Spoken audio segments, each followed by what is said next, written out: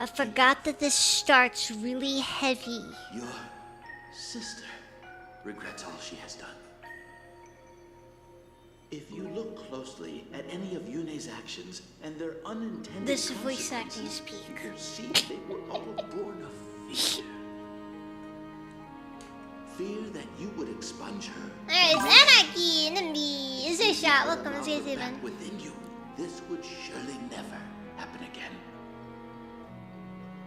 Yune is chaos. She is an imperfection of my being. It is because of her that I have done this thing that cannot be undone.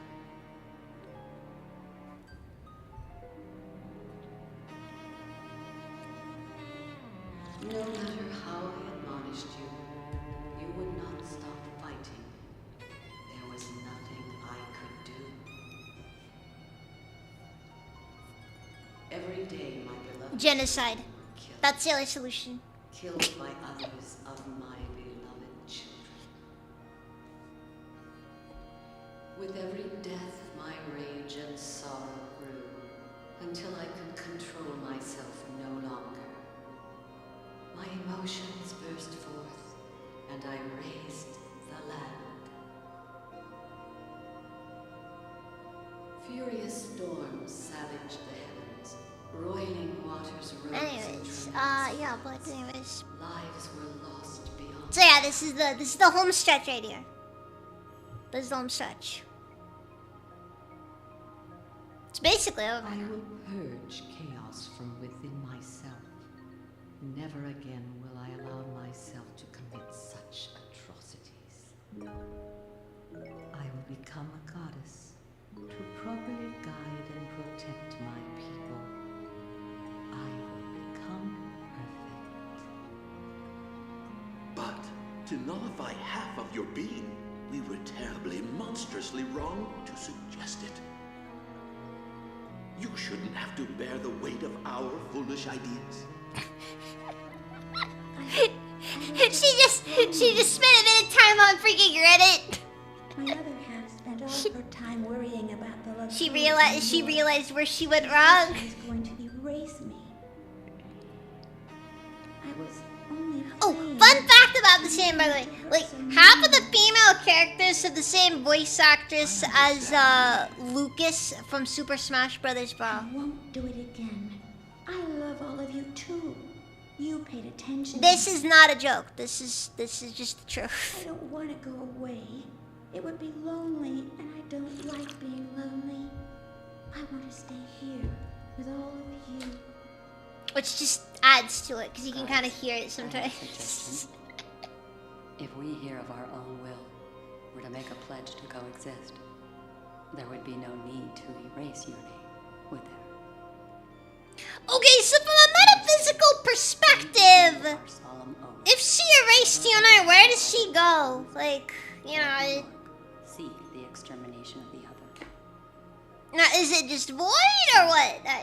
It's an honest question there. This is agreeable, is it not? I do not accept your pledge. Why? I cannot believe you.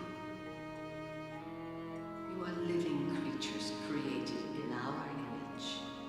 You cannot seal away your instincts with reason. God, that's just this is brutal. You feel profound sorrow, anger, fear. She just went full racism there. Overwhelm your reason and discipline. You will be unable to master your emotions, and I may once again make the mistakes that have led us here.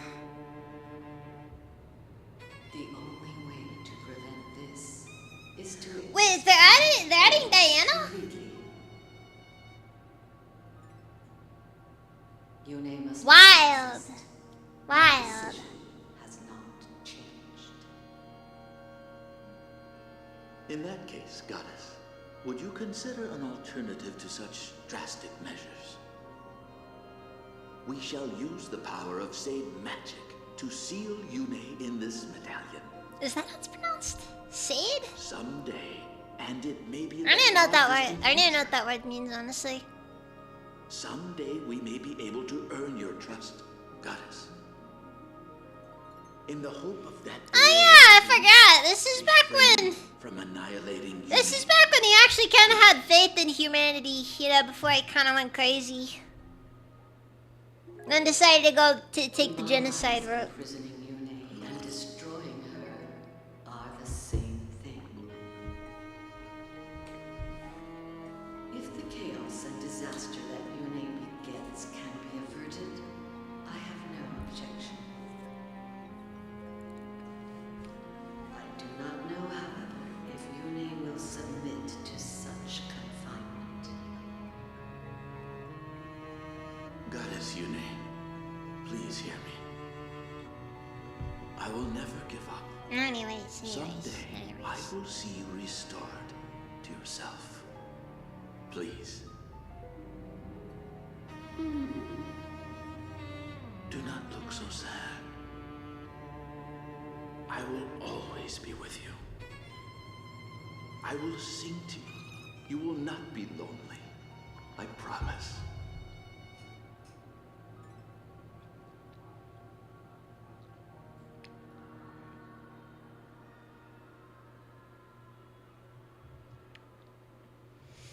Anyways. Again, that was kind of depressing, jeez. They're getting stronger and stronger. Wendy, welcome, Steven. Whose memories are those? I know him. Everyone, Astra is nearby, just beyond those doors. That's where we'll find her. We made it, finally. You should know, Astra may have changed since before her slumber. Order and chaos are meant to naturally balance each other out. If you take one away, balance is lost. She is completely given in to her base chuddery. She's even starting to say every other word out of her mouth is just another dog whistle. It's horrible. Stoner, welcome, Steven. I don't expect Astra to have the merest shred of compassion. Talking to her will likely do no good. We don't have much choice. If talking won't work, we'll have to use force. Otherwise, this has all been for nothing.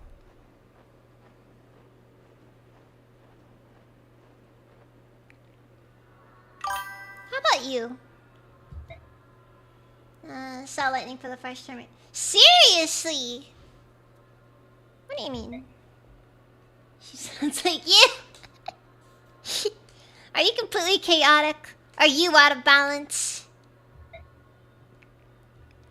As far as I can tell, you don't seem to lean too far in either direction. Astra and I see things a little bit differently. During my long sleep, I was wrapped in sweet, gentle music. Aaron Golder. Yes, but more important than the song itself, I was never alone. There was always someone singing comfort to me. Astra shouldn't have isolated herself. She became lonely and bitter and lost touch with her people.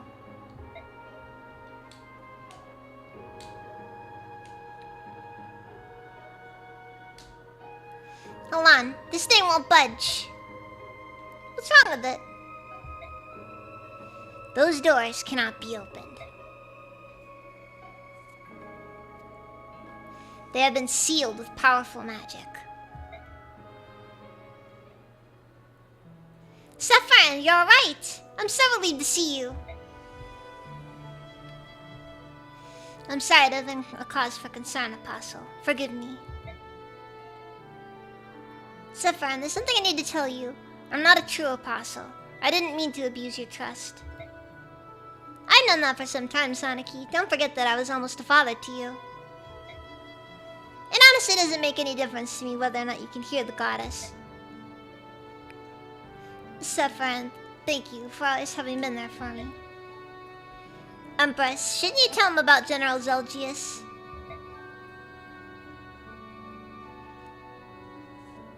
Yes, I suppose I should. Sephiroth, Zelgius is dead. I know you put a lot of trust in him, but he was also closely allied to Dayan.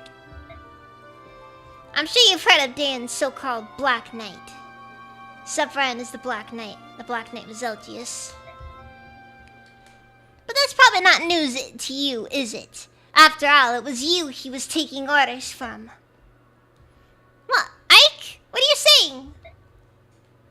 A man like Zelgius could never serve conflicting interests. Never. Everything he did for one master. Isn't that so, Sephiroth? Or should I say...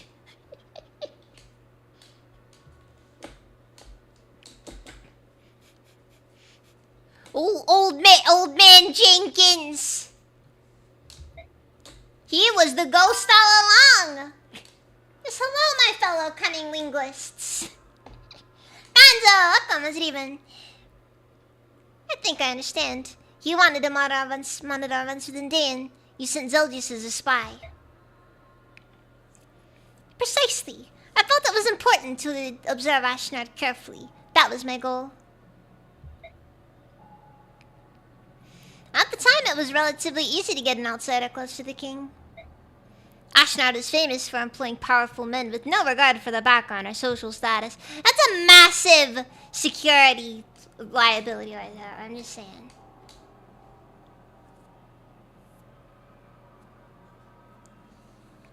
Except they're playing mates and data. Conversations, look on the even! Obviously, he would have needed no convincing once he saw the blade work of General Zelgius. The Black Knight tried to take the medallion from my father and killed him. Tell me, Sephiroth, whose plan was that? Ashnard's or yours? Calm down, Ike. Sephiroth, would you please explain? Sir Ike, I'm afraid your father's death was an unfortunate result of Zelgius' own personal agenda. I did not order Sir Gawain killed. However, I must admit that I did ask him to seize the medallion and hand it over to King Ashnard. The goddess was to be freed, and all living creatures destroyed. Come again? You are insane! I couldn't be more sane, Sir Ike. Attend and learn. My aim has always been to wake Ashura so that she might pass judgment on all the people of the world. What I needed was a war that would spread all across the continent. How could I achieve this? My attention turned to the young Dayan Prince. I could use the fiery Ashnard for my purposes. He was ambitious, a fierce warrior more than anything. He had an earnest desire to change the world. Then I allowed him to know the goddess sealed inside the medallion. He became determined to set her free. We could use her and Guldur, a massive continent-spanning war, to throw the world into chaos. Lights up, friend. What are you saying? Are you saying you wanted this? You can't be serious. Sanaki, my long life has shown me the people of this world deserve only destruction. The selfishness, the brutality, the disregard for others, the endlessly quarreling Lagus and Bjork. We have been given many chances to correct our behavior in ourselves and have squandered them all. Ah, interesting. It's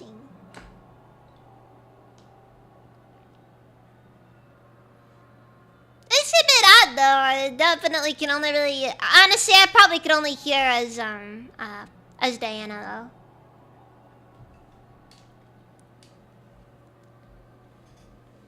The only remaining hope for a peaceful, orderly world is for Ashura to wipe us all out and begin again.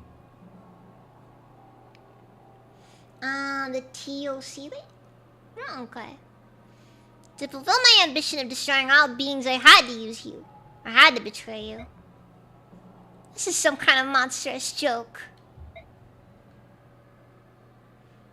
So you've been pulling the strings all along? Correct. Beyond just Emperor Sanaki, you are trusted by a lot of people. So, friend, I need to understand. Did you really betray all those people? I did. I don't get it. Why would you wake the goddess to pass judgment on us? Tell us why. How could you want that?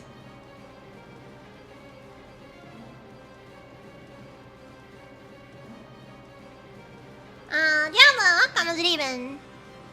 It wouldn't make any difference if I told you. You would have to live a few centuries before you could understand.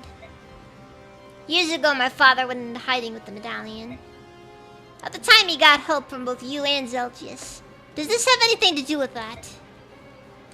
You seem to have sparked a distant memory of mine.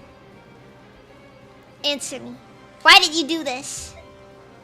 I'm sorry. I can't tell you. At least not in any way you would understand. Then I'll have to make you talk. Yeah, that's... People with slit throats don't really talk that well, I'm just saying. Oh, that's good to hear. This can't be happening. I won't fight you, Saffron. I can't. Poor Sanaki. You'll have no choice but to fight. The doors leading to Asha are sealed by my very own magic. Killing me is your only way through. Saffron! So it was you. All those memories penetrating my mind were yours. Since you've entered this place, I've seen what you've been thinking, Lehan. Give it up. Goddess Yune, why do you insist on calling me that name? I discarded it long ago, Yune. I've changed. Lehan is a thing of the past. All I want now is the end of all that is. Please don't stop me. Lehan.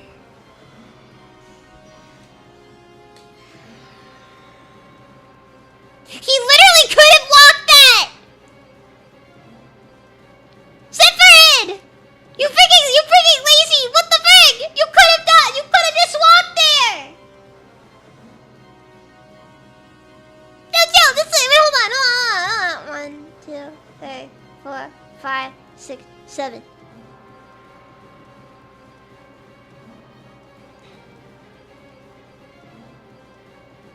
Okay, maybe he couldn't have walked there, because, you know, this is mage classes for some reason only have a 6 movement, but... You get my point, though! But, oh, no, wait. No, he could have walked there. He could just walk there. You freaking lazy, I swear!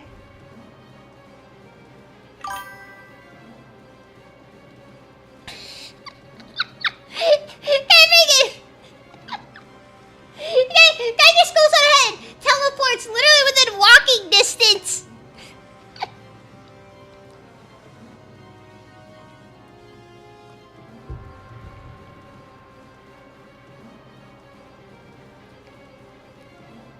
He teleported purely for the aura, nothing else.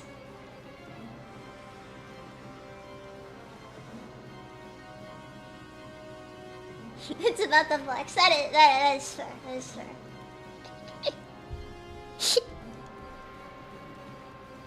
You're running out of time. At this rate, I wouldn't count on being able to face the goddess. I would hate to see you tonight after coming all that way. Well, now you know who brought you here and why. I suppose that just leaves our fight to the death to take care of.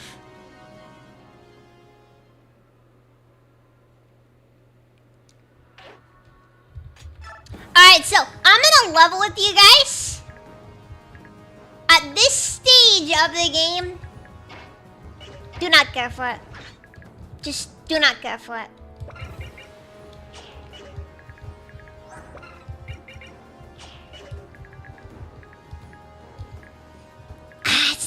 It's not like I hate it or anything. It's just like, okay, so this stage of the game, the only enemies are these spirits, which are not, they're just, yeah, they're just enemies. They're just there.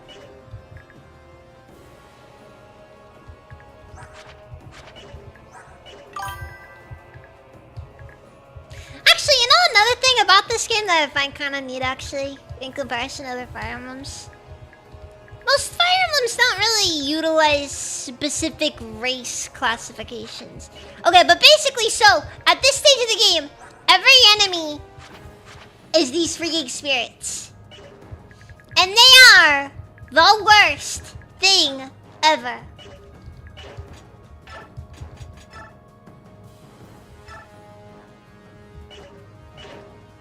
Oh yeah, last map? Like 2 maps ago, when we fought Zelgius for the last time, that was the last time we were gonna fight a single other conventional enemy. Going forward, it's just spirits that have infinite move for whatever reason. Alright, never mind, sorry, they have 20 move. Okay, sorry. And bosses, that's it. I'm gonna be honest. This part of the game is honestly probably the most frustrating section of the game in my opinion, and I'm not a fan personally.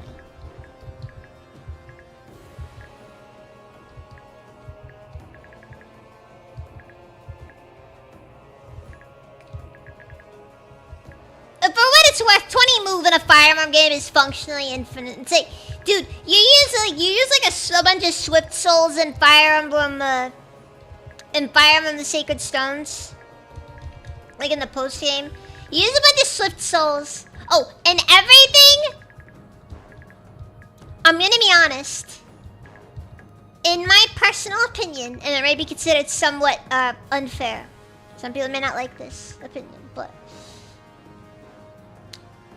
I do not like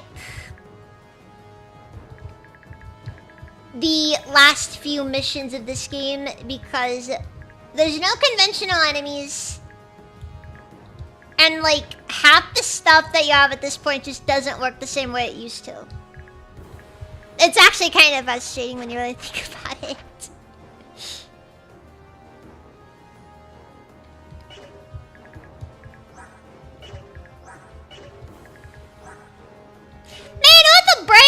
What's a bright idea to be like, oh yeah, no, we're just gonna make a unique enemy type that's...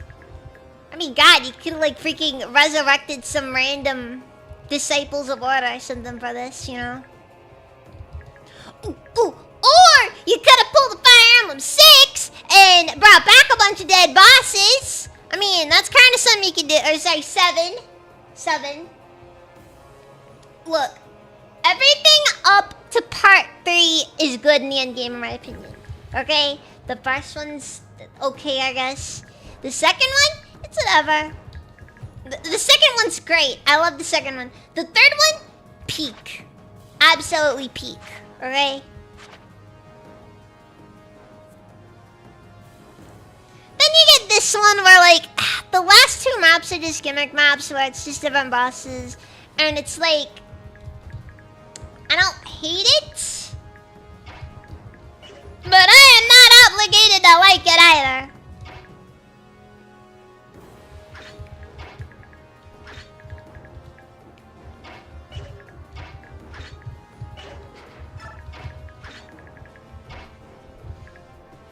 Oh yeah, and alongside that, all these guys are pretty strong too, so they are actually kind of a threat. So like you got some characters like Raphael, for example. He's just threatened the entire time. Just nothing you can do there.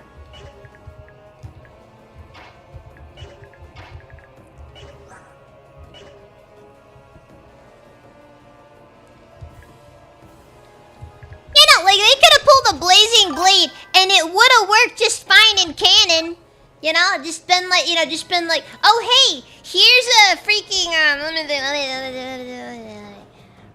here's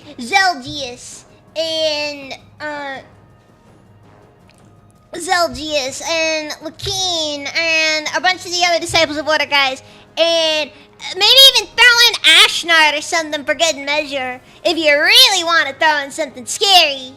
You know, you could have done something. Yes, Part 4 needed more time in the oven. I kind of forgot how annoying the enemies are in this stage of the game. Oh, also keep in mind. Raphael's just a little guy. Alright? He's just a little guy. Actually, I'm gonna give him... Hold on, why is he? I can't afford to not have him. See, do we have any spare Lagos stones? Or Lagos gem?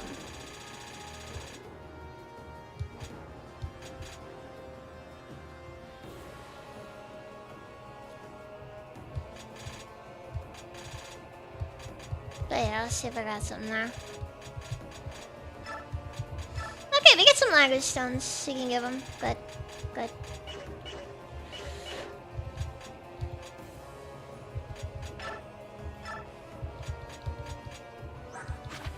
Actually, what's Kurth currently looking at as far as skills are concerned? Celerity, Provoke, Ire. Hopefully provoke procs a lot here, because we're gonna need him to provoke a lot of stuff. His resistance is good enough.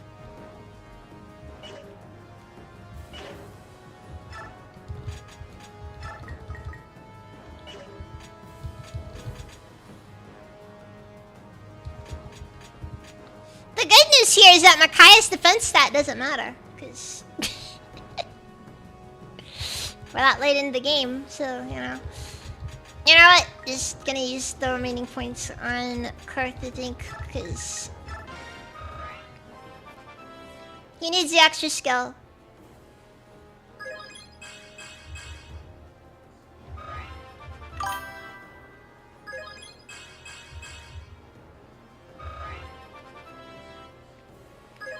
Diablo, unironically, that is my main concern this map. Just the fact that our backline may not be able to stand up to this. It's actually, and then to add to other things, the tragedy of Kurth Naga just finally reaches that level, absolute peak, gets form shift halfway through, and it's probably in a series of maps, so it's probably not going to be that useful anyways.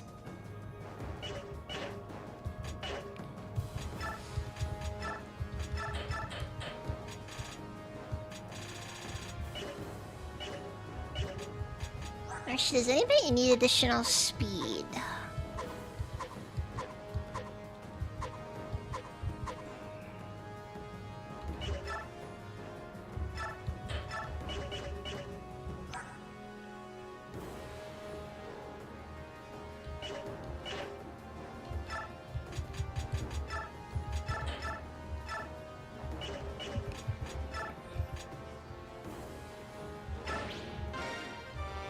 Okay, Kappa Island's speed.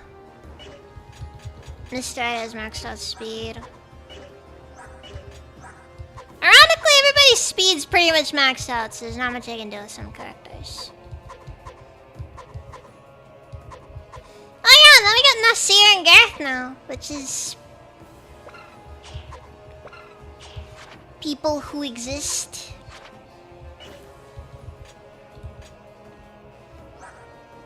It's like, I'm not gonna complain, but like, I gotta just hear, it's like, Nasir's not gonna be very useful because all these enemies have high resistance, and Gareth isn't gonna be all that useful because he has no resistance, and therefore will probably just get one shot by the first thing that looks at him the wrong way. Actually, no, they are not mandatory deployments. They're just random reinforcements we got in the last chapter. It's kind of funny when you think about it.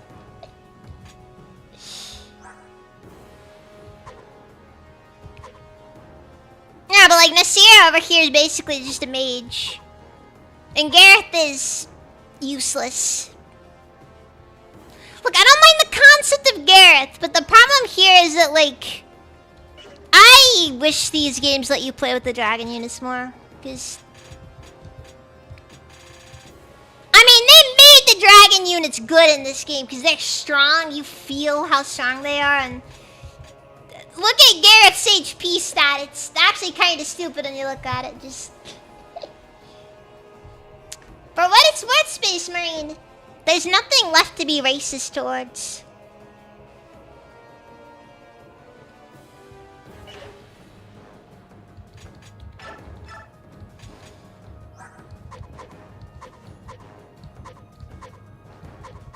I'm gonna give Ileana that other speed wing.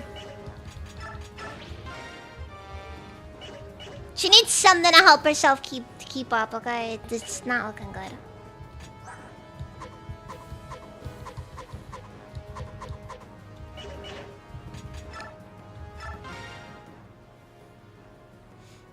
Most prestige the racism, if that's the case. Am I in front of it? Ah, fuck. I'm about to tell you a very old story. A story you should know as the new king of Goldoa.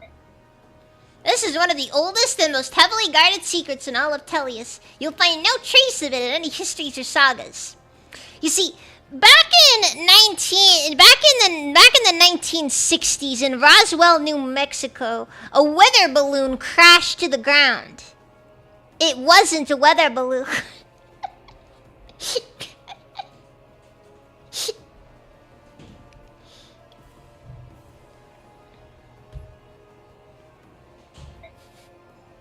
If it's that important, maybe we should go somewhere else. Other people might hear us.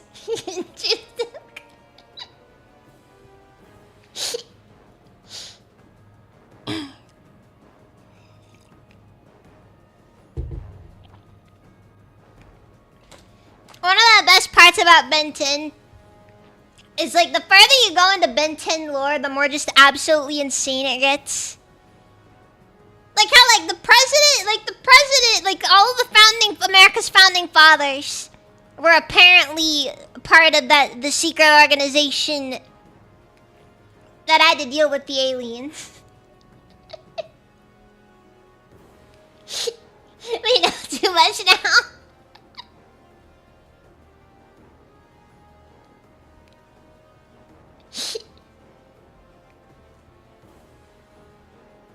It truly is a sad day when I no longer have something to hate crime towards. Hey, no, it's horrible. Yeah, the plumbers. Yeah. Look, not everybody's gonna know what the plumbers are, okay? I'm trying to give it to people who don't understand, cause like, you watch one video by some autist who really can't get over the fact that Ben 10 ended.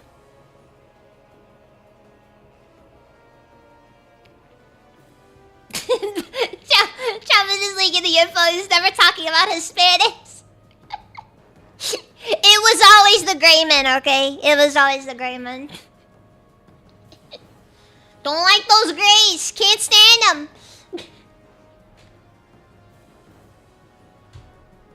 For what it's worth, I think a lot of it did come down to the fact that, like, you probably just didn't watch the whole series. Because, like, if you watch it, like, bit by bit, it's whatever. But, like, if you see the whole thing, it's like...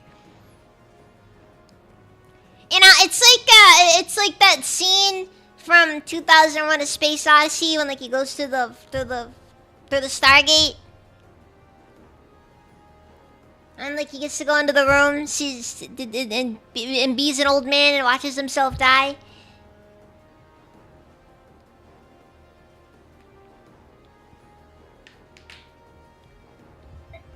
What do you think this year? I called upon Lady Makai because I felt she should know the story as well. No, I think now it's time to let everyone know. Would that be alright, Your Majesty? There will be no secrets from now on. Tell us everything.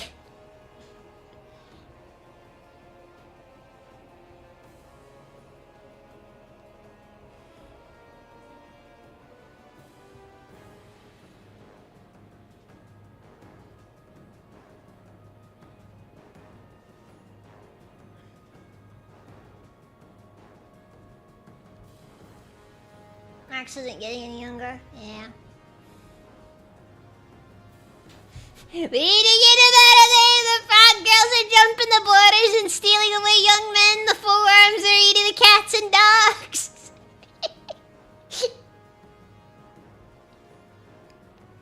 Also, the episodes actually, if you don't want characters heel face turn, when you tried looking up, they were told it was never really explained very well. Anyways, at that point, it's like, why would I care about the lore? They would even probably explain how it is.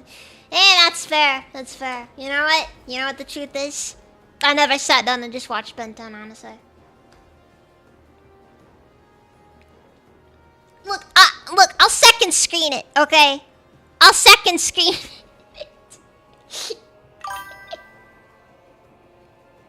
Look, the thing is, the original run is always fine. The problem is, like, once you start getting into sequel series and and side content and, you know, just like all this other stuff. Eventually you start reaching that point where like sometimes they start thinking a little too much about lore and they try adding lore and then that lore doesn't make any sense.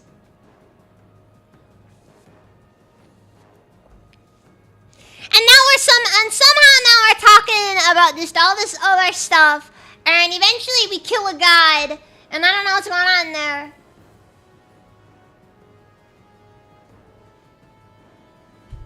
It's terrible. It's just terrible. I'm surprised it's not still running though, honestly. I kind of figured there were enough artists, but you know. Then you get those guys who are making the comic that's like a freaking future. It's like it takes place like 5 years after the original Ben 10. And like we got Danny Phantom for whatever reason. And we're just like... It's like so many other things and I'm just over here like I don't know what the point is.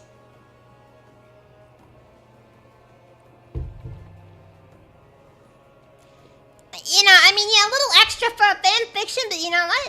Yeah, whatever, I guess. Oh. And then you start doing old universe stuff, and now I hate it.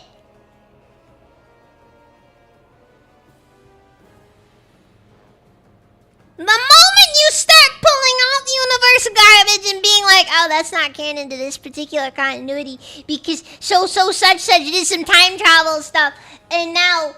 everything's wrong. Nothing works.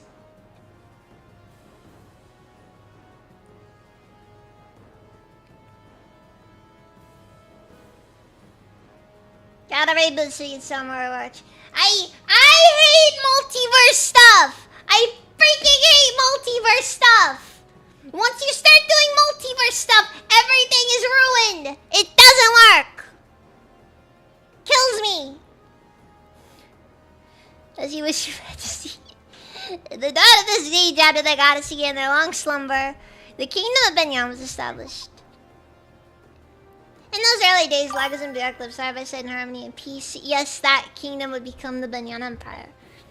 The hero Tina was chosen to become the kingdom's first queen. Leran supported her as an advisor and as a husband.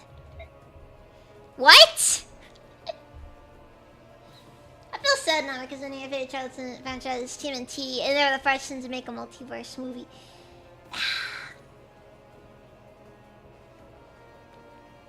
Like, that's a thing! It's the biggest thing! Have you not heard of that concept? Yeah, like, okay, so it's like a weird fan project.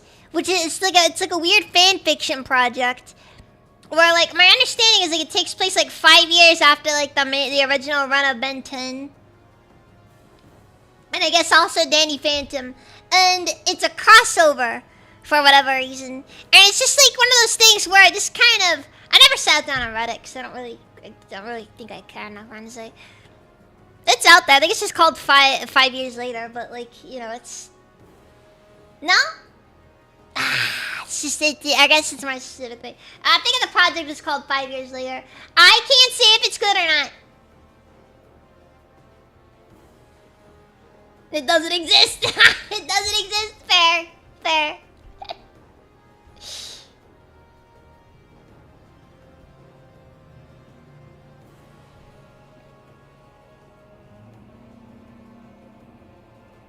Oh, dude, you can't make anything new anymore. That's the part that sucks. Like, the time to make something new was probably the early 2000s. Maybe the start of the 2010s.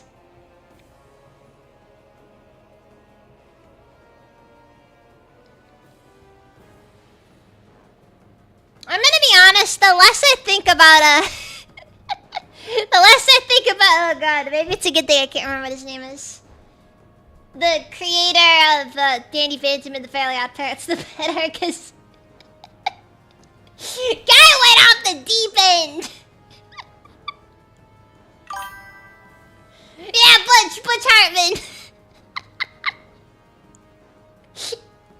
It's like, you ever just see somebody just go off the deep end?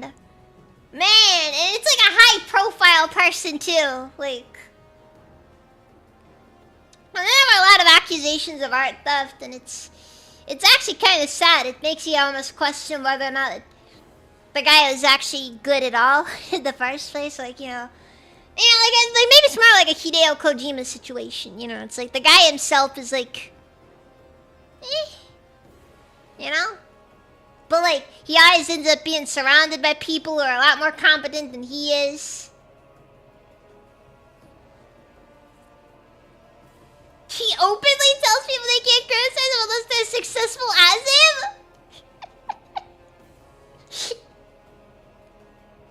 Man, guy unironically just went, they hate me because they hate me. Man.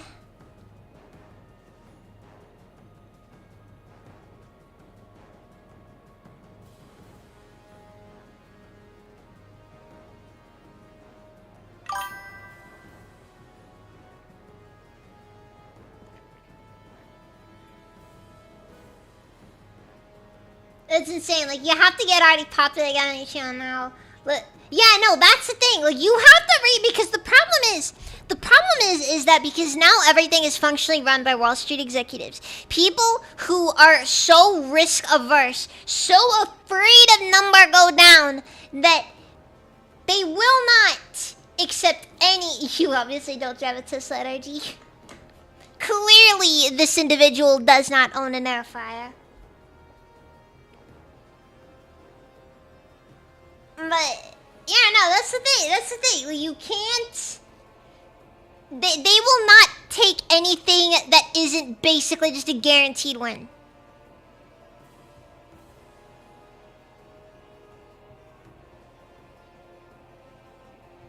That is actually true, Cobbuses. Most people probably are just more face for the product than an actual author. Because you gotta remember, created this series isn't the same as wrote this series. Because typically, especially in the case of animated projects, you have so many people involved. So many people involved. Like, what is it? Steven Hillenburg. He did not write every episode of SpongeBob. It was created by him, but he didn't write every episode. It was Steven Hillenburg, right? God rest his soul. That man was a great man. SpongeBob died with him, I swear. Which is at least bad. You know what? You know what? Yes. Okay, yes. Coming out of Nickelodeon, Butch was probably one of the best people to come out of Nickelodeon. It's like, yeah, at least to my knowledge, he did not molest anybody, which I think it is confirmed that Dan Schneider did molest some of the actresses, or at least he is noted for being a total creep. Total creep, just. I actually, okay, you know, allegedly. I actually have no clue. I wonder how many Nickelodeon people are on the list. Insanely Hostile, the answer to that is yes.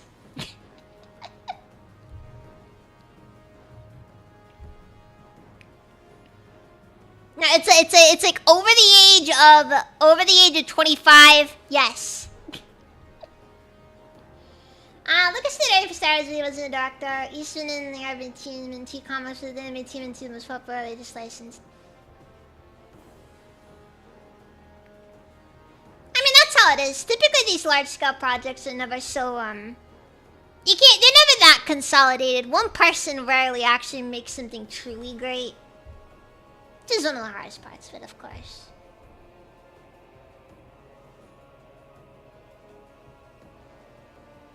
Dude, what? Donkey Kong Arcade is programmed by a company outside Nintendo? What? What do you mean Donkey Kong Arcade is programmed by a company outside of Nintendo?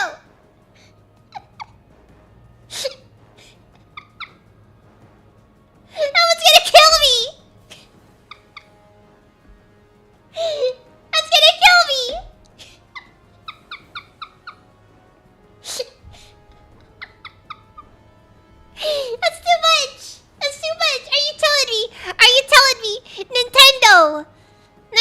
sweet, the beloved Nintendo. Didn't make the original Donkey Kong. That's just killing me. No, I didn't. Trying to check on Tishia.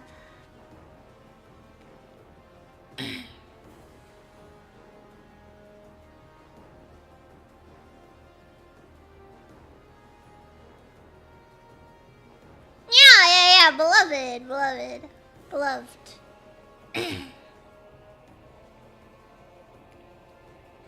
Like, the last thing I'm actually tempted to get for the Nintendo Switch right now is Xenoblade Chronicles X Definitive Edition. But even then, I don't want to give Nintendo my money. Because I don't want them to make money off of me. Not to mention, streaming console games is kind of a pain.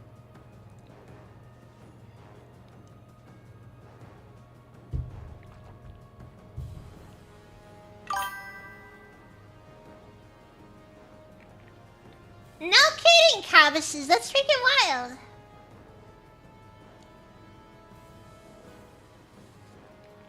Also, what the frick, guys? Dan was not. There wasn't just allegations. He was charged and caught, and Disney still hired him? When did this happen? When did Dan Schneider work for Disney? What the frick?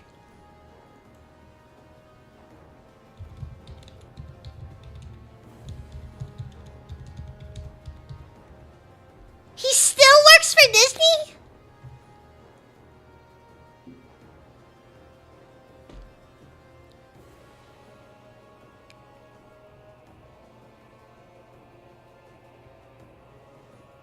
Dude! I'm gonna be honest. This guy looks like somebody. This guy looks like a molester.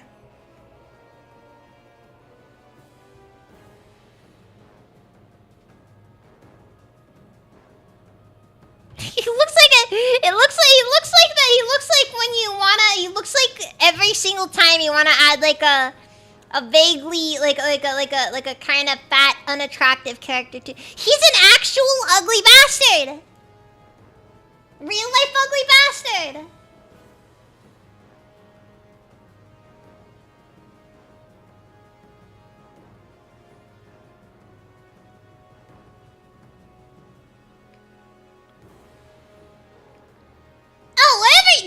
Dude, you gotta remember, nobody was oblivious to the island. Oh, by the way, Cabbases, that comment didn't show up. That comment didn't show up. Is Epstein not a not allowed term on YouTube?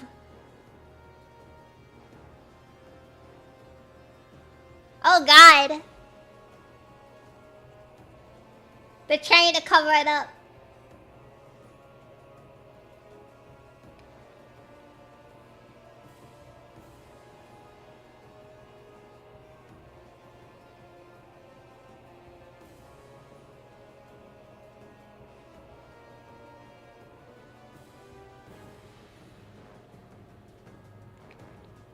Look, the point is that Dan Schneider belongs at the bottom of a very, very deep hole. I'm calling him Mr. Steed instead. But that's too. I shouldn't continue that joke for legal reasons. Let's see. Despite the differences, Leon and Altina loved each other very deeply. The people accepted a match between the Lagos and the Bjork. That was what King Digentia said. This was before the people thought of such differences. They only saw a queen and her husband. At this time, King Digentia also created his own kingdom far from other Lagos tribes and Bjork nations. He believed that the dragon tribe was too powerful to interact equally with other tribes and peoples. The kingdom became Galdor. Let's see, and that deep hole needs to have a cement truck back up and fill it up with 10 minutes. Yeah, pretty much.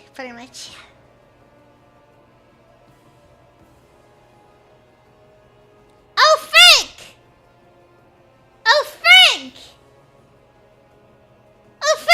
Guys! It's confirmed! Epstein is auto-modded term on YouTube.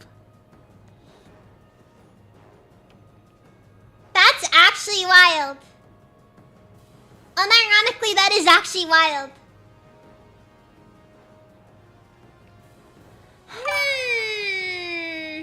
Really makes you think, doesn't it?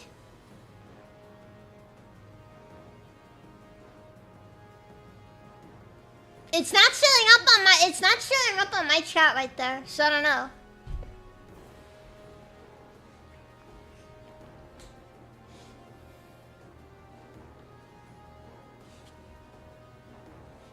So Wendy, does it show up on your end? Or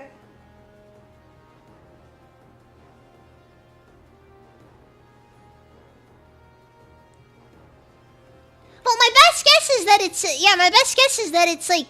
like shadow, because like it shows up on my yeah, I think it might be shadow banned is what it is. So like it shows up in like it shows up on your end, but technically I don't see it because I have a thing here that has all my chats combined so I can see all the chats on different platforms.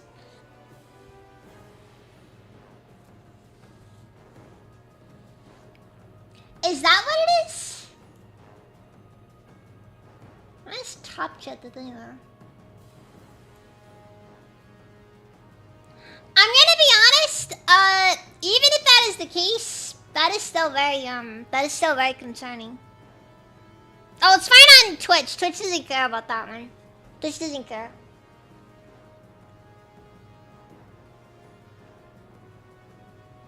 Well, now I'm seeing it because it's in live chat. I'll keep top chat on just see. Yeah, no, it's kind of there, con.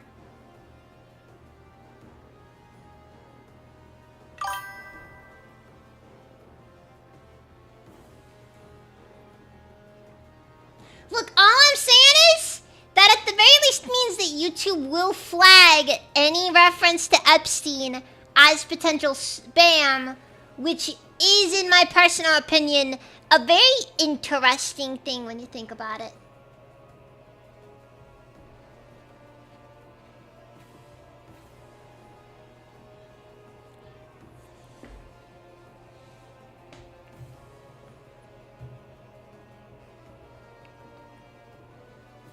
Let's see, Banana had been established for 4 years when King Digensia received news that Altina had become pregnant. The news brought great joy, you see. The news was also quite surprising. There had been other unions between Bjork and Magus, but until Tina's pregnancy, no child had ever been conceived. Indeed, hers was the first child ever to be born of Bjork and Magus. As close friends of both Altina and Laurent, both King Digensia and Son rejoiced at the news.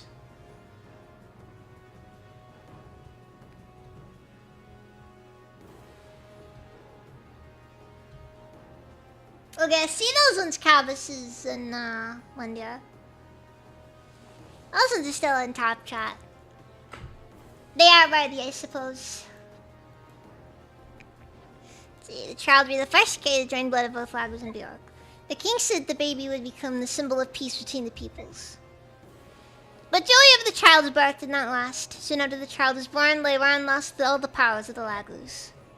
He could not transform any longer, nor could he sing Galdar. It became apparent that the child of such a union neutralizes the Lagos parents' powers. To make matters worse, the child bears only the characteristics of a Bjork. I wonder if White Dude is still auto-modded. But, nice chat!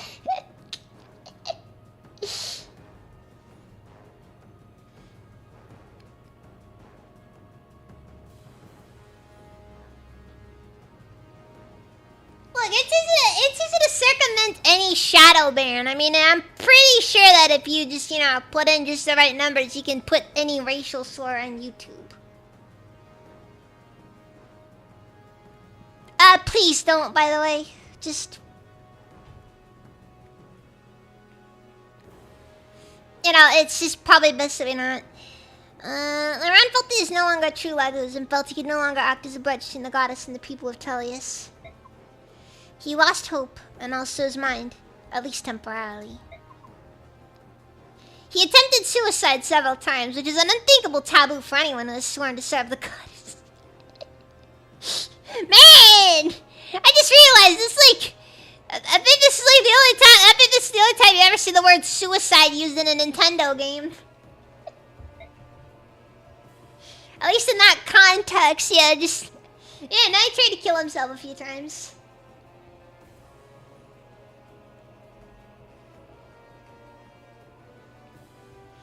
King Digensia fell into despair. If people caught wind of this news, he believed it would create a deep rift between the two peoples.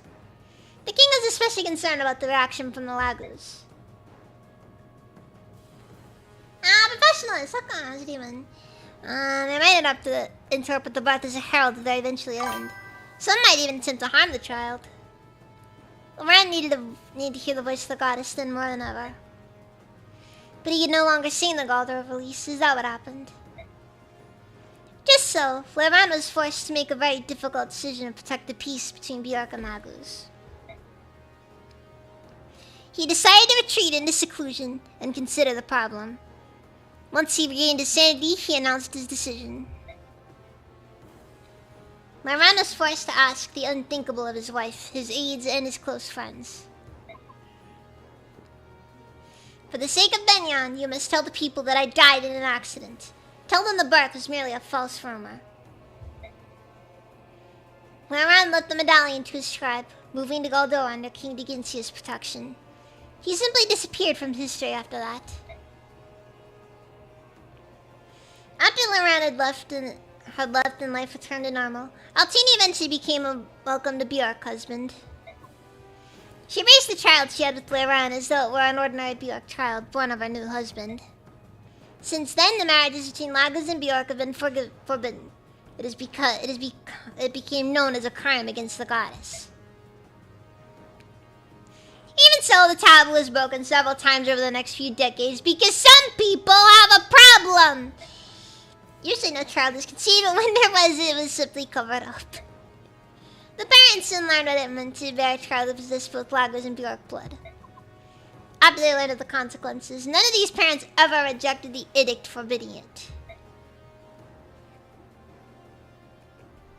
The child was to be raised by the Bjork parent and raised as a Bjork child. This should have been enough to hide everything. End of story. It was several generations later that certain descendants began to manifest physical marks which indicated their ancestors' sins. Yet gross crossbreeding. Ew! I thought they prefer he fell down the stairs. Fortunately, this mark looked very similar to the marks on those protected by the spirits. They could pass as students of the dark arts for at least a few years. Unfortunately, the branded live much longer than Bjork. Most branded choose to hide, living outside of ordinary society, and they disappeared into the shadows of history. Rumors had already begun to spread across Binyan, however. The branded were shunned and cast out wherever they lived. For the Lagos held power, the branded... they persecuted the branded and executed them in honor killings. That's horrible. It was King Digensia's opinion that these were crimes that ought to carry on his conscience. From the beginning, he realized he and the others in power had made a mistake. They understood they should have revealed everything about Altina and Loran's child. Miles, welcome! How's it even? Thank you for the raid! Welcome, raiders.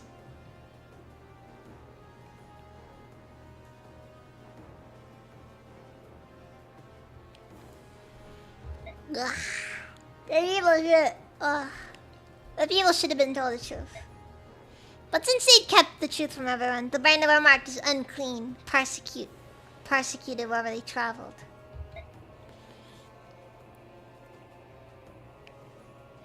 Here's the family tree for Loran and Altina's bloodline. Only King Digensia knew the truth until now. Father, you've had to endure this burden alone for so long. It was the same in Lady Almeida's case. When she lost her powers after giving birth to the Mad King's son, King Digensia had no choice but to hide the truth from everyone.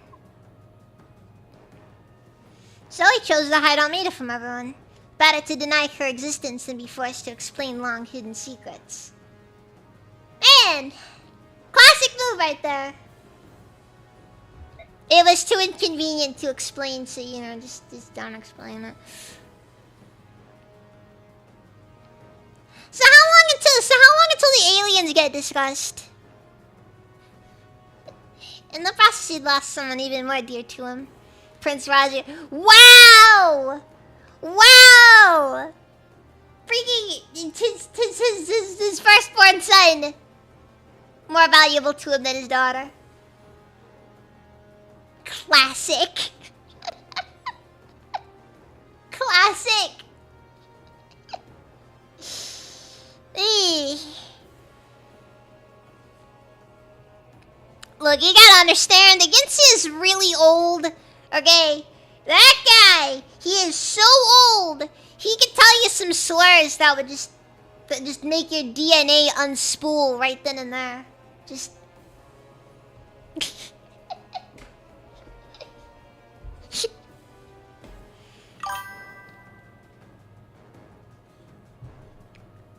I just see the person just ceases to be after hearing them. Winters, welcome, what's it even? He deeply regretted his decision when he learned of the prince's death. The only choice left for King Digencio was to remain stubbornly neutral in all wars on the continent. He hoped in vain to keep the goddess from waking up before the 1,000 years had elapsed. I'm such a fool, I had no idea what father went through. All I did was deny what he fought for. Karth. Your Majesty, you are the king now. You know that it is a sin to fight against the goddess, and yet you've chosen to move forward. King Digencio left everything to you. You must succeed. Do not be afraid of what lies left beyond. Forge ahead. Thank you for the sub, Winters. I understand. I shall be true to my convictions. I have no more doubts. And Seer.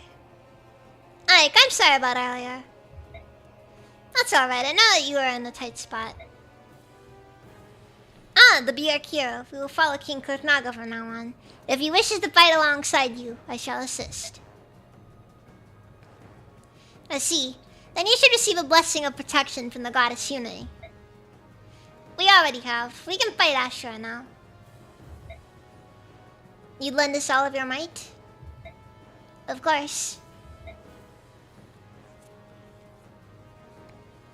We swear upon the good name of the Dragon Tribe that we shall do our best. Well, that just happened. There's really not much involved there. Okay, so...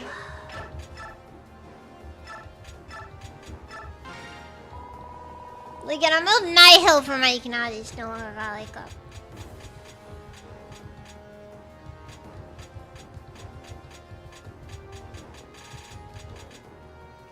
I'm gonna give him Pavis. Oh, this feels right.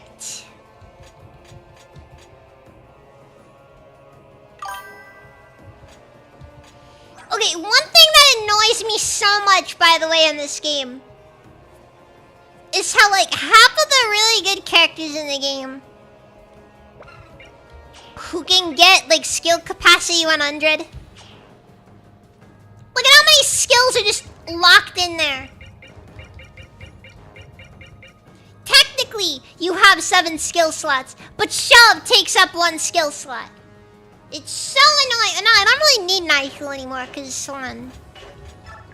Like, everything in here is very much about that. And... I mean, Sephiroth has Corona, which is definitely something to be afraid of. But I mean, it should be fine.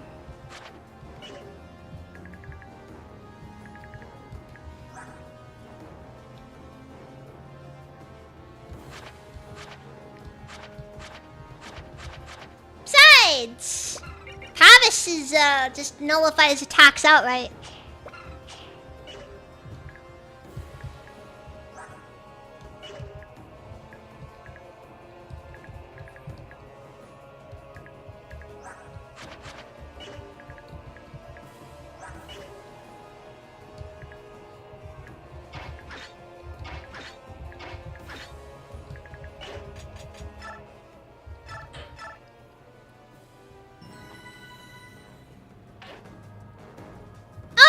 and it's really funny because like other units have like only so much.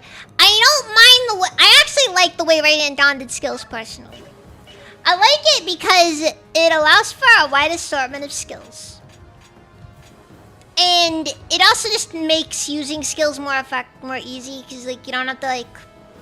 Honestly, I'm not really a fan of how Fire Emblem's used done skills post Awakening because it has so much emphasis on classes. And basically constant level ups. You just can't really build units with it.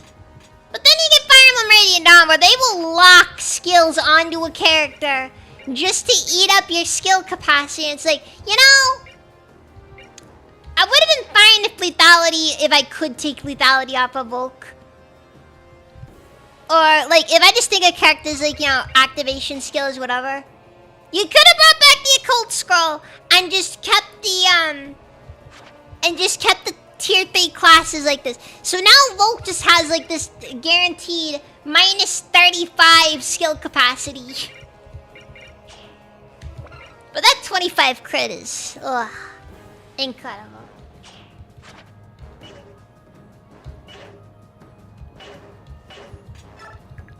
And then bring Edward. Also, look! She deserved it! She earned it! Look at these stats! Look at this god tier unit! I'm actually very convinced that no matter what happens in this game, I think you could probably put Meg up against anything at this point, and she would simply refuse to die. How do you get Volk again? You have to buy him.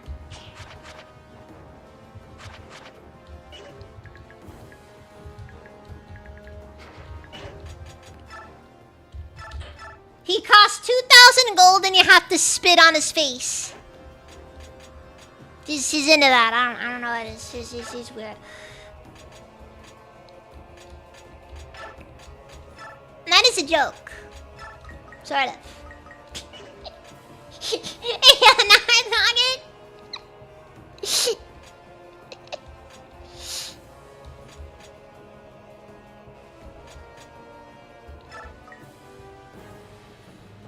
Also, you gotta call him trash. He likes when you call him trash.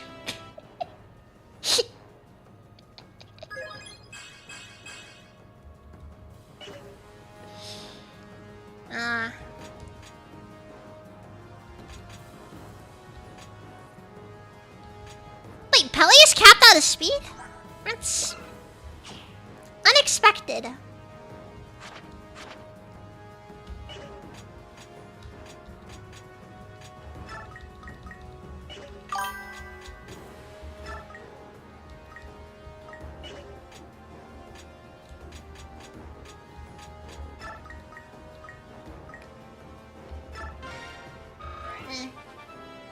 Oh, the system's up there.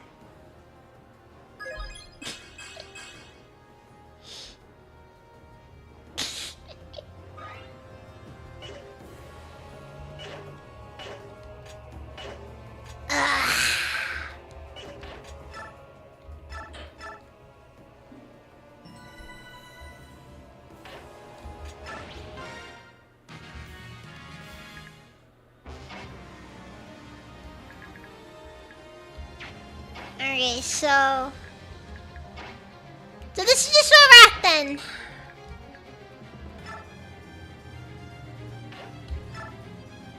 I'm just gonna play real aggressive first turn to see where this takes us. Oh! And if you want to add some other issues I have here, no attack animations versus spirits. This is such a little thing for me. A minor thing that upsets me so much. Dude, I like the attack animations in Radiant Dawn. Okay? You can have whatever opinion you want there. It's minor. It doesn't matter. But God, is it annoying.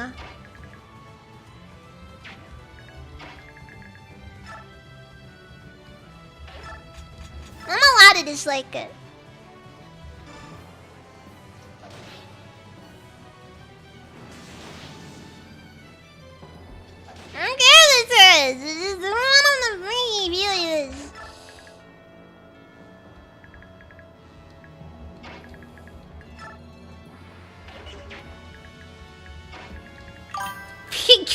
is that it does.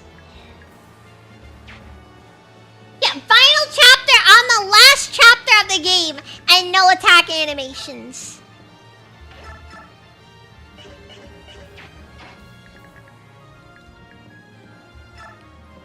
No attack animations. Enemies only use magic.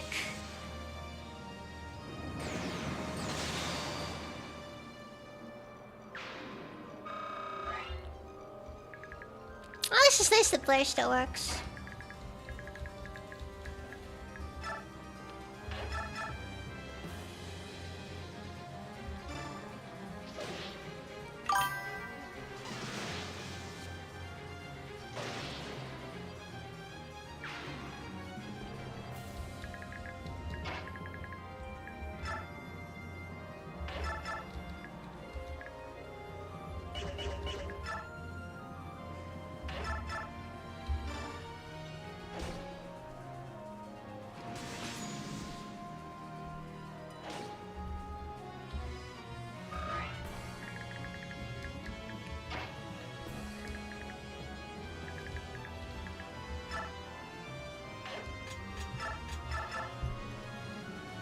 This is really disappointing because it's like, yeah, no, second to last chapter. Second to last chapter. I apologize. Second to last chapter. My plate still stands, it's annoying.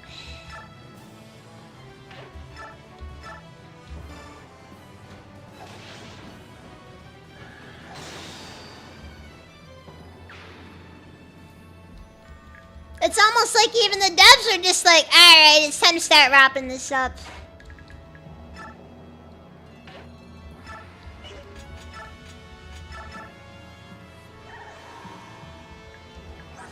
Okay, so he has 34 resistance.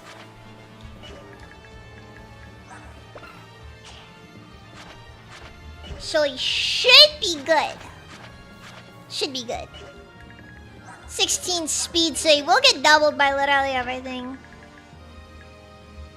But that doesn't matter too much. So I'm gonna tell myself.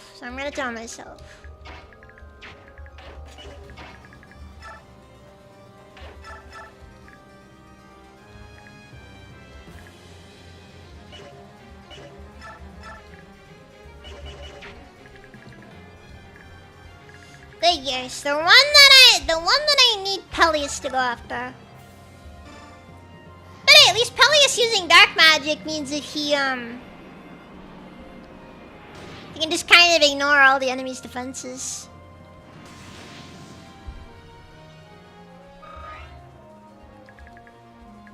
Because fun fact about this game, dark magic is strong against literally every other type of magic except like light, which light's not common anyway, so it doesn't matter that much.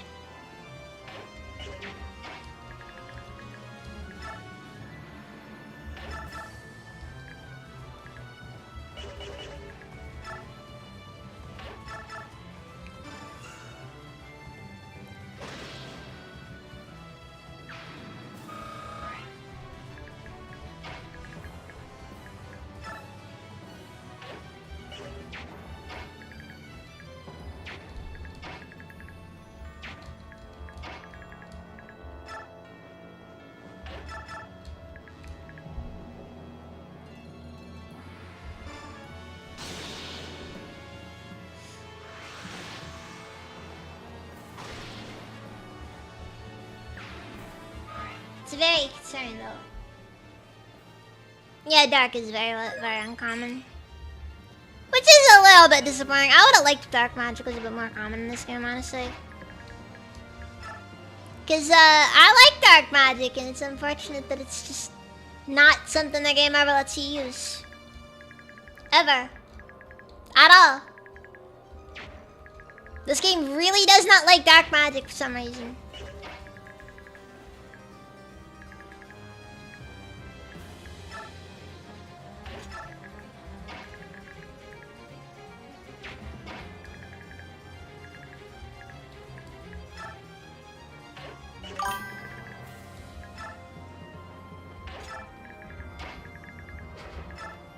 Look, you gotta understand.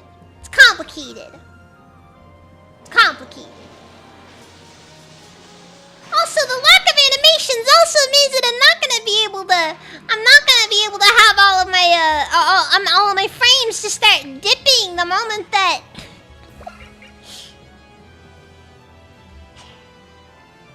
Oh yeah, I forgot that Silver has all this weird stuff on him. Just random +10 defense item. They really just wanted to make fighting stuff fun and annoying, didn't they? I'm pretty sure the spirits also respawn infinitely, so.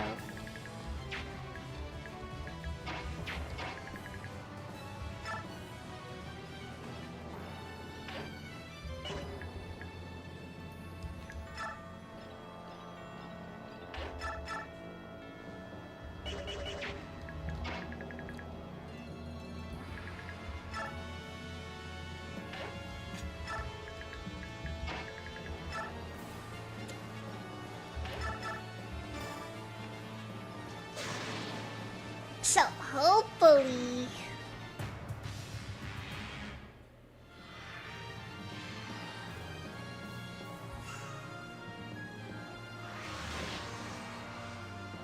Also, this really isn't makes the spirits annoying. This right here. Mortals cannot stand against gods. Don't you see the futility of what you're doing? Ah, fuck, he's gonna pull this on us. Okay, we got some frame drops there.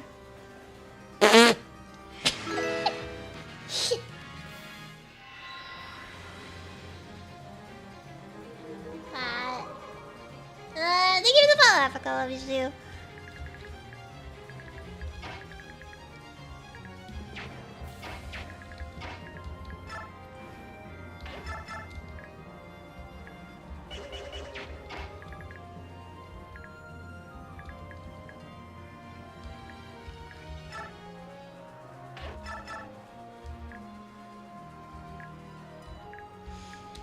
Wait a second.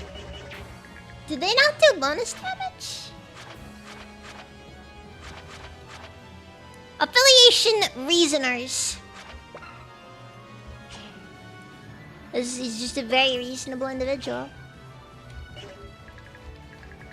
Okay, so for some reason these things also don't do any effective damage. Just, I mean, nice I guess, but it's also like, why?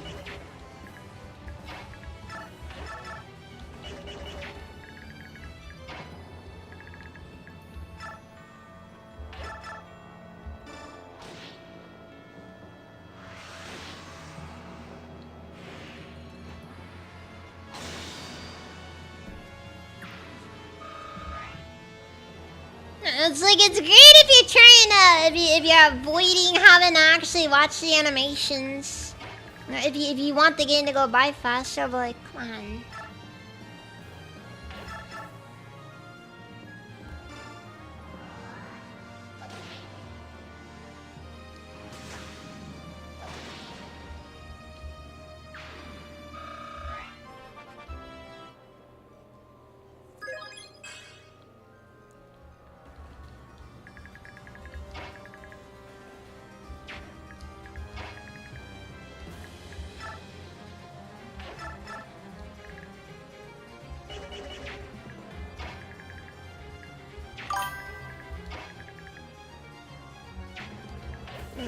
Is okay, this specific cover right here, okay, so click over here, have him kill this guy.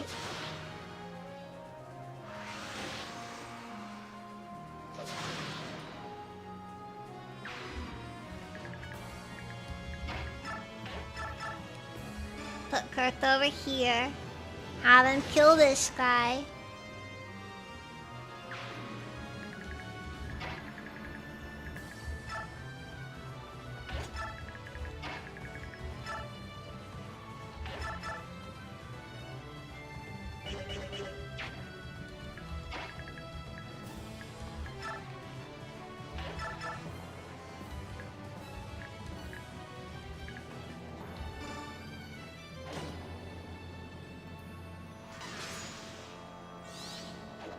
Oh yeah, me is great. Yeah, but it's just... It's like I said, this amount... It's... Post-game Radiant Dawn is kind of one of those games where you're just like... They do feel a little bit bad as you play through it, 'cause it's just like... This is it.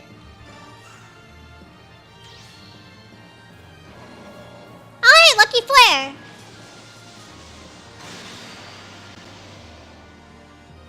You know, I like how just simply removing an enemy's defense stat suddenly is typically going to be a guaranteed kill no matter what anyways.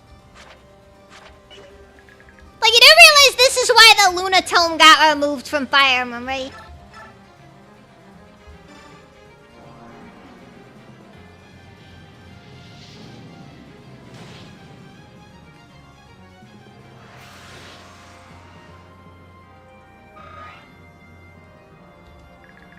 Now, not to say that it was, like, you know, a bad tome or anything. It was good. Everybody liked it, but... There was a reason for its removal.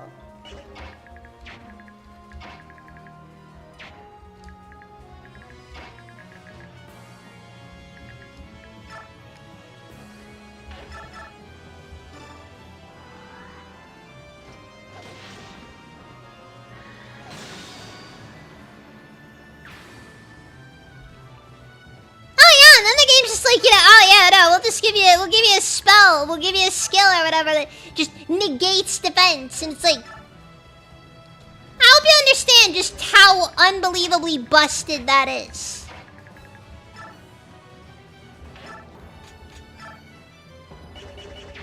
Like how fundamentally that will just absolutely decimate something.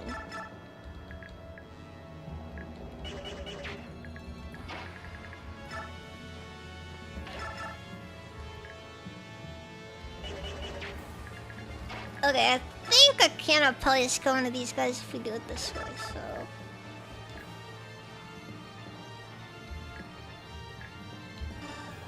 Mr. Wind Spirit, I think, is the lucky one. So... Bop him. And then we send Peliason. And he finishes them off. Imagine they put Luna in the Fire Emblem Heroes up here. I mean, the skill Luna is in the game. The problem is the Tome Luna, which... The Tome was... never balanced. Just never balanced. Not like you could have balanced that. It was terribly overpowered. Just... Like, even conceptually, you really kind of got to sit down and think. Somebody actually had to make this. Somebody programmed this. And they were like, yeah, this isn't overpowered at all.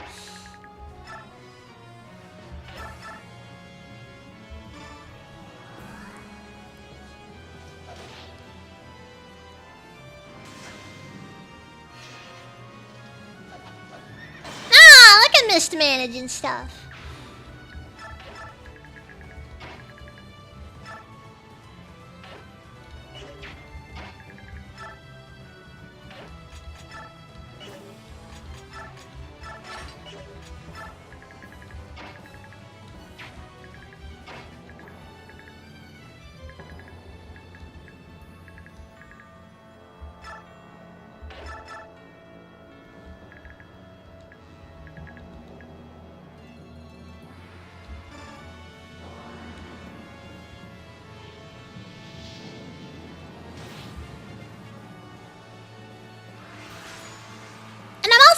Again, that all these guys have really, really high resistance stats.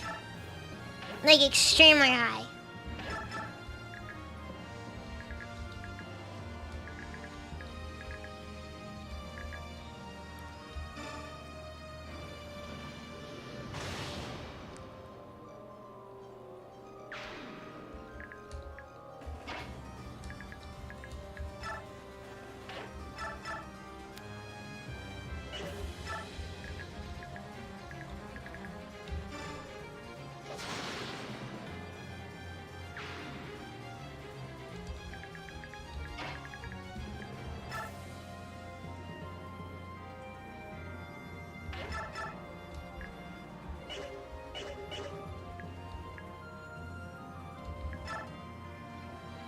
I guess I'll leave her here and we'll just... By the way, this is what I mean when I say Anna is kinda useless. She can't really damage any of these guys. So long as they're on this cover.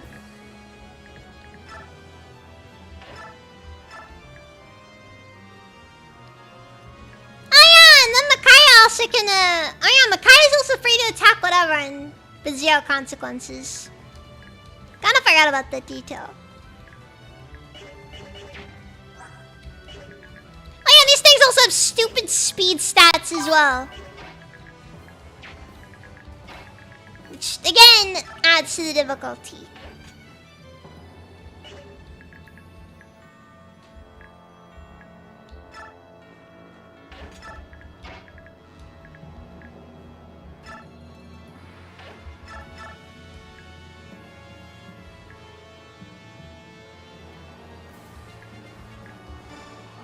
Yeah, Makai is just functionally invincible in this map, so that's cool. It still activates even though it doesn't matter. The Lighters and Bjork have doomed each other with their mutual hatred. You have brought extinction on yourselves.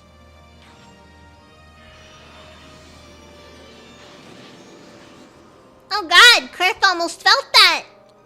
You know, for half a second.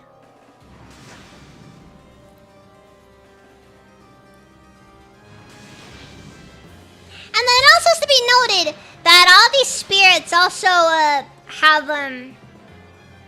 will protect Sephiroth if they attack him. If we attempt to attack him. So we have to kill the spirits first. But yeah, minor thing. Doesn't matter. Honestly, don't even really care that much. Doesn't change that I still have to deal with it though.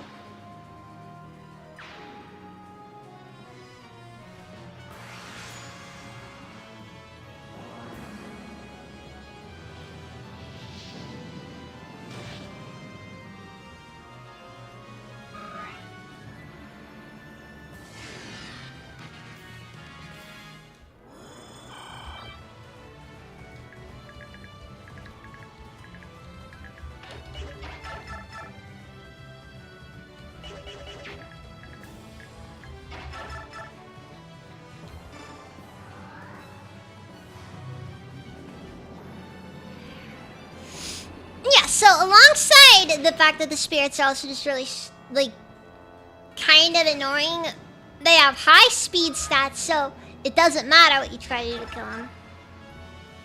Because most of your guys will actually struggle to damage them in the first place.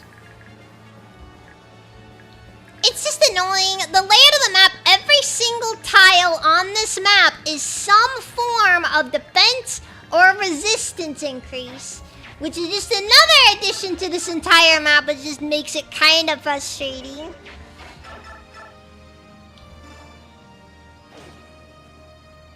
It's... yeah, there's just a lot. Okay, there's just a lot.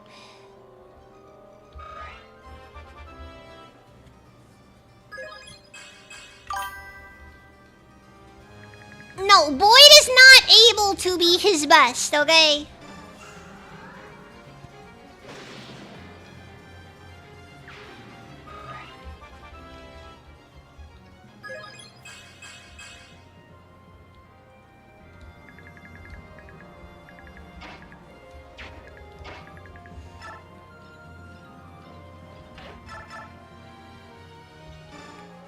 Alright, Boyd is not currently an avatar of Boydliness. That's just the truth of the matter here.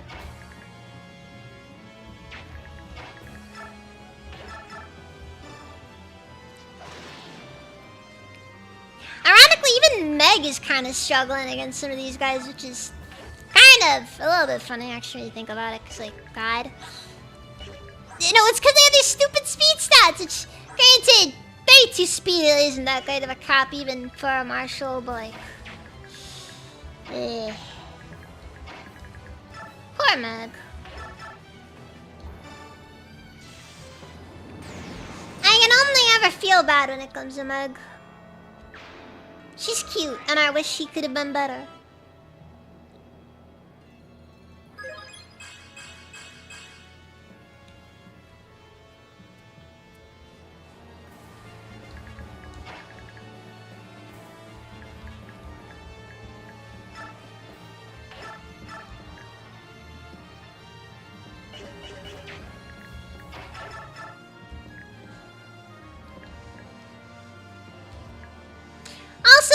interesting note. The spirits will attack Sonic, but they will not attack Micaiah.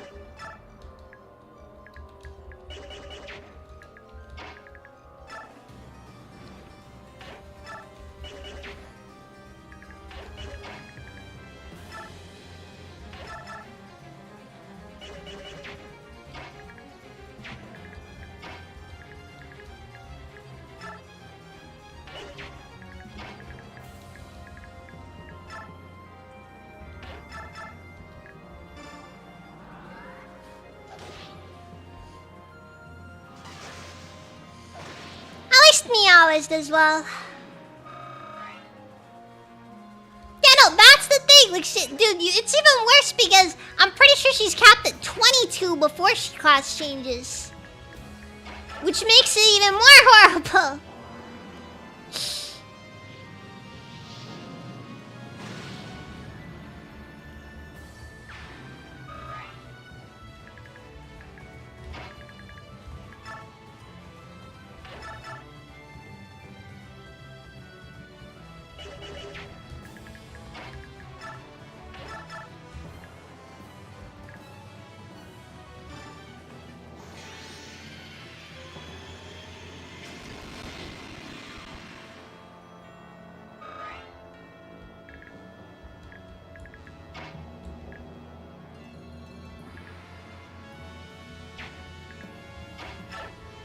Okay, no.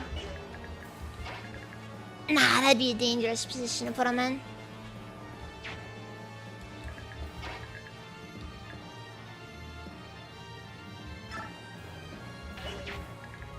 Anyways, I'll have Silph take this guy out. Should at least be a bit better since Micaiah is there, but Can I see a bit hit or miss? The good news is that we're taking out most of them at a better rate than me normally would.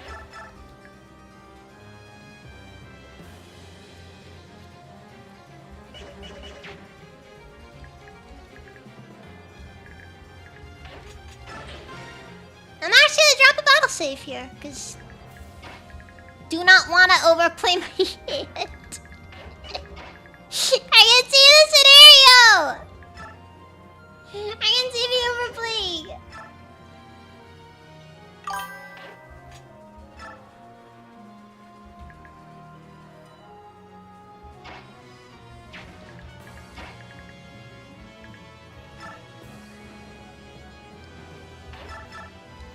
Oh yeah, that is true. That is true. We're killing them faster than they reinforce.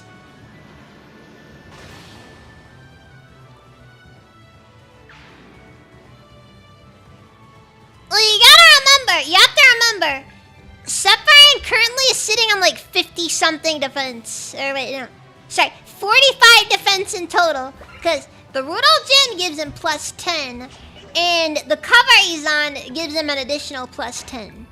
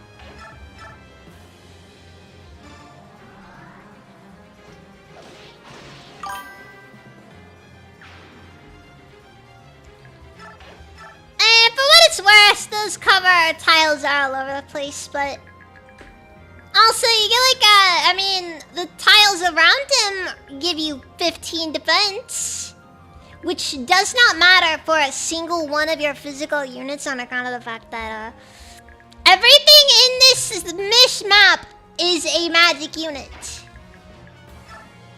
So, note.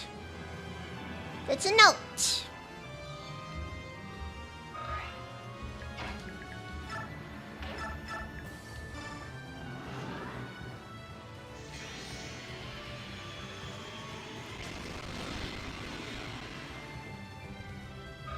It's not a real RPG unless you're dropping a sun on your enemy in the late game. It's just the truth.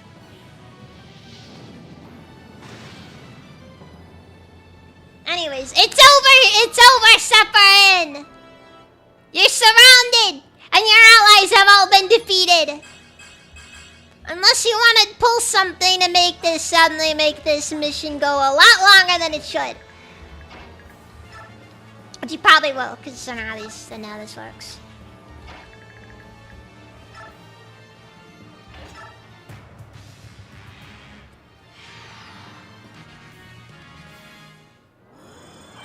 Huh.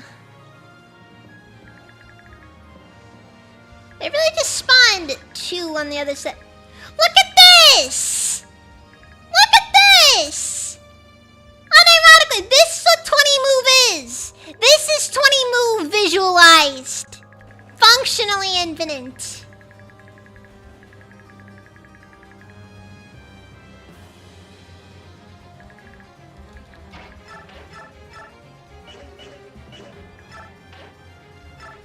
Oh, Sonic, you just won't attack him, okay?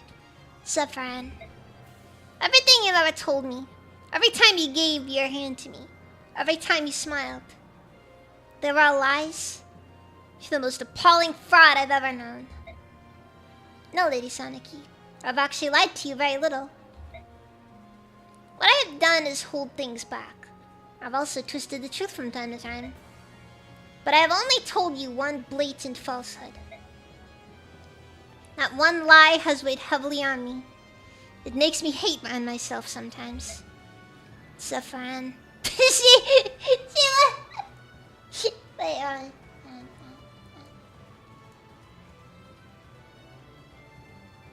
she is not buying it! She is not buying it!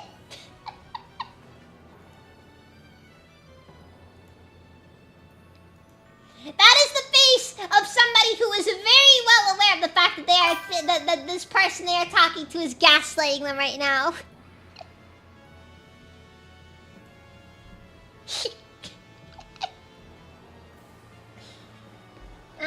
They're all lies, but they're interesting lies, and in the end, isn't that all the real truth? The answer is no. I've always cared deeply for you, my little Lady Soniki. You are my sun and my moon. I never wish to harm you. Please, you must understand. No, Sephiroth, no. Okay, so Sephiroth's a lolicon. We've established this fact. Okay, so again, I'm gonna drop a battle savior because BS will happen.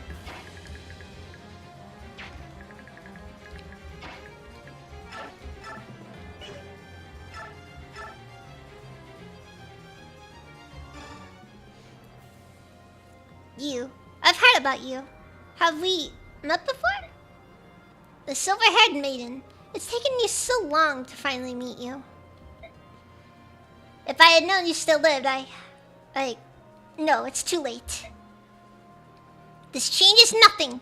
I cannot falter. What is the matter with you? I'm just overly sensitive. Don't feign concern over me.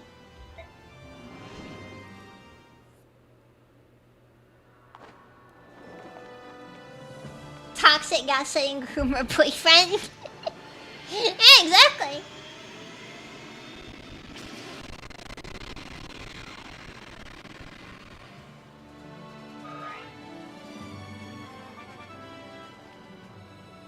Holy cow, now this is this bad. Ah!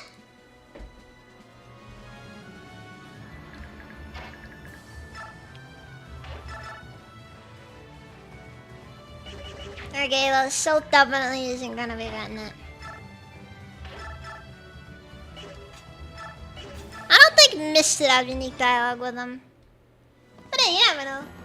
The only people that get gaslight me are Misagakis. Okay, well, that didn't go anywhere.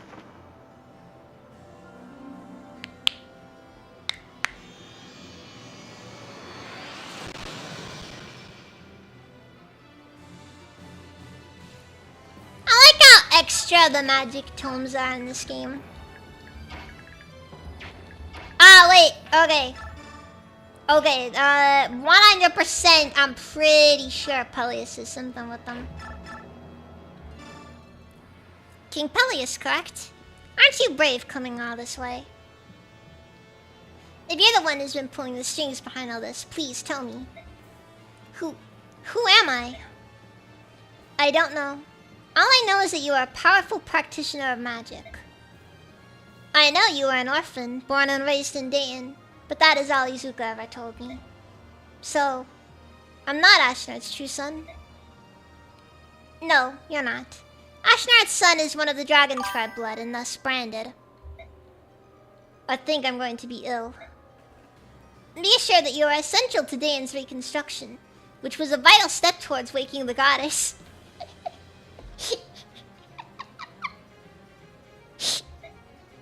Fortunately, Izuka was able to use you to execute my plan.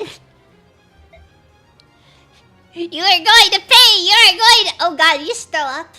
I think you just throw up. Oh fuck.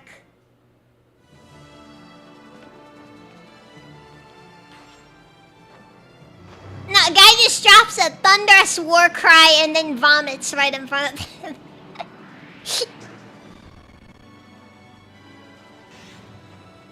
Wow! That really is just my luck, isn't it?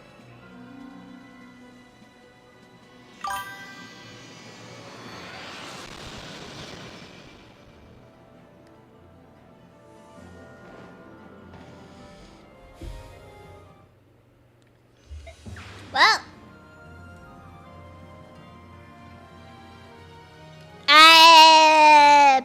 that didn't happen.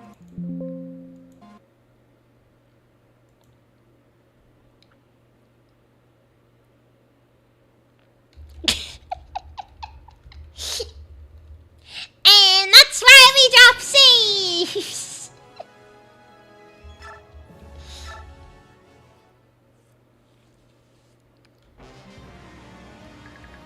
Okay, I'm gonna open up with this because it's just easier.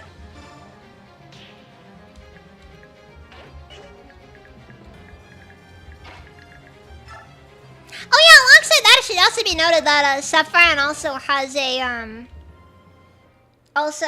a sometimes I think this one's required.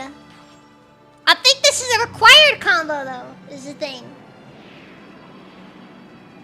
At least for the ending I want, you know.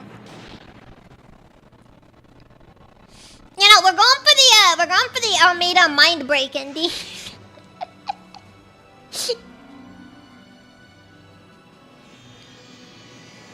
You know, where she discovers that the boy who she was trying to protect all this time wasn't her real son. Yeah, exactly. Exactly.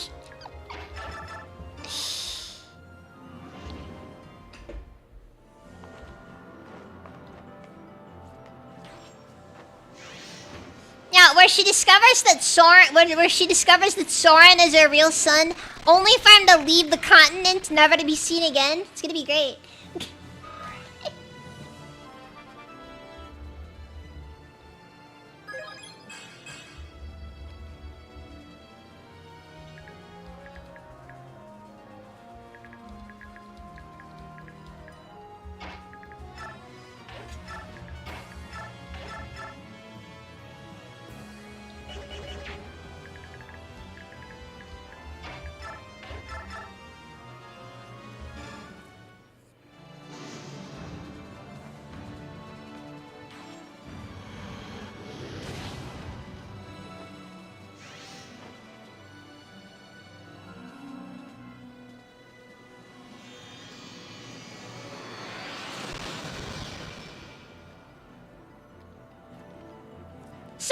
Just leave for some reason, you know. He leaves in order to stay with his beloved, with Ike. The one person who gives him purpose in this godless world. Did he have something to say to Volk? Doesn't really matter that much. Let's just finish this off. I have to ask Sephiroth, what are you after? What's this all about? It's just like Sephiroth. It's like I did, honestly, I did it for the money.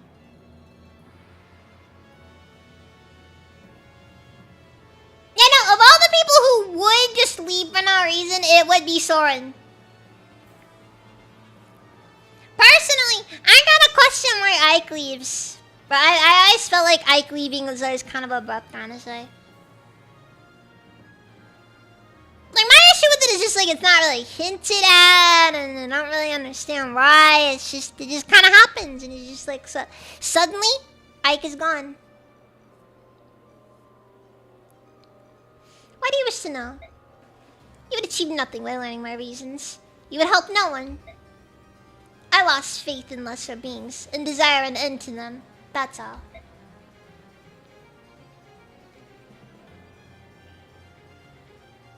They retired and honeymoon together and Fire Emblem Engage. You know what's funny? You know what's funny? I bought the DLC for Engage. Did not get that far in, honestly. Honestly, it's just because like when I started playing it, I didn't play it long enough to actually get to the point where, oh hey, they finally released the last bit of DLC, and it's like now we're suddenly releasing freaking Robin and Soren in the game for whatever reason. Even though Soren was Engage DLC, and for what it's worth, the only reason why I bought the Engage DLC is because I like Tiki. I need no other reason. I did it for Bus Girl.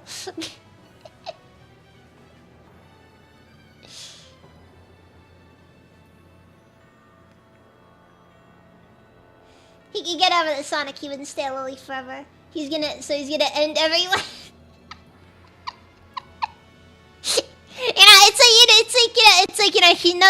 He just noticed that, she's just kind of getting the slightest bit of chest now, and he just could not take that, could not accept it. So why did you save me on that day? May I ask you a favor, Ike?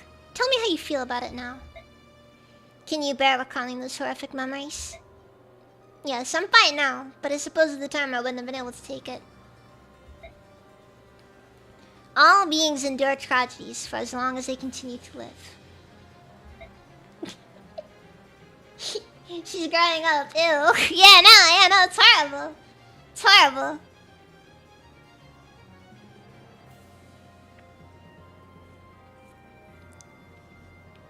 The moment he learned that Sonic Key wasn't branded, he was just like, oh no.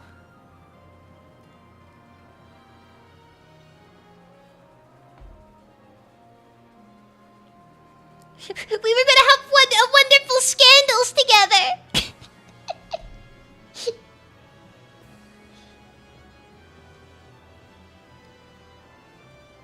Anyways, it's always been the case that suffering is unavoidable. And this grim reality plays out over and over in every country, under every ruler. As long as there are beings who feel, they will feel pain. So what?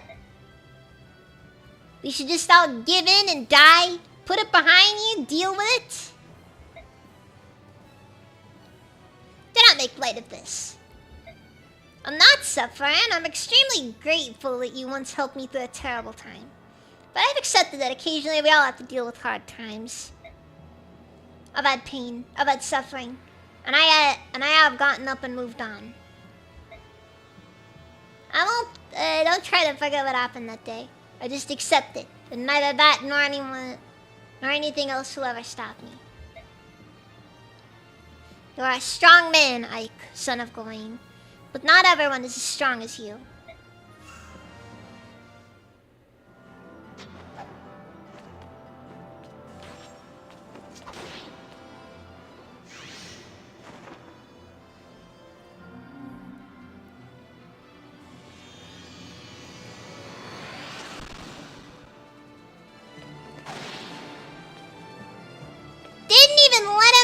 Last hit.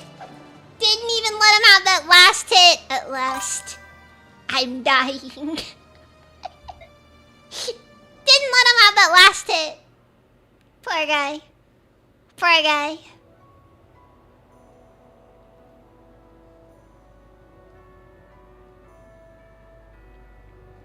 What?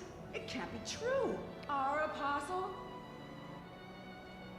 Can't believe it myself, but the senators made an announcement. It must be true. Pardon me? Has something happened to the apostle? The guy was a freak. Oh, my lord. Look, Diablo, the guy's over 900 years old. It's kind of hard to become a normal person after that. What? How? Even the boss is fed up with this map. According to the senator's announcement, he was assassinated by the Serenus Herons. They look so gentle, like they couldn't harm a fly. But they're nothing but beasts, no better than the other subhumans. Peace, friends. This is simply not possible. The Heron tribe could never assassinate anyone. They... It's like, have you seen a heron? Have you seen those skinny arms? I don't even think if you gave him a knife, he could stab anybody with it. I don't even think he could punch through the skin.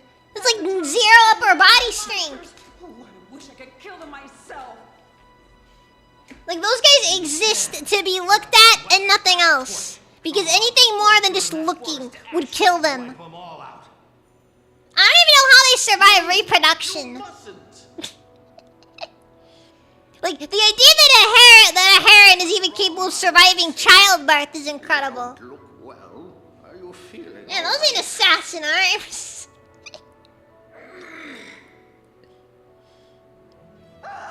Wings! From the Satan's back!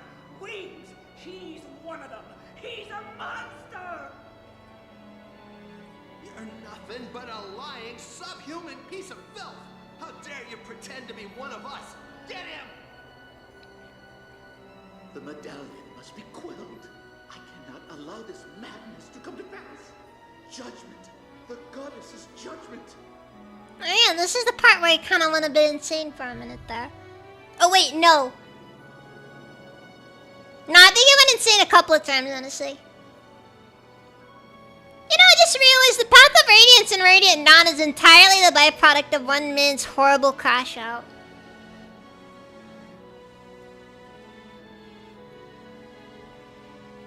No! What have they done? The forest, the trees. The herons were innocent. Why? Why? The medallion. I must. Chaotic energies. Must. Calm them. You know what? I've made my fair share of jokes, but you know what? This guy manages that desperate crash out. So much anger. So much pain.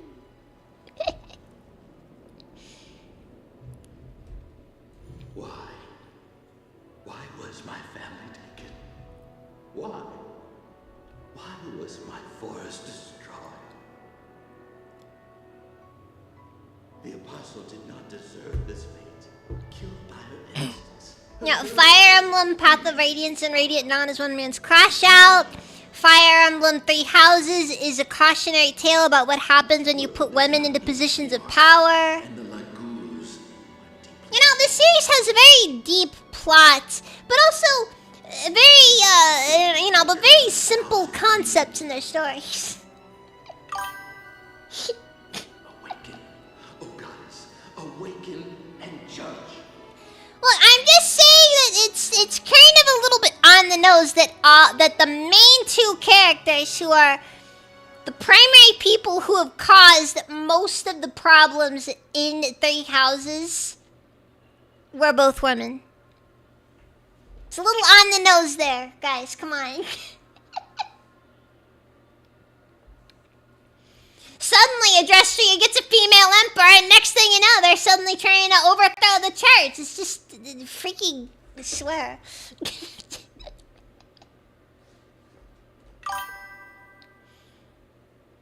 Haven't crashed out until you try these optional bosses.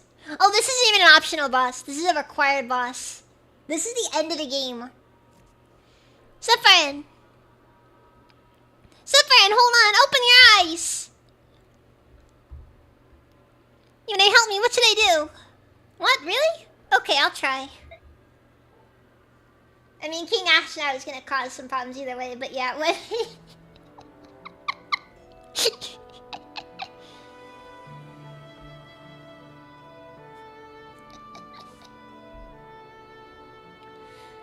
Seneki. Friend, you can hear me? Someone help! He's wounded! I'm sorry, Seneki. The doors leading to Ashura won't open while he's alive. I can't save him. That's correct. Thank you, Yune. I'm sincerely grateful. Death is all you've wanted since this started. Everything else has been little more than a terrible side effect. You know, normally the rope and a ceiling fan work just fine, but you know, there's a lot of ways you can do this. King Ashtar fell because he banged a Lagos woman and bastards so that he is best friends with his future killer.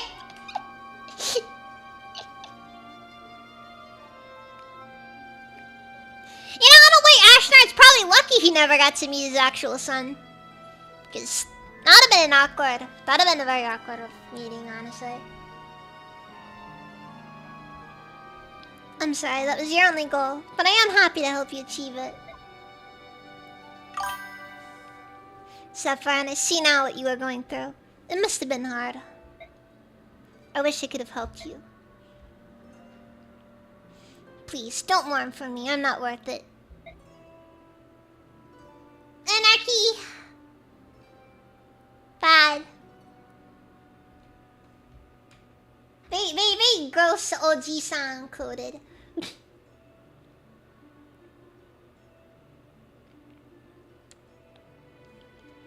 I think I had a fun with them being in church to hear what happened to Philip between 3 houses. I'm so sorry, I wanted to help you, I really did. Forget about me. This path was my decision. My tragic mistake. Lady Seneki, I want you to have this. This is the Rudolph Gem, wear it in memory of me. It will protect you. You know what the best part is? That item is actually worthless. I think we maybe have like one type of enemy that can attack Seneki physically.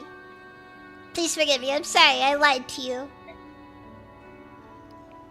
Sapphire, don't worry, we still have all the time we spent together. Nobody can take that away. Nobody. Thank you, my Lady Seneki. I'll be leaving you now. Zelt just is waiting Altina. Now, please, Micaiah.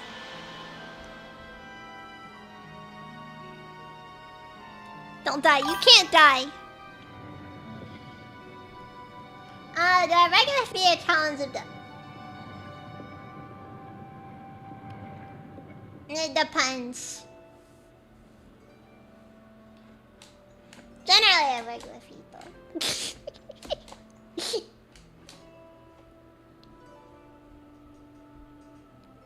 He's breathing? Suffering is breathing! Ah, just in time. You saved him. Thank you, Micaiah. Thank you. Man! Guy was really ready to die, and then you just...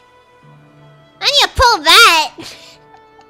Micaiah is completely spent. She's sorry. She won't be able to fight in the next spot. You know what's funny? That's not true. But there's no time. Hurry. You can still deploy Micaiah next battle despite all this. I feel like that was probably cut content, though. That was probably cut content, though. Yeah, no, we didn't let him die. Suffering, you must suffer for many, many centuries more. It's the most we can do. Is there something you haven't told us about Yun Suffering? He saved my life. Your life? Suffering saved the life of a goddess? Is there something you haven't told us about Suffering then? He'll wake up in just a moment. Then you can ask him directly. Oh, alright, I'll do that. Why did you save him? Should I not have? I can think of a few reasons why you shouldn't have, yes! blunt as it gets. Blunt as it gets.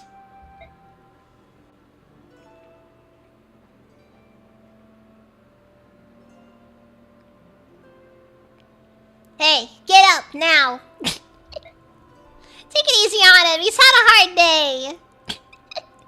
Yune, he's literally going through trying to eradicate all of life. I feel like you're being a little bit.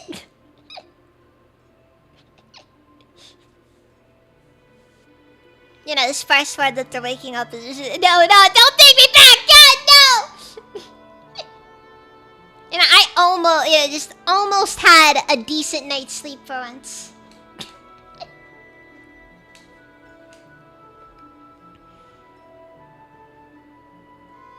Guys is over here like, I was this close to REM sleep.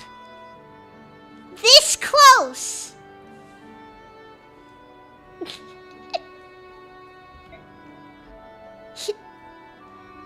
Alright.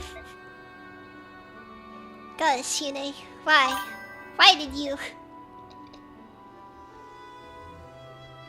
It's just the trying to eradicate all life phase. You should grow out of it in another 1,000 years. Because I want you to live. You've always taken care of me, and I couldn't bear if it ended like this. But I've lost all my hope. All hope in the world and the people in it. By saving his life, they show him the importance. Like, dude, guy was so ready. Guy was so ready to meet his guy was so ready to get back to seeing his boyfriend Zeldius and his side hoe Altina. He was so ready.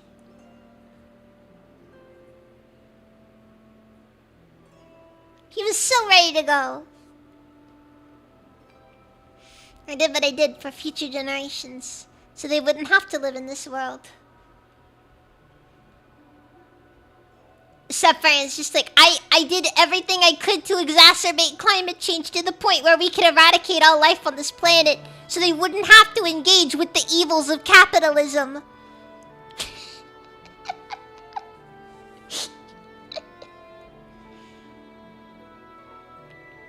You know, and then like suddenly he just switches from you know right-wing libertarianism to just left-wing authoritarianism. Just one line. One line. Consider this. Was Sephiroth the bad guy?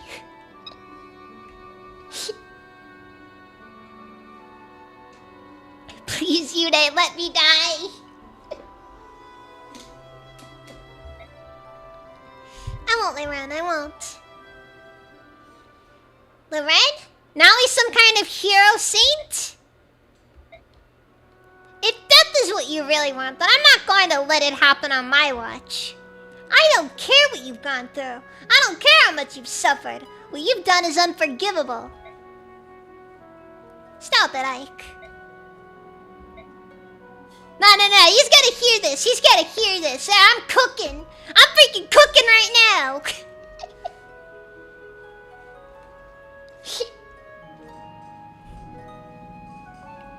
All that hype about climate change, and they still can't replicate the blizzard of '96 in our state. Yeah, some people just flip-flop all of a sudden, you know. Suddenly you're talking, you're kind of saying some base stuff, and the next thing you know, you start ranting about climate change and freaking how people need to stop having kids or whatever. He's got that average Silicon Valley billionaire attitude, you know, just. You know, 1 minute he's talking about providing shareholder value, and and next thing you know, he's suddenly talking about how we have to kill all the poor people so they don't have to live with the evils of capitalism that they started, or that they basically created. And it's not even really capitalism anymore, because it's basically just socialism, but with a few extra steps. It's like everybody's gonna sit down and be like, you know, oh, Rapture Rapture wouldn't have worked out because somebody's gotta clean the toilets or whatever, and I'm just over here like, you know, the guy who cleans the toilets in Rapture still makes 6 figures, so I know what your problem is.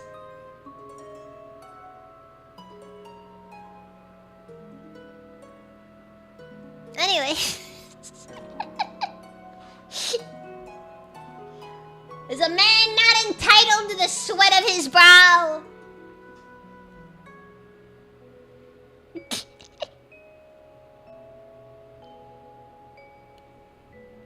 No, but let's not talk about how Google has so many government contracts, or the fact that freaking Tesla exists exclusively because the United States federal government subsidized the production of those batteries.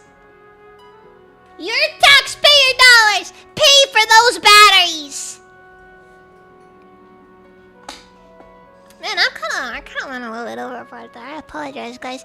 That's just me. It's time for the final confrontation with it. You can come if you want to.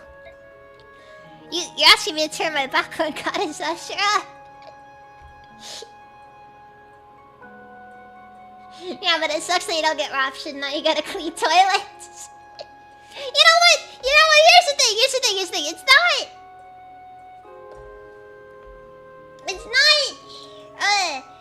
This is the word. It's like the thing is, it's not. Yeah, it's not sexy work. Okay. It's not something that you're gonna sit down and tell everybody. Oh, it's the greatest thing ever. But you know what?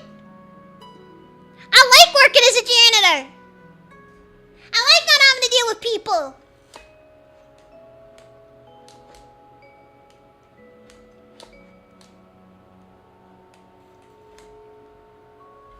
Because seriously,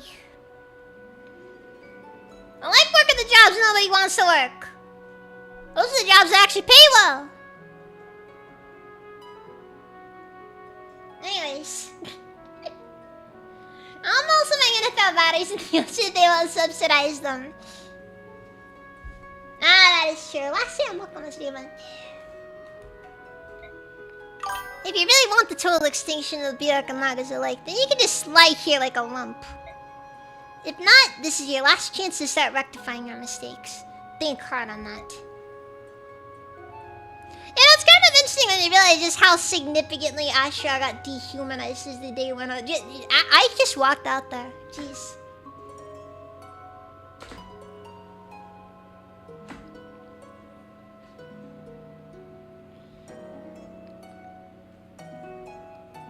Look, in my personal opinion, the best jobs are the jobs where you can put in some headphones and just pretend nobody else exists for the next 6 hours.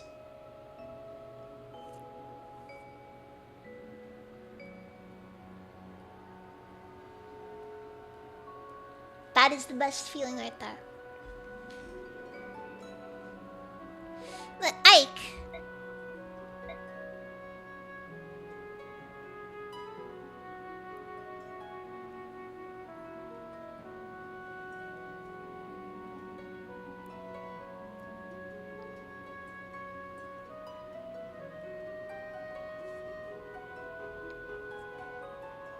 Okay, the only flaw that Rapture had was the fact that all that glass that far under the ocean was unsustainable long time. I don't blame it for not caring anymore. No one's gonna care anymore.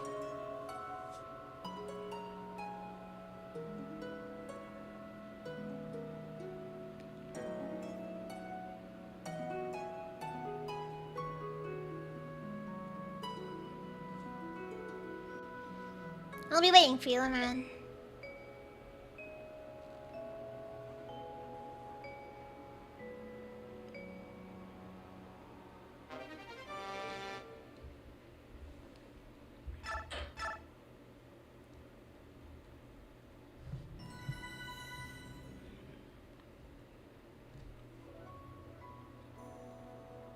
Laron, I will not countenance this plan. Hear me, Goddess Ashura. There's a good 5 to 7 years before I get that kind of freedom. Has begun to change. Yeah. That's one of the frustrating Order and things. chaos. You are one being, comprising both parts. The one must naturally affect the other. Even so, I will not return Yune to this body.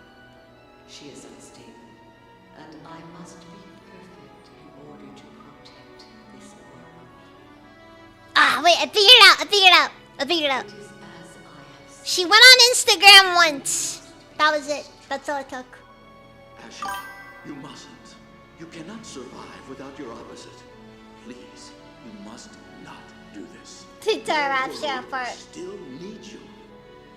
Leron, you have ever been a wise and kind-hearted child. Look, we all know the CIA introduced the atom to eruption. For the next 1,000 years, I shall sleep as well. When I wake again, I hope it is to a world of peace and order, where all Yeah, then she became a Karen.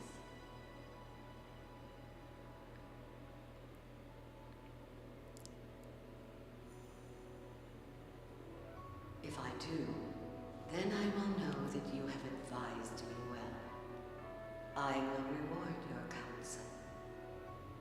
I will also allow Yune to return to me. I will once again be the goddess of creation, whole and complete. Ashuna, So she can just do that? the name your ancestors gave me so long ago. I should like to hear it again.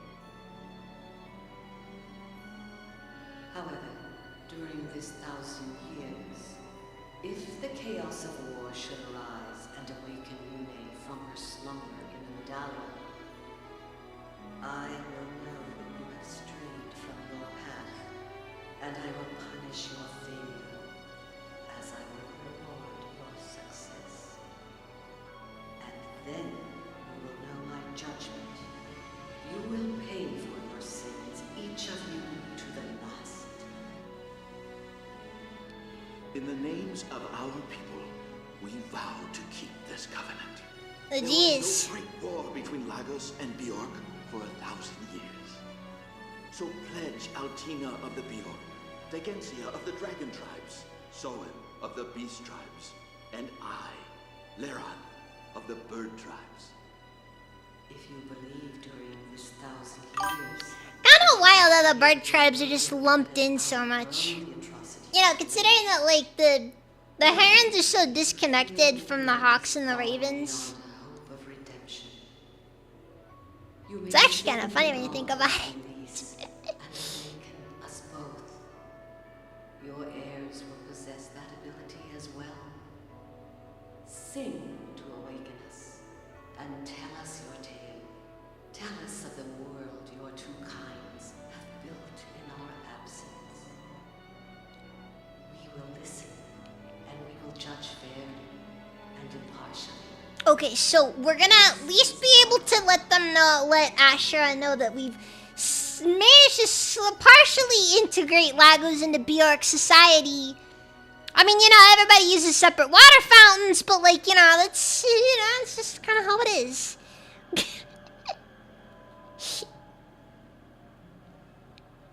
It's her. Ashura. Ashura, it's me, Yune. Can you hear me? Please listen to me. You don't need to pass any more judgment. You can return the people to normal. I cannot. There are still people in my world who are made of fallible flesh. The imperfect world has been passed beyond control. Now I shall pass my final judgment. Wait, you can't violate the terms of the covenant, Ashura. It's not that bad. Close enough, clearly. 1,000 years still hasn't passed. We were awoken by Galdor, not mankind's war. It doesn't matter. During my long sleep, Bjork and Lagos continued to fight. The children of flesh will never learn nor grow. Time will pass as always, but nothing can change the destiny of mankind. You have to look deeper. The First Judgment didn't turn everyone to stone, and I'll tell you why. Because these people are not people as we know them, Astra. These people have become something new. People, the Zananma, are the only living creatures in this world that we didn't create. Animals evolved to become Zananma, who then became Lagos and Bjork. That evolution continues today. Astra, I'll tell you a secret you didn't know. Children of the can be born of both the Bjork and the Lagos parent. They're still very few in number, but if allowed to flourish, mankind might become anything. If the two races continue to evolve, I'm sure that something wonderful will emerge. You can't just bring that to a halt. Do not claim it certainty of anything. The children of this world are born of chaos, and nothing could be more uncertain. The world does not require the evolution of man. My responsibility is to protect order and the balance of all life forms. Beings that evolve without my guidance will only destabilize and threaten this world. Because of that, you have to wipe out everything made of flesh? Is that what you're trying to say? Very well then. You and I have nothing more to talk about. My only choice is to defeat you. Yuna, do not be absurd. You cannot overthrow me, just as I cannot overthrow you. Of course not, but they can. Everyone, the time has come. Defeat Asher, everyone you love will be a statue forever. For what it's worth, I don't think anybody Ike loves is a statue right now. I think he's actually in a pretty decent position right now. It helps when the only people you love are main characters. These people, they carry your blessing, Yuna. You mean to fight me? Asher, our goddess. This is the world and we are the people you created. You made it sound as if we're some sort of filthy creatures that just decided to settle down here and cause trouble. Ike, don't say it like that. We're not perfect. Sometimes our brains tell us one thing while our emotions tell us another. In war, the more we try to avoid it, the worse it is when it comes to us. People are probably the dumbest creatures alive. But somehow you're also the most endearing.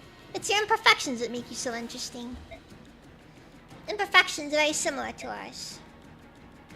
We know that we've messed up. We'll do our best to avoid more war and make peace our highest priority. Asher, just give us one more chance. All we ask is one more chance. I wish everyone I loved happened to be a main character. Yeah, at least them to be a little less broke. You expect me to reverse my judgment? The goddess of order cannot be so mercurial. My decision is final. So that's how it's going to be, huh? Then we will fight. And we will save our people. Make your peace with whatever the gods worship. Your end is near. My end is near? In every battle that mattered in my life, I've always been the one left standing, no matter how slim my chances. This battle means more than any of the others, because it's for the life of every person that I've ever cared about. I will win this fight. The main character energy emanating off of Ike in this specific situation is incredible. Right. Wonderful.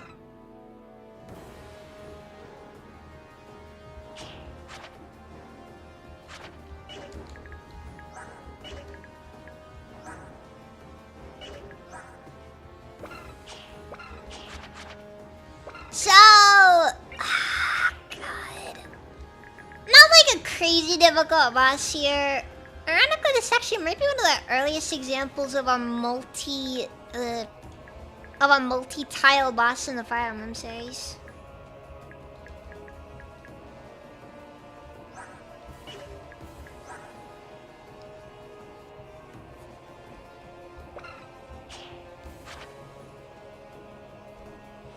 Oh no, guys, she has 5 authority stars! And also this game never explains, what are authority stars? I think it's like, it affects like hit rates, but It's not really very well explained.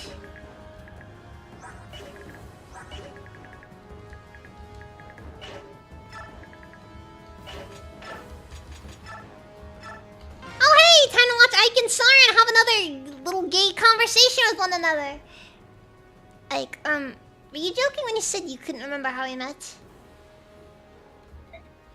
Then Ike's just that Ike's like, Soren, this is a...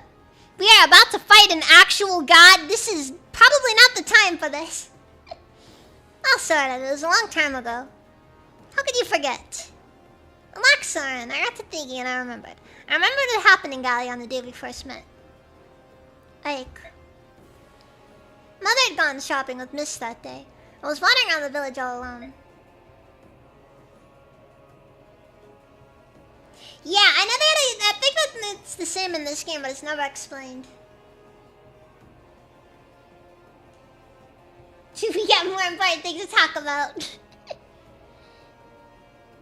I walked to the edge of the forest, looking for a stick I could pretend was a sword.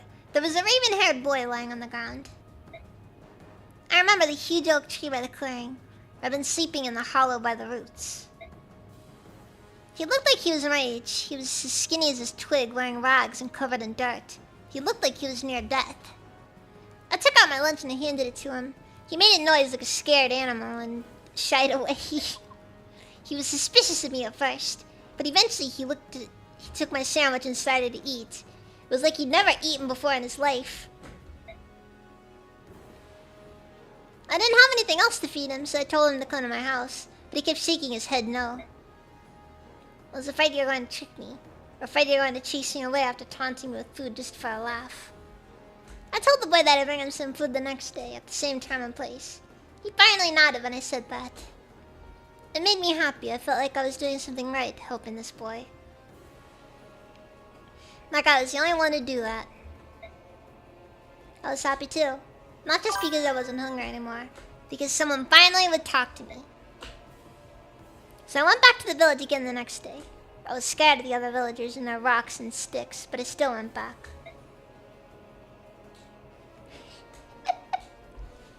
That's right, that was Gallia back then.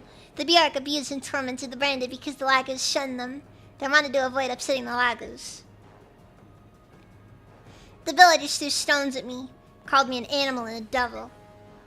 But on the next day, the village was littered with corpses. Soldiers and peasants were in panic. It was my dad. He went crazy when the spirit of chaos in the medallion touched him. I walked through the empty streets, checking the bodies to see if you were dead, but I couldn't find you. I decided that you had to be alive. I took money and food from the village and headed for Crimea, the land of Bjork. Soren. On my way to Crimea, I kept seeing Lagos from the Beast Tribe. They were terrifying, but after a while I realized something. They never attacked me. They all seemed to notice something about me, and then pretend they couldn't see me. That look was burned into my mind. It was always the same. They'd scowl and walk away like they'd never even noticed me. In a way that left me feeling colder and more alone than if they'd attacked me. They made me feel like I wasn't supposed to exist at all. That my simply being alive was an affront to the world. That was how the beast treated me, and I hated them for it. It sat on my heart like a lead bar, like a glacier. When I reached Crimea, I took refuge in a church along the way. They took my brand to be a sign that I had been trained in the arcane arts. They took good care of me and taught me things. Once I had learned to speak and behave like other people, I wandered Crimea for several years. Then I finally found you. But yes, she'd forgotten that day in Gallia. But I don't care. My only wish was to see you again. I just wanted to see the only boy who held out a warm hand when I had nothing. Soren, don't cry. Don't cry? What? I'm not crying. Soren, you're smart, but you're no good when it comes to your emotions. Come over here. Don't treat me like I'm a child. I'm not like that. Come on. Shut up. Shut up! Then I'll come over to you. It's all in the past, Soren. Why is this? Seriously,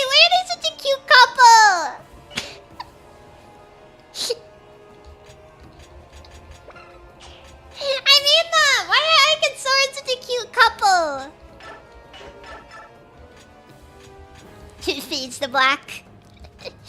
I can soar in and out. I can soar in and out S rank.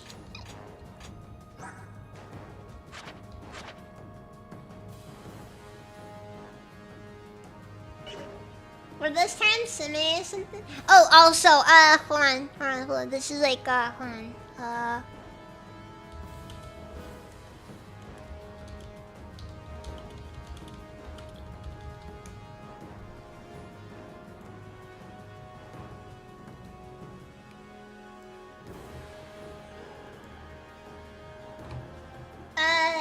Let's see here.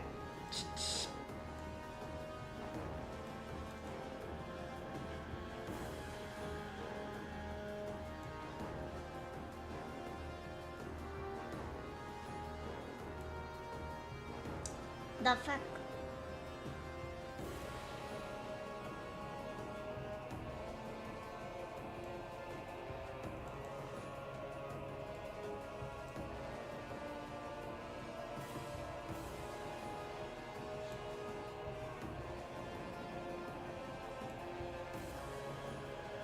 Yeah, wait, can I find this?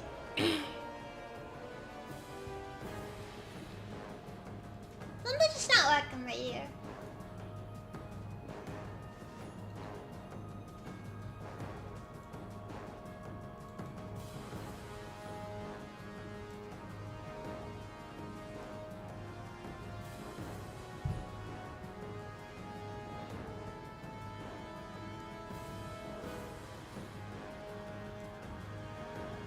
Yeah, it's like the first thing that comes to mind when I saw when I read the description was just this meme. This basically just sums up Ike meeting Storm for the first time.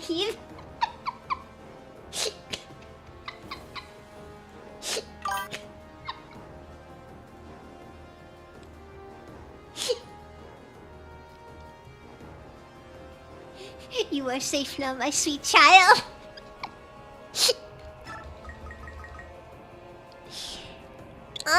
Okay, looks like I have enough bonus XP to max somebody out, which...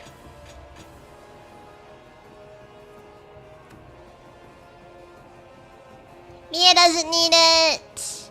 Navni doesn't need it. I think Polly's gonna use it.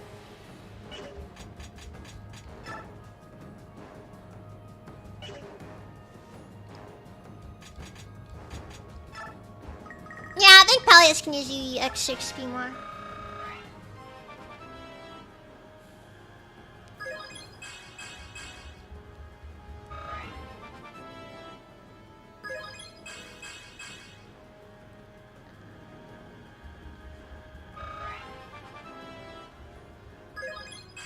I made it though! It's like one of those things I didn't realize when I was younger. Like Ike and Sarn are just a really cute couple. I don't know what it is. They're just really cute together. You're right, dude.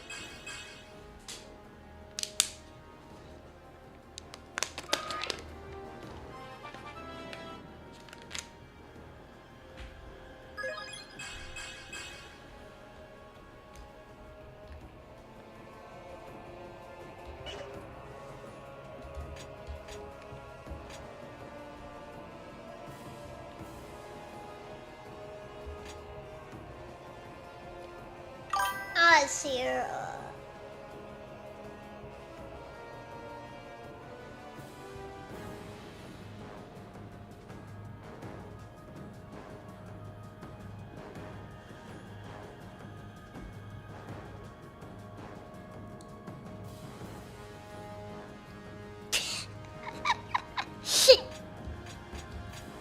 Fair statement, Anarchy.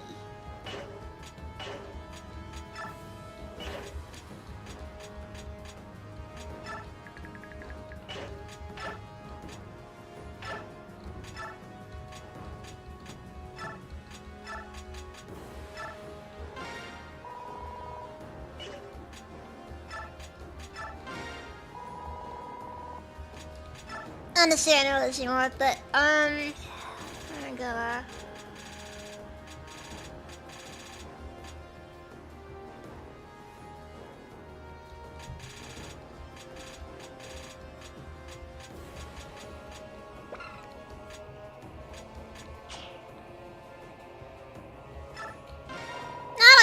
and nullify. Actually, no, Micaiah's hit rate's too high. I'll justify nullify. I don't know if there's anything of actual value I can give Micaiah.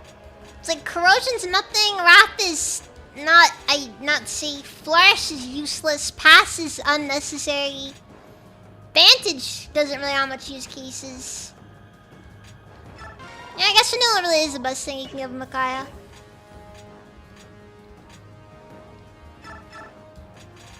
I'll give Sonic Key cancel though.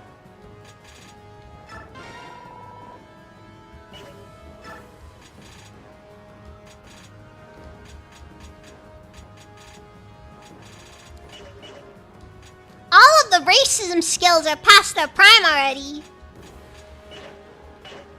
There's nothing.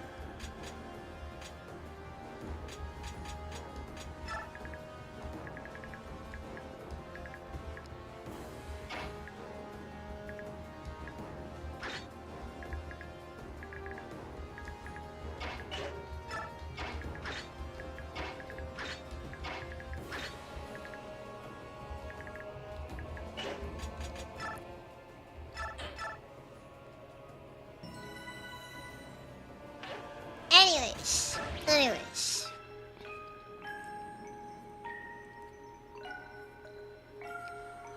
Forgive me, goddess. I must end my service to you now. My dear goddess Ashura, please forgive me. Laran. Everything I've done was a mistake. This is all a result of my weakness. The changes were unbearable to watch, too frightening to understand. It grew painful to accept change. With that, my heart filled with cowardice. I was overwhelmed by the pain and could think of nothing but soothing it. As long as I suffered, I was blind to anything else, even to the beautiful things in the world. I can see it now. The people deserve compassion. They deserve to have their lives back. No. You are always too flexible, too inconsistent. You cannot sway me any further. Ashura, my goddess, please. Be silent and watch as I erase these things that confuse your simple heart. Everyone, listen carefully. In order to reach Ashura, we must first destroy the aura protecting her. Got it? Attack the aura.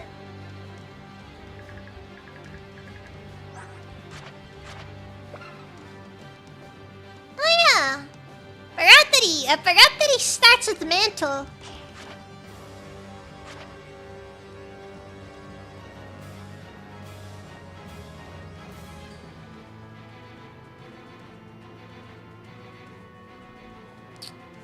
Gonna be honest, the stats are really strong. Like, just 40s across the board. It also comes with the Ashura staff, which is unbelievably busted.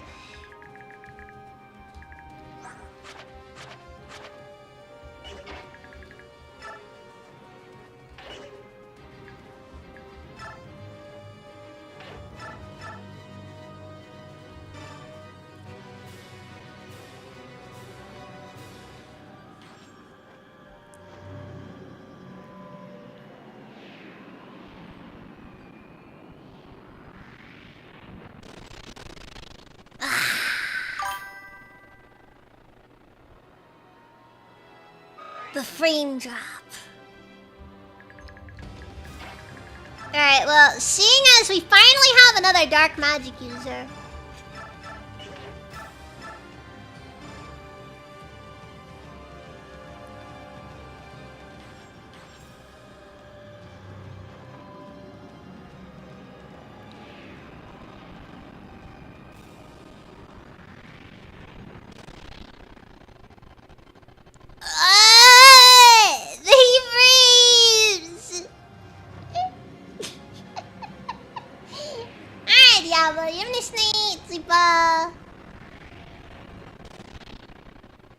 Oh, frick. I think everything's actually dropping in frames. Oh, God! That actually is my computer! I'm gonna be honest, I thought it was the game's engine, but no, everything just slowed down. Oh god.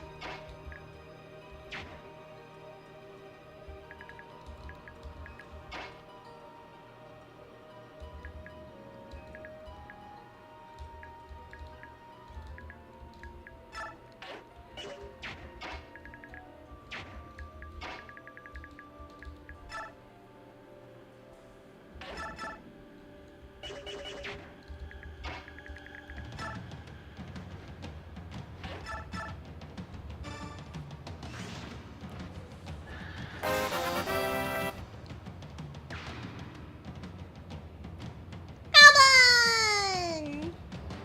Thank you for the member!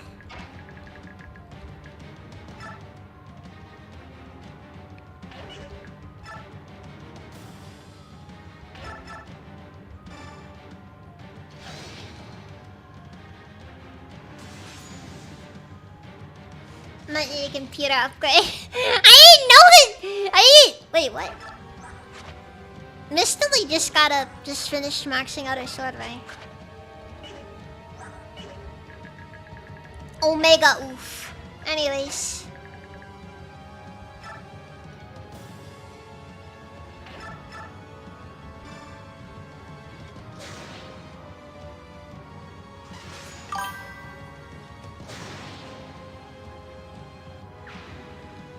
Anyways. Okay, so I got the pop portion out of the way at least.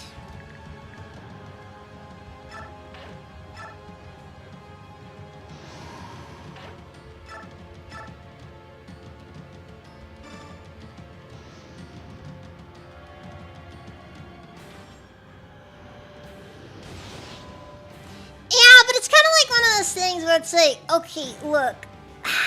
It's kind of neat and all, the Ashra boss fight and stuff. I just find it kind of disappointing how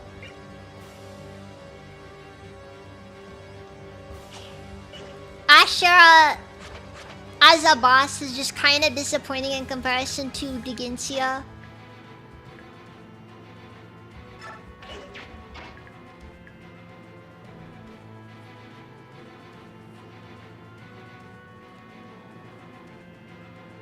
Would be a good final play after long hiatus. I love the Sacred Stones. You can always play the Radiance games if you're feeling up to it.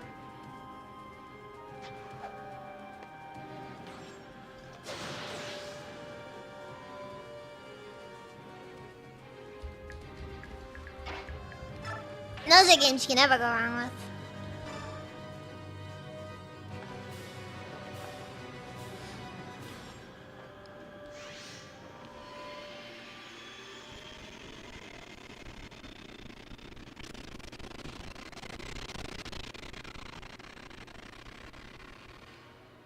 Guys, I think it's getting worse.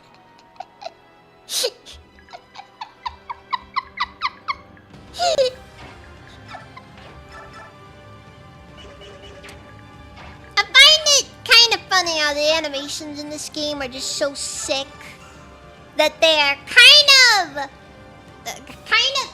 Oh, I know what the issue is. Look at all these particle effects around Ashura. Dude, no wonder my computer's over here dying!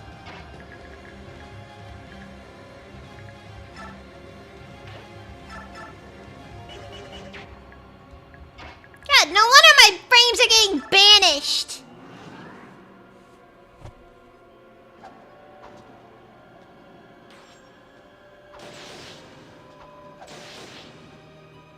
Oh, by the way, I like how this skill, Aurora, is straight up weaker than basic counter was in Fire Emblem Radiant Dawn.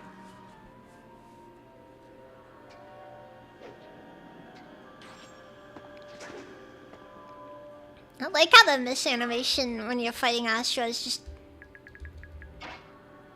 There is no miss animation.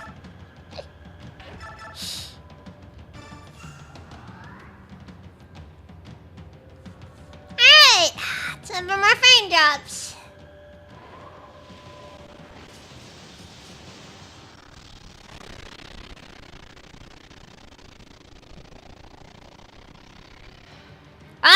tarnish your frames!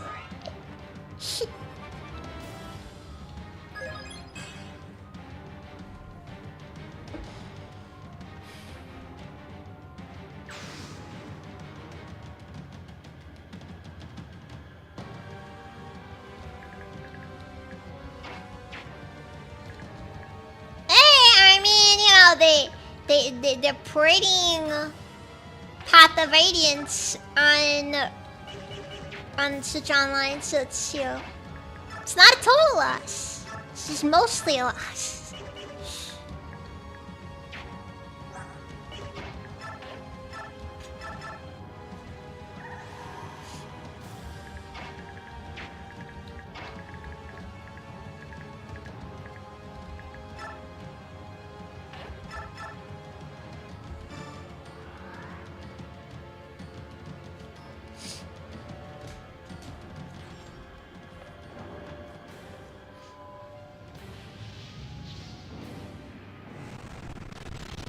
Yeah, it's definitely Asha causing this. Cymbeline wasn't giving me any issues prior to this.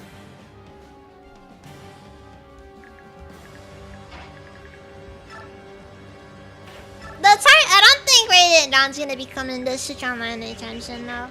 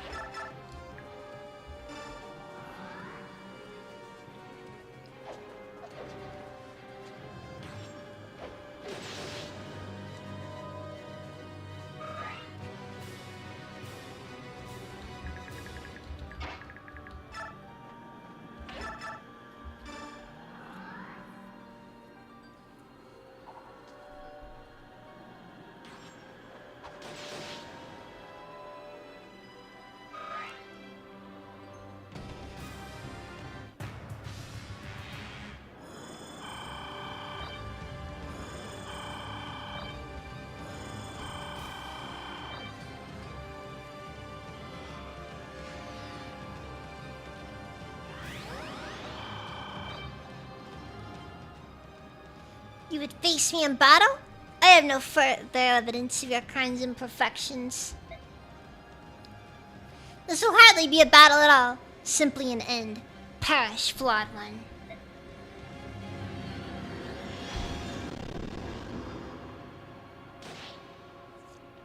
Uh-oh.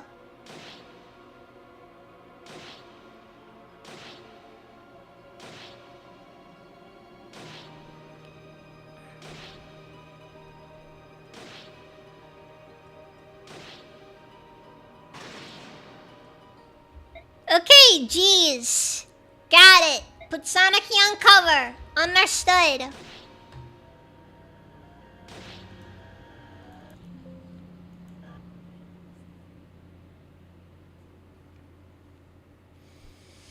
Alright, well that was brutal, jeez. It's gonna rocked up and just, you know. Freaking one-shot Sonicy with an AoE attack.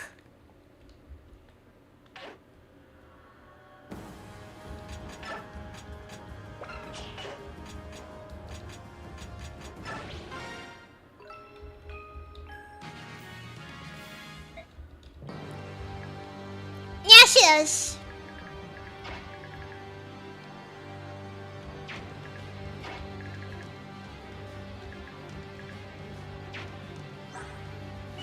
For what it's worth, though, Sonicy didn't stand a chance on account of the fact that Sonicy is one of the lowest bulk characters in the game.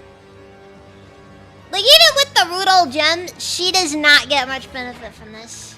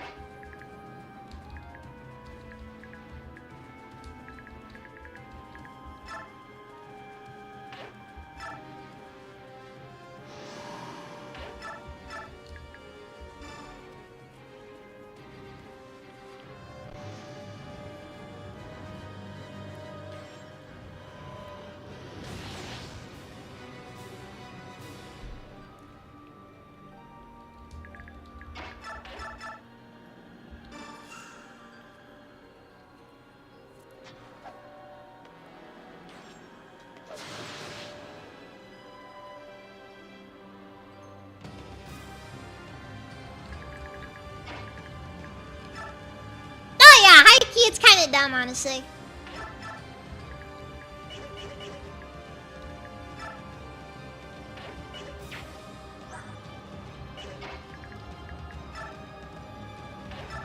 Like, it's kind of funny, out of all your mages, she probably has the worst defense growth out of all of them.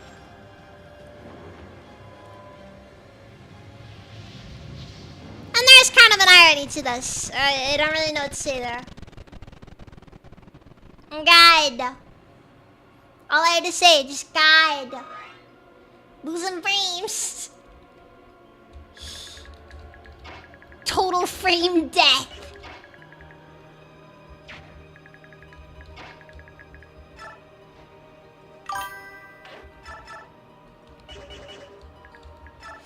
Wait, on can. Valencia can do a lot of damage to these. This is a notable thing.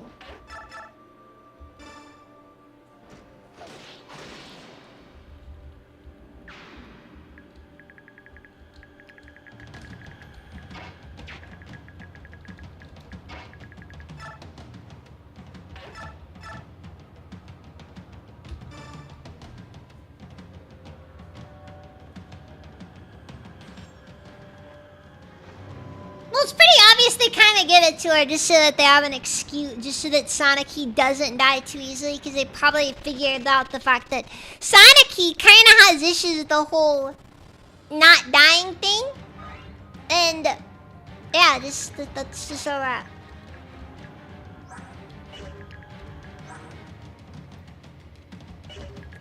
Because you gotta remember, even comparing it to characters like Peleus,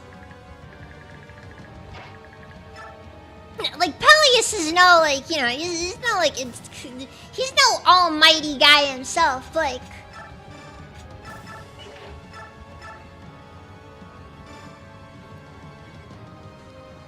at least Peleus can kind of get some, you know, but at least Peleus has a bit of bulk, you know. He at least got HP. Sonic has no HP. She has no defense. She will pretty much be killed by the first thing that looks at her too rough. Oh yeah, I forgot that Sephiroth basically has Nihil built in. I really should have just given Nihil to a bunch of people. That was my failing here. That was my failing.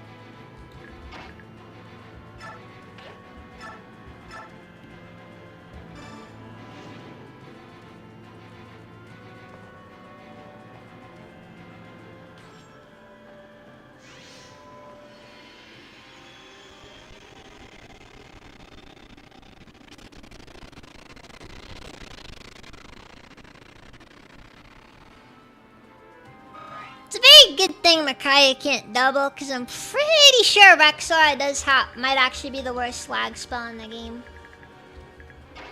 Might be. I actually can't verify with certainty, but like...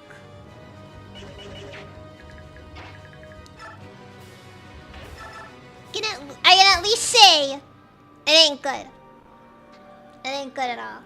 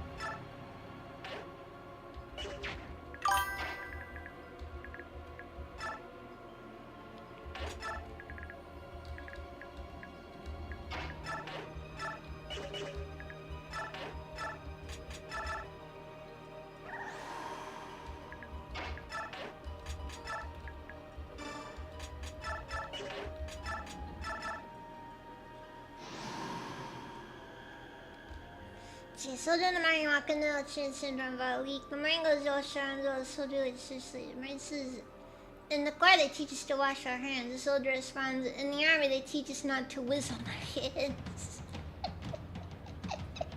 Shit. Plain road.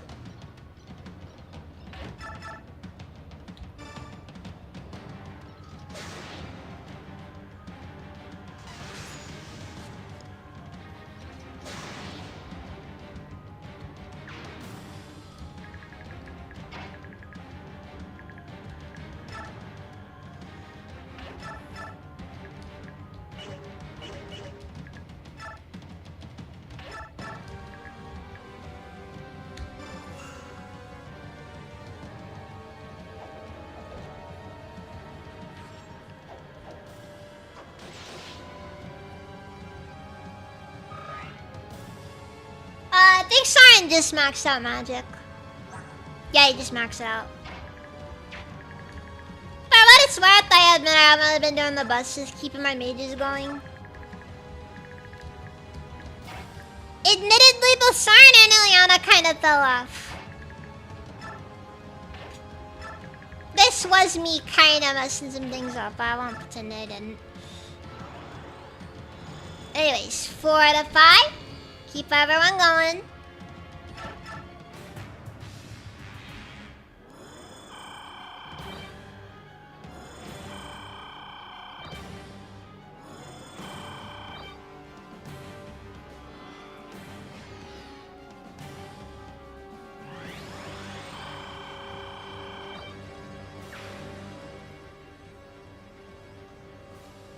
You would face me in battle, I didn't know for yeah, whatever. Hopefully this is enough to get everyone going. Cannot say I'm pleased with this outcome though. Okay, we're okay. Sanaki can eat it, just... She does struggle, however. Eee.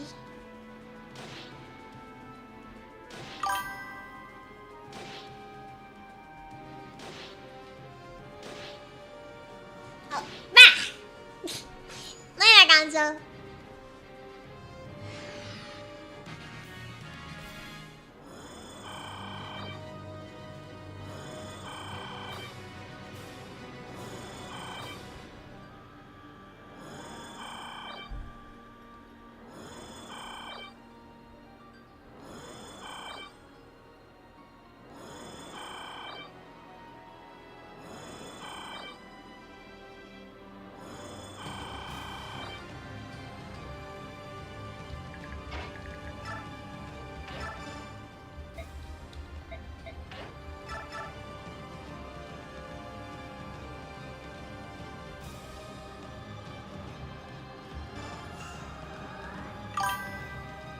I mean, Ileana is bound to fall. That is true.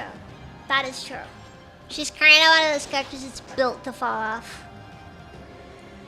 Which is sad, because she's really cute, and I hate that she has to fall off.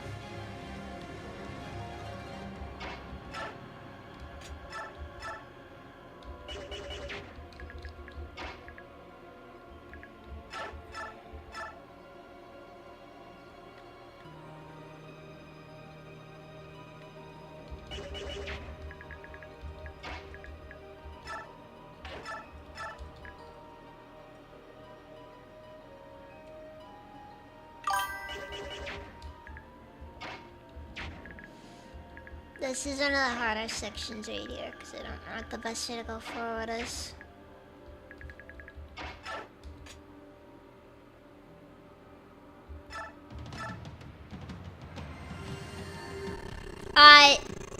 Oh god.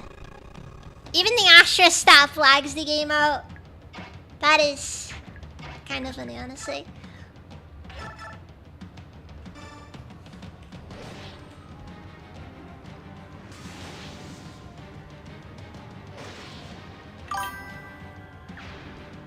Nope, no, this game is just this game lags so hard. Also, Winter's welcome. No, the game just lags really hard for whatever reason.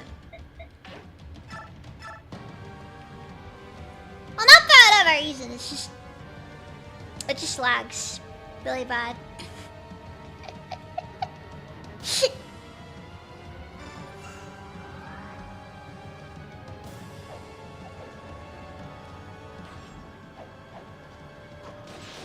Yeah, the reason why is because there's so many different effects going on screen.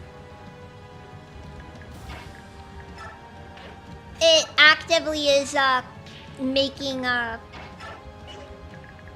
it is making certain parts of the game just kind of lag a bit.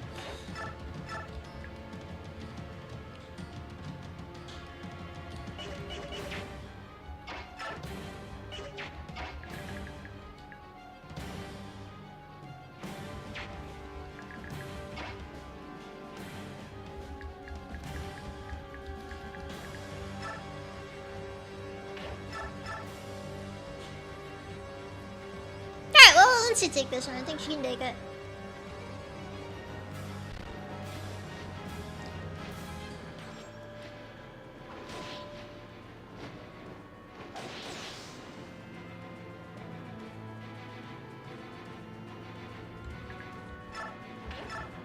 Excuse me, what?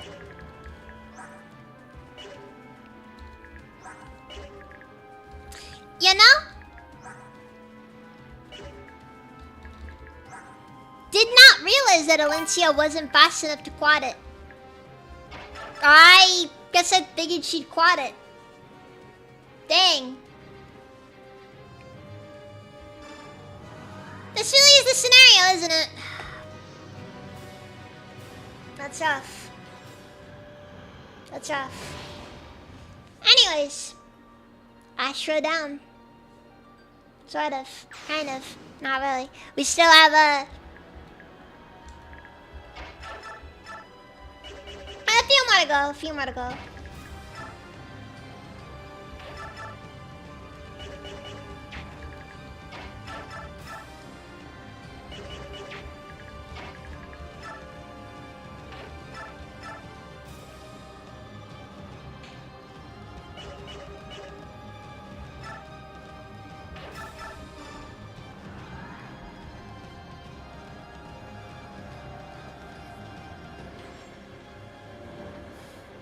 Like, I don't want to have to turn out the frame. I don't want to have to turn out the animations though, cause yeah, like seriously, these late game magic animations are peak. But seriously, are peak.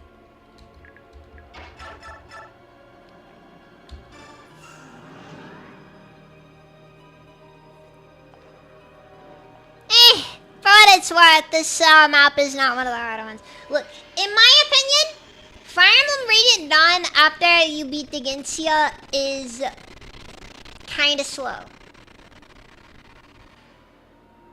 That's just being honest. That's just the truth. The game after you beat the Ginsia is a little slow. It's like at this point we've already taken out everything that there is to take out.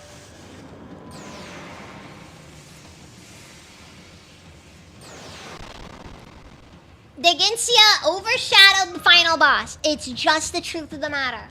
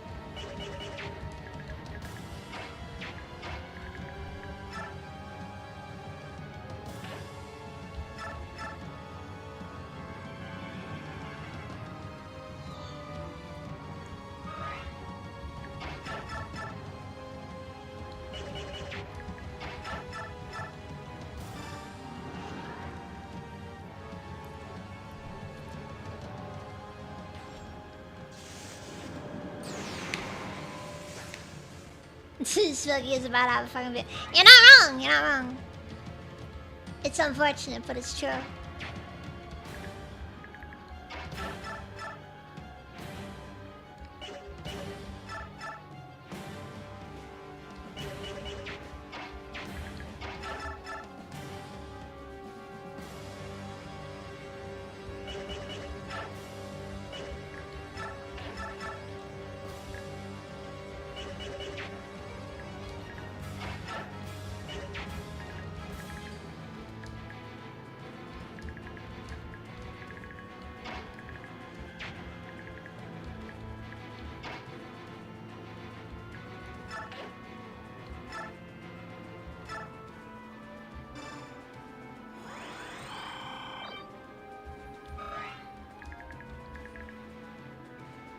I think Makaya should be able to take any shits if they thought at her, cause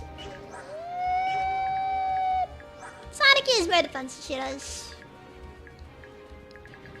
Well, it'll either work or it won't.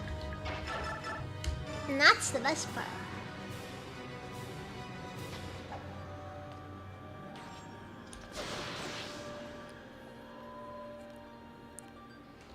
Actually, basically, Anna. How's she looking? Ah, yeah, she's doing fine.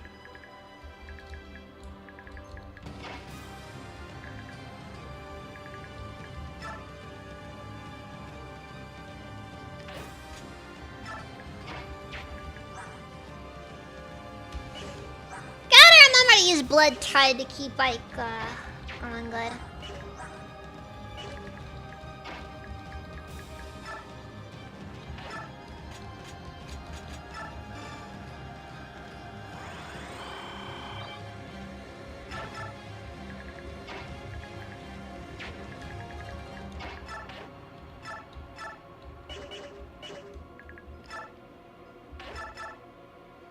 Oh, Sarn can do it.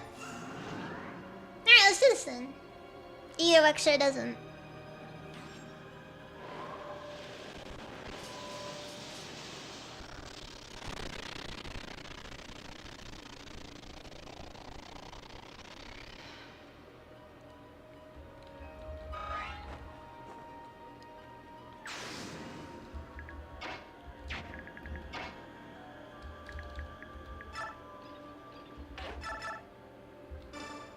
It's a shame that Salt still falls off.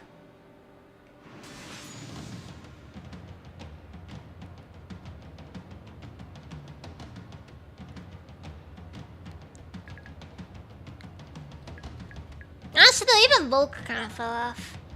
I mean, despite the fact that he has capped out strength.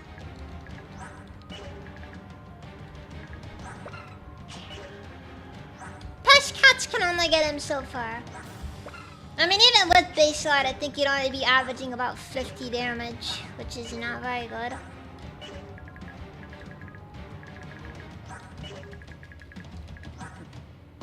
You know, compared to some of the other godly damage some other characters can do.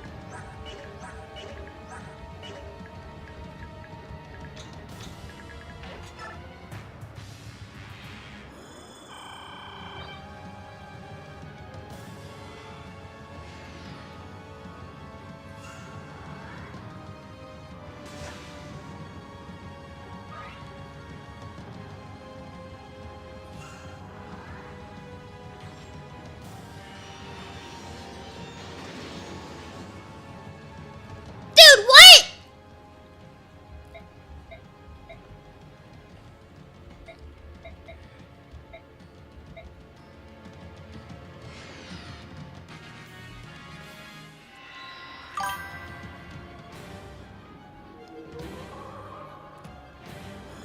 Frank, do I just... I don't think stealth is necessary for any endings. It's like... God, though!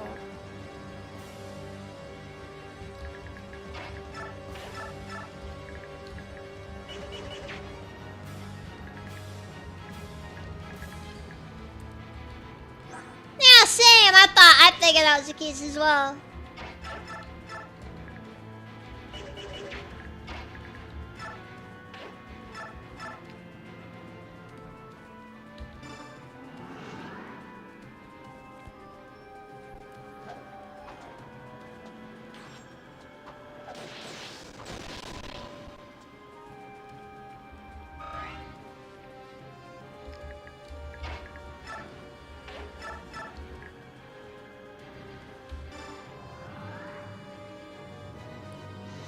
My thing is more so the fact that she just straight up one-shot him.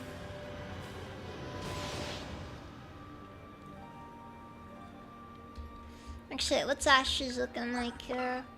Judge is 50 might. Okay, Judge is okay, so she's using magic. I like how Judge isn't considered a particular type of attack. Meanwhile, she has like maxed out strike fire, thunder, wind, light, and dark magic.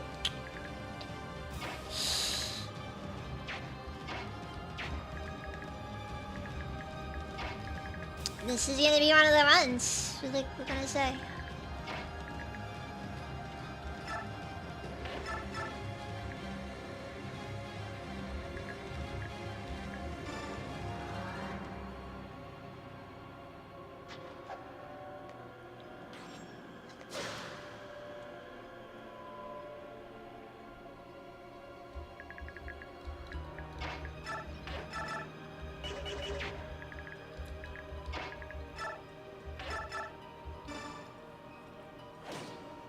Alright, clearly we gotta deal with the fire spirits.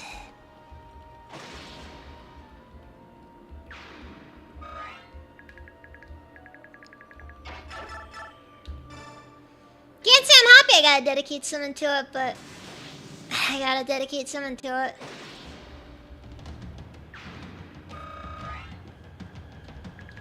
Odd though.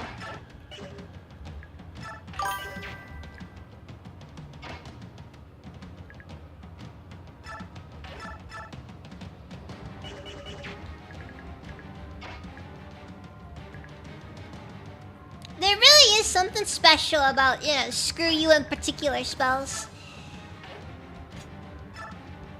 Mainly just that they're kind of annoying to deal with.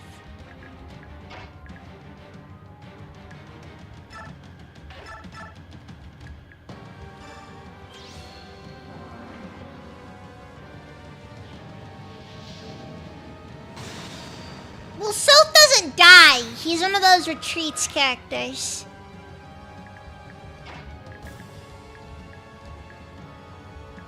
And it's like, if you want the canon self-ending, it's just...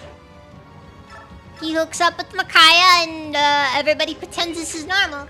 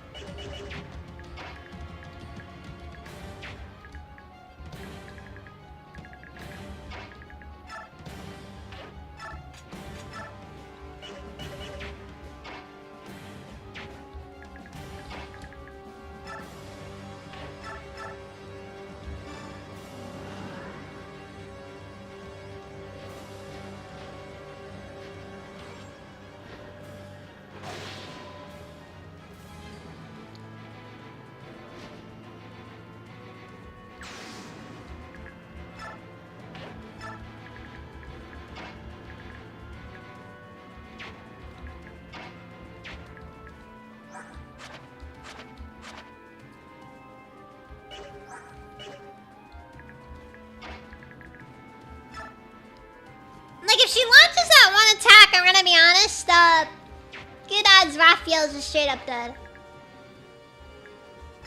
Not much that can be done there.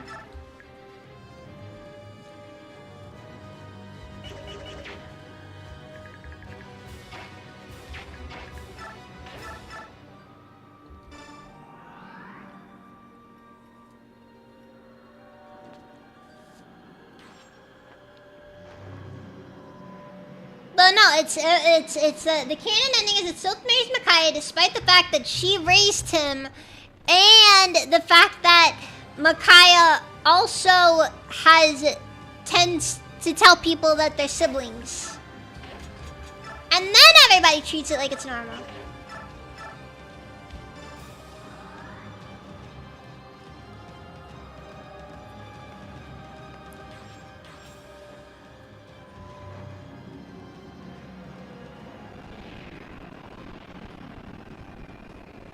Most people don't know that Micaiah raised Sylph.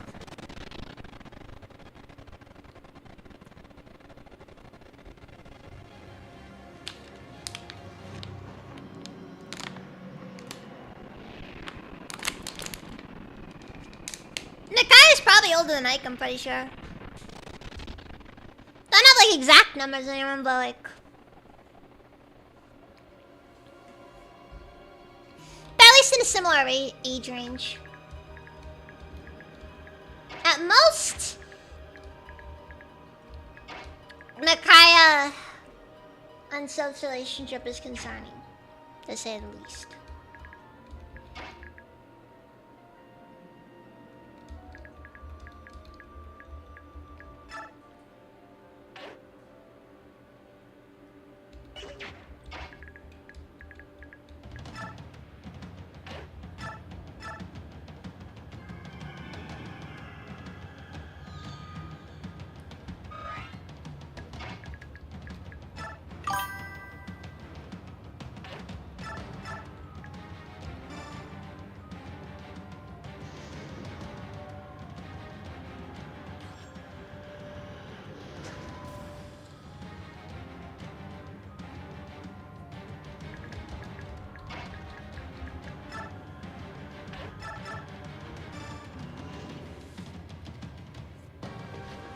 Hey, Fire Emblem is a series well regarded for its incest.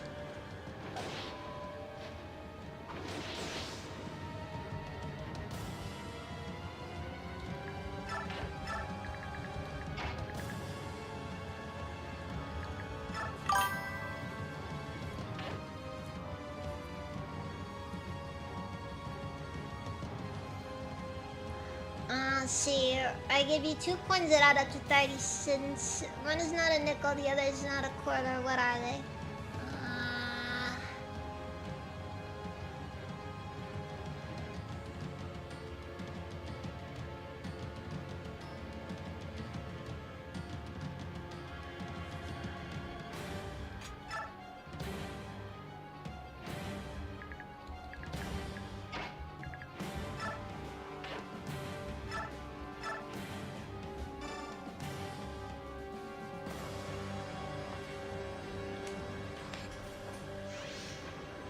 I don't really know Judicato.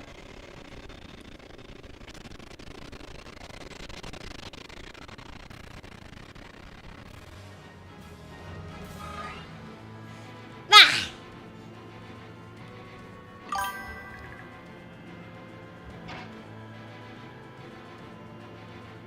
Oh.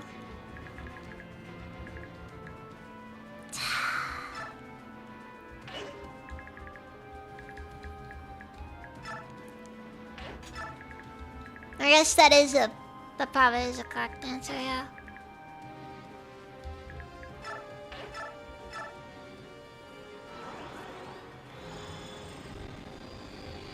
Night!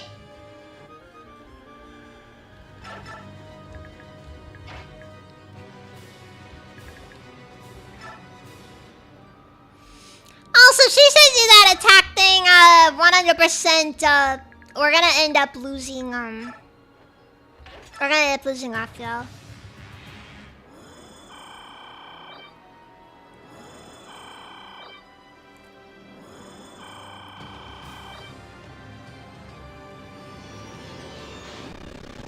Is that it?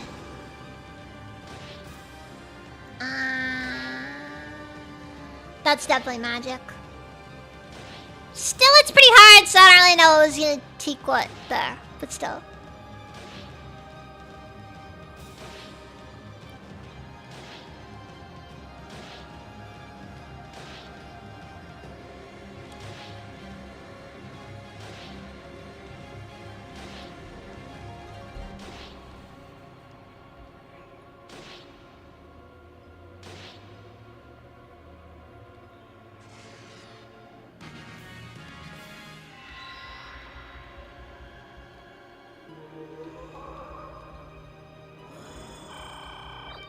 Team is still alive for just a moment longer.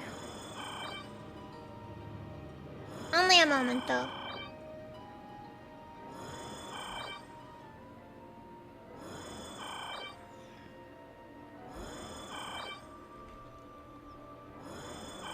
Ugh.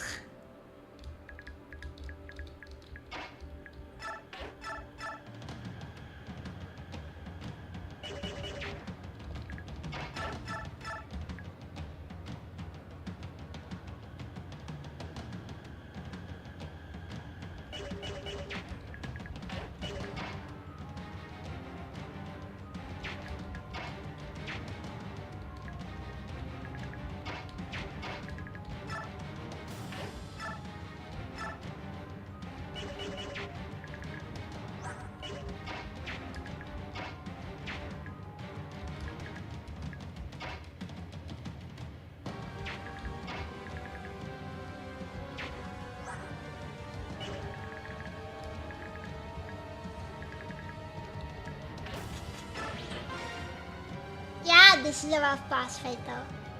Isn't that whole game out of where everyone's still of each other?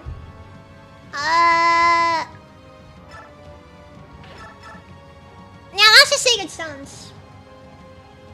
Let's just say good stones.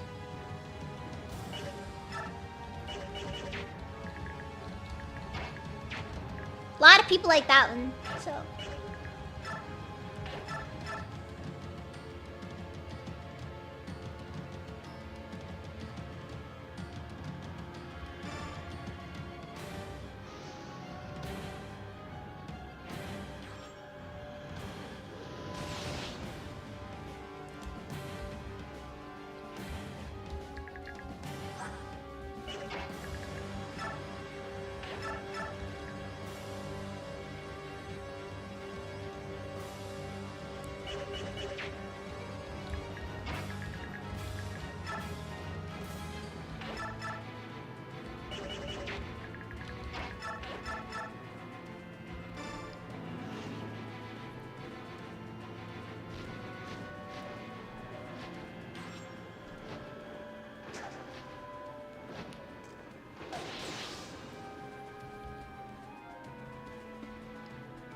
Okay, well, that didn't go over nearly as well as I was hoping I would.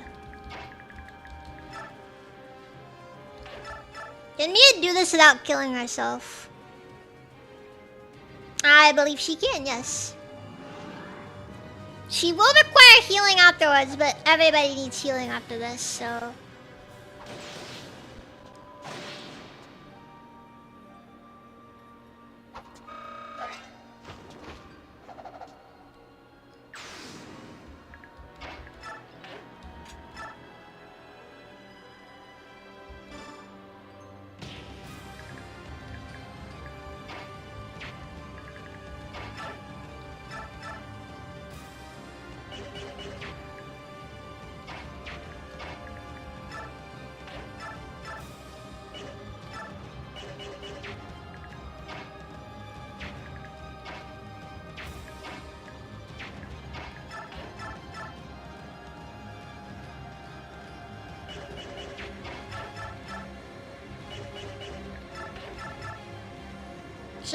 Sonic, you can take this.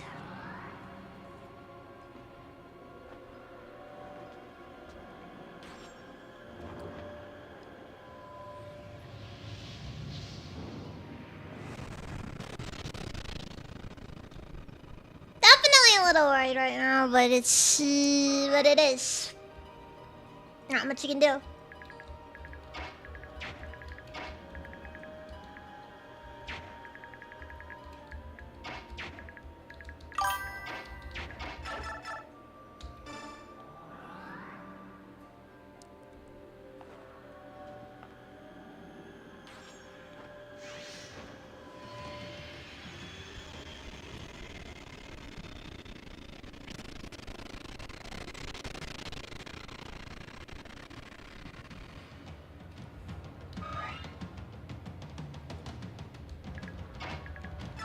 Alright, and now... Get everyone going again.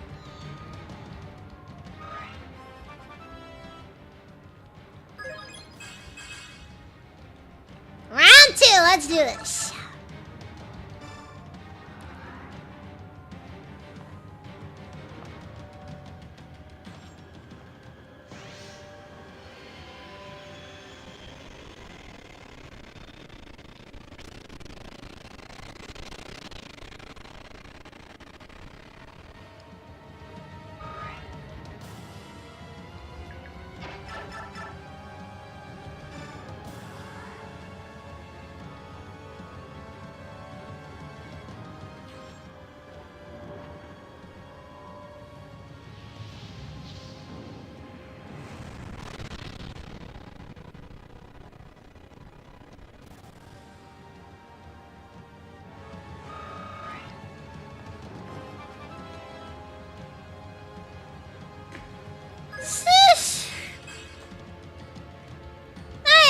He just got a little bit of bulk.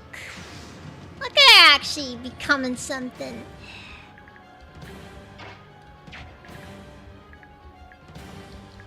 Yeah, but seriously, jokes aside though, this is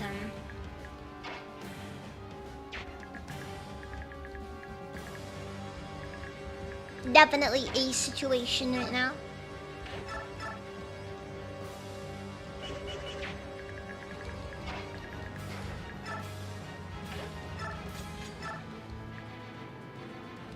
Sadly, Mist just does not have the damage necessary for some of these guys.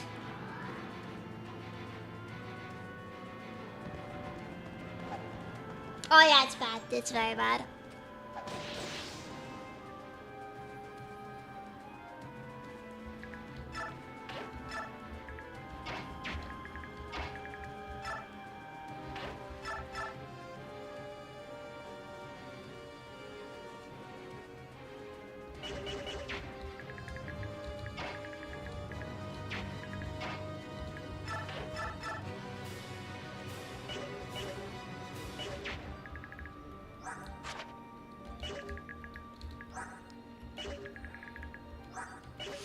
Okay, I should not do that if I can't shove him out of the way, because the only person who might be able to is Ike, and nope, I cannot. So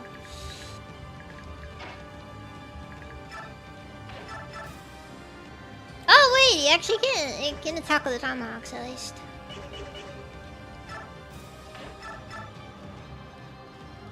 In that case.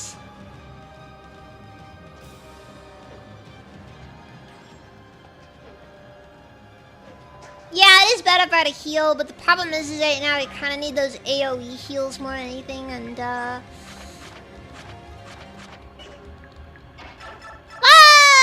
those are kind of in a bit of an interesting spot right now, because, you know.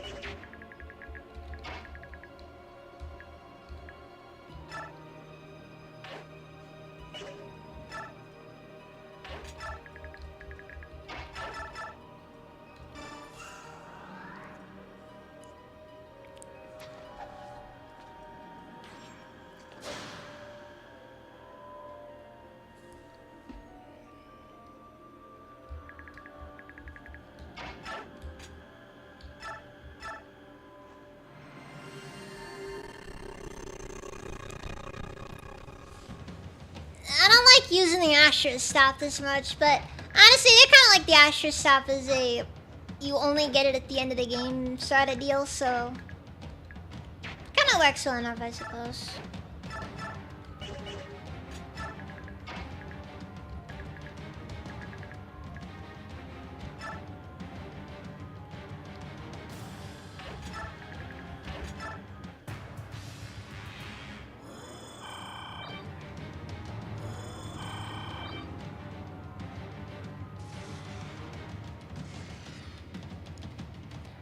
Cover like 40 something HP every time.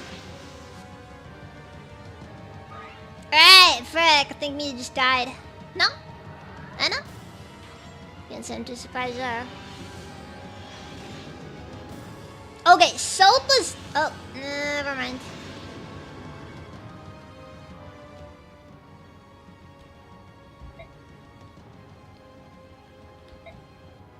Strange, I'm not worried, but I can't die here, not now. If I don't get out of the way, I'll just trip over and have mischief from this battle. I guess Anna's got to survive this, you know, so that the dragon tribe doesn't die with her.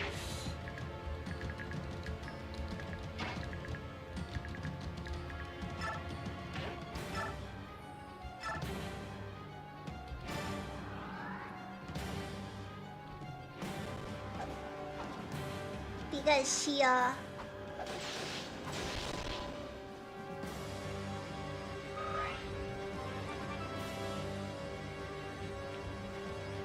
she's got that very, you know, strong need to have Rajian's baby after all.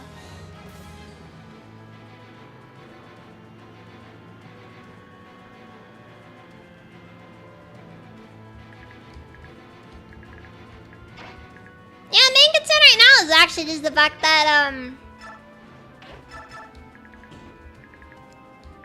we may be lacking in our options when it comes to healing everyone.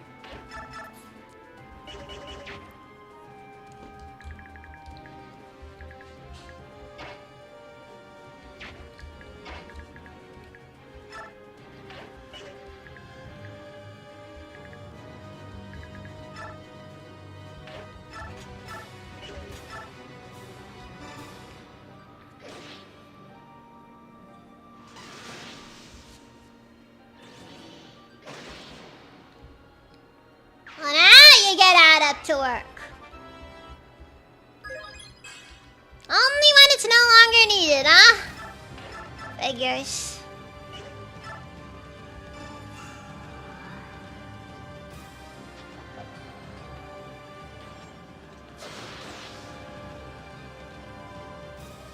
Fair point.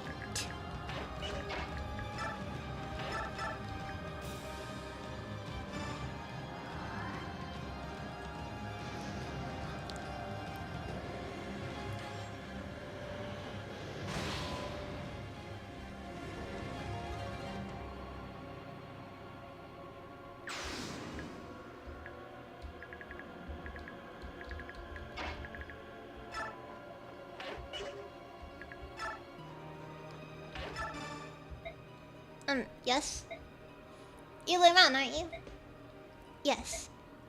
You, forgive me for asking, but aren't you my... Can we talk about this later? What? I mean, of course, sorry to bother you. Child, you couldn't possibly bother me. It's just... The talk you and I must have is going to take a long time. And I don't think Astra would wait for us to finish. Oh, very well. What is it? Oh, nothing. Never mind. Micaiah? Yes? Looks like you could use some backup. I'm good with the staff too, you know.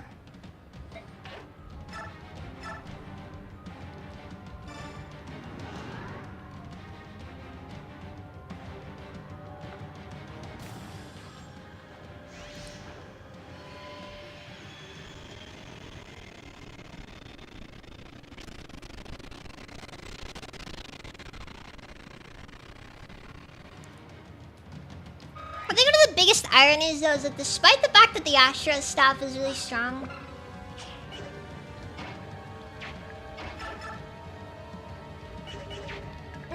there's not really that much of a desire to use it for, there's not really much need to use it right now due to the fact that it's,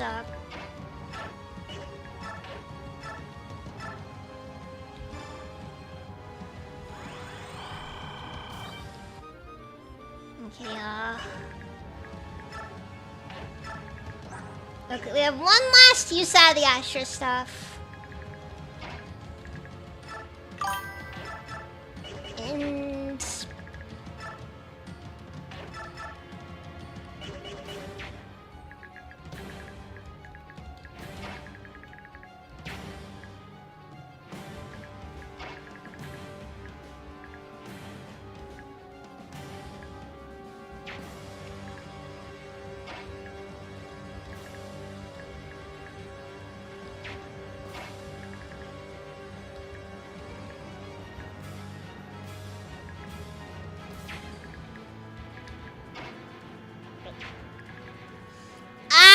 go about this.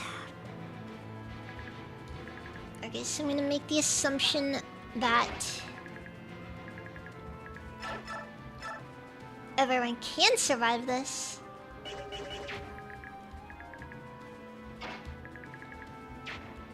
Which is a dangerous assumption, because there's an equally high chance they just can't.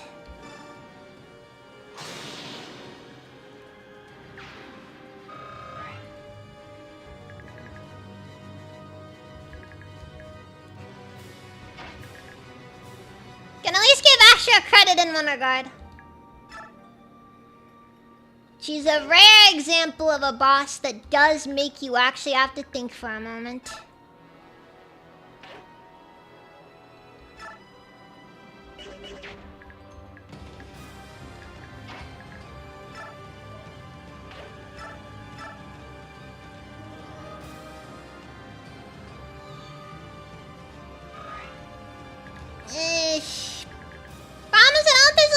To a battle save right now.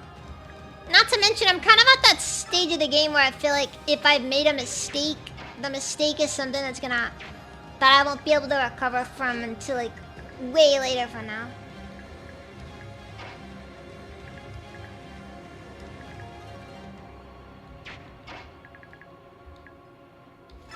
You know, like when you make a mistake that's just like, you just can't really realistically recover from it until it's too late. Or like it's too late to not to actually recover from it. Because, you know, you've already made the mistake.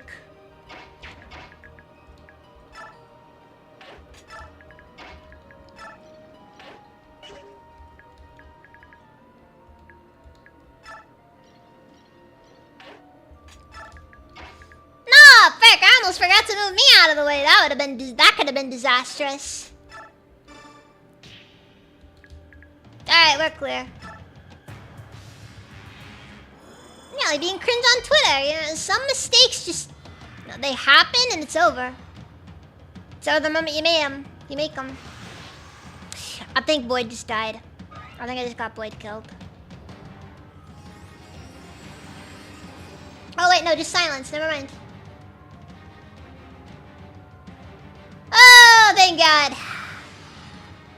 Best part about silence is it'll only affect the people who it doesn't matter. Oh, wait, never mind. Someone got hit with it. Good thing I brought my star with me.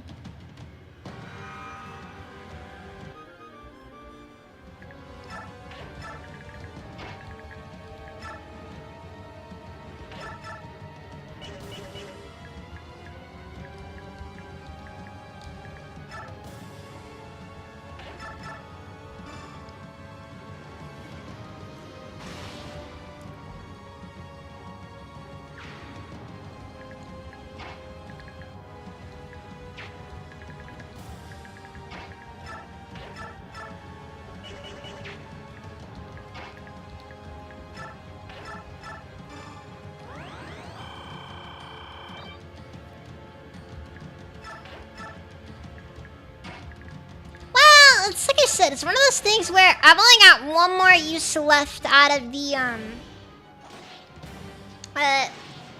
Astra stuff. So if it's over, it basically was over a few turns ago.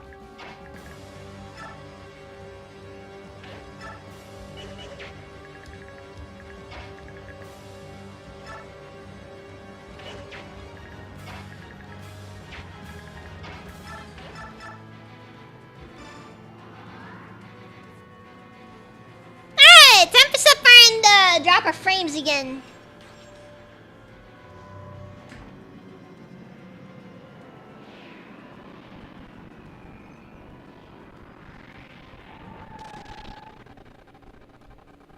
Every day I hear somebody's tires squeal.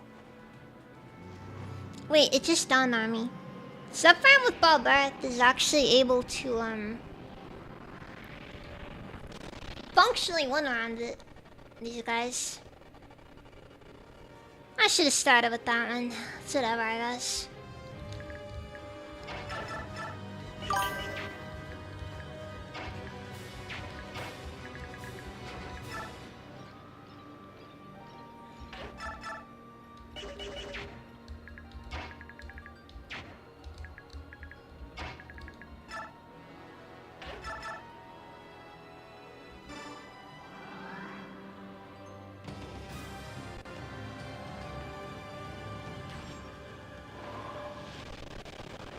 Very interesting sound effect to have in this game, but I guess it would have been it could have worked in lore.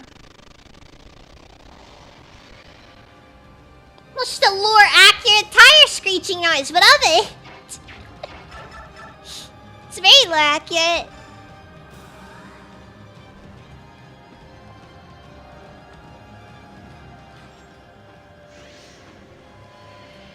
I don't think I've ever lived anywhere where people drive well.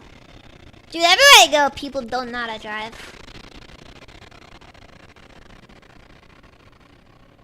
I'm happy that Rexora ended up being the one that ends up destroying your frame rate the most.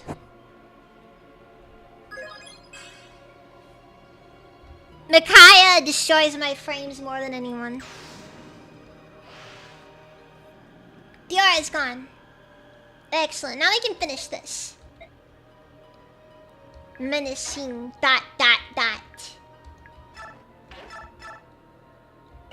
Okay, the good news is that she's a bit weaker when you reach this stage.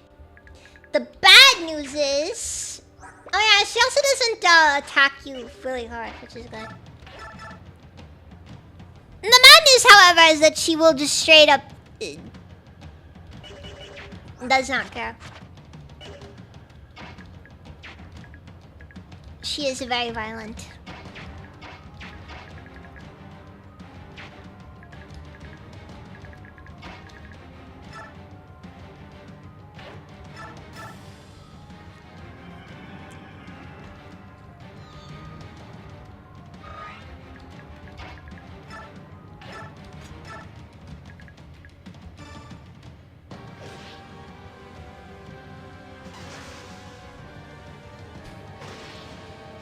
So I'm getting the impression the next time she's gonna hit us with something really hard.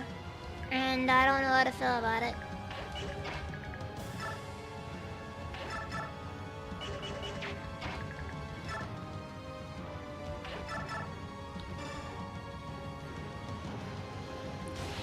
I'm assuming... Wait, no. Next turn should be like a single target attack thing, so... Yeah, we should be good. We should be good. Oh wow, so it's a straight up double curve. I mean, a big curve can take a round with her, but God, it's probably at least a little bit intense. So.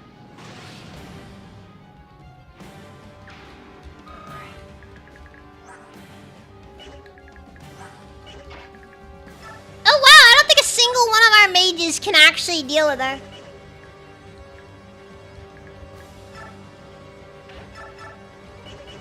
Wait, hold on. Okay, Laron can, Micaiah can do some chip damage. Soren can get some chip damage. Yeah, no, but like, straight up. High resistance. What the frick? That resistance is so stupid. Oh my god. Meg, Destroyer of Worlds, can, in fact, damage her.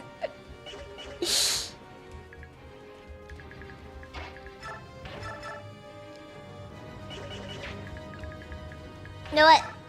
Ah, fuck. Well.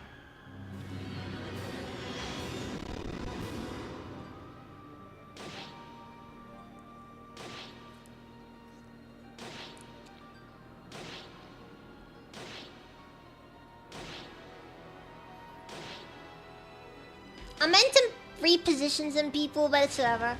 It'll work just fine.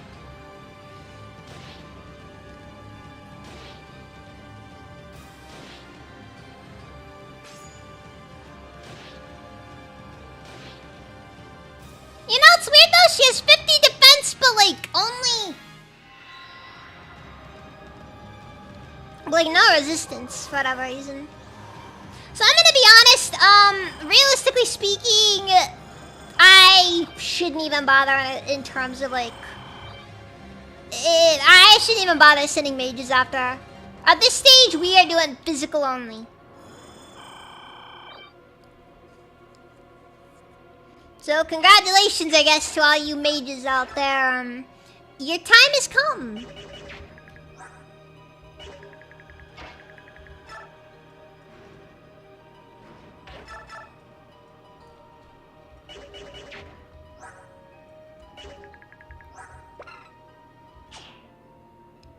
Wait.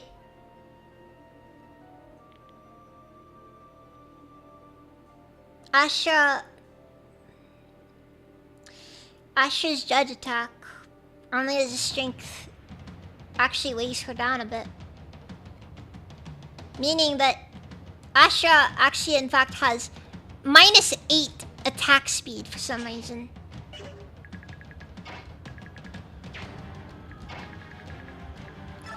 Very strange design for your final boss, but whatever.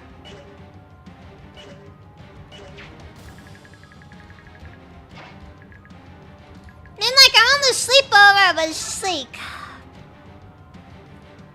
Okay. Okay.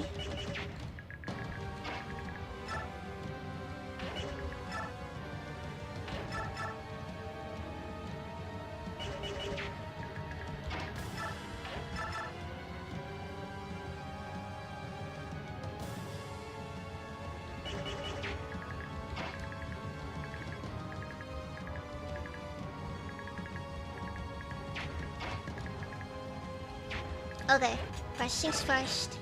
Gonna drop a battle save.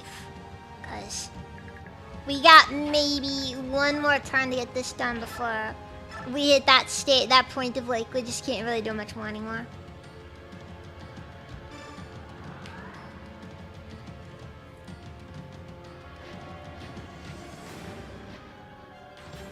She's weighed down by her own judgment.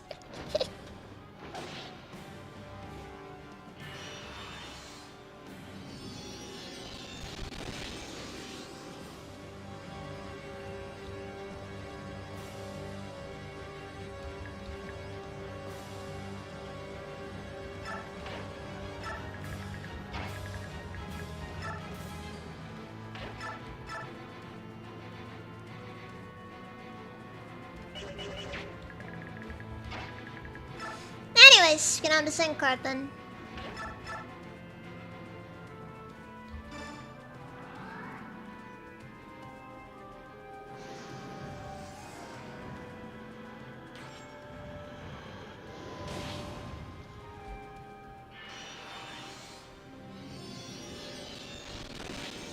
Oh yeah, and it's like she does magic damage, so it kind of makes a lot of her other stuff really freaking difficult to deal with.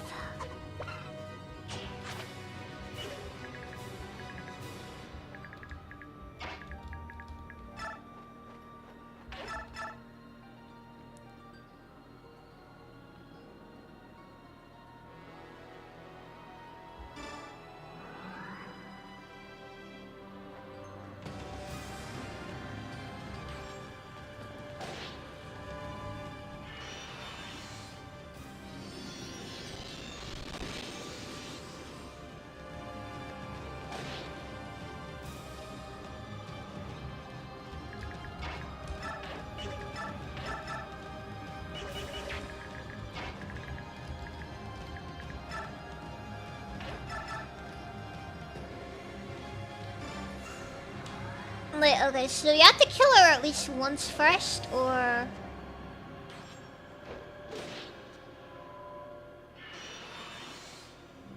Or can you just do this on the first time you take her down? Because I know Ike has to do the final hit on her.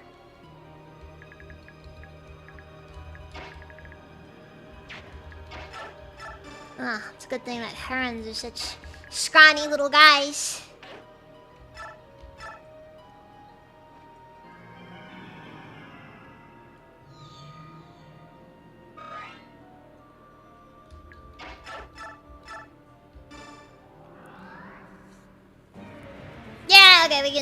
Okay, we can do it on first time. We have to put an end to this. Take all the power I have. Thank you. I'll use it well.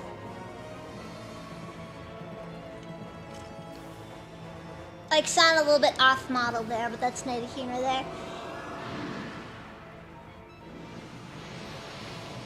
Oh, I know Ike has to, because it has to be thematic. It's gotta be thematic. Alright? Thematic!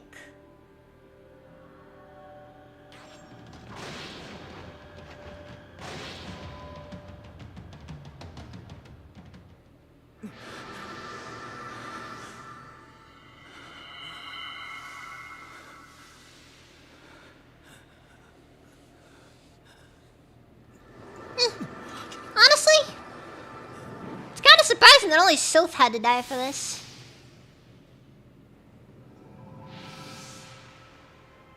For what it's worth, though, keeping Sylph alive, I think, would have actually been more challenging than it would have been worth. What of you? Are you leaving? I am. But I believe it's for the best. This world does not need God. Anyways, You finally! with me. I'm still standing by Fire Emblem Radiant Dawn's ending is kind of weak, honestly. You don't have I don't necessarily mind part 4 as a concept, it's just like, it needed to be longer. We don't have much use for gods. It needed to be longer, and I think certain characters should have been more show us present in it. What we should aspire to. We need inspiration. You give us a reason to grow, to become more than we are. Woman But if we don't defeated. do that, Yune, we're nothing more than statues. Can you forgive me? What I've Yo, done? he's trying way too hard to sound like deep on this one. Maybe the real Fire Emblem was the friends we found we made along the way. Us. How could we not?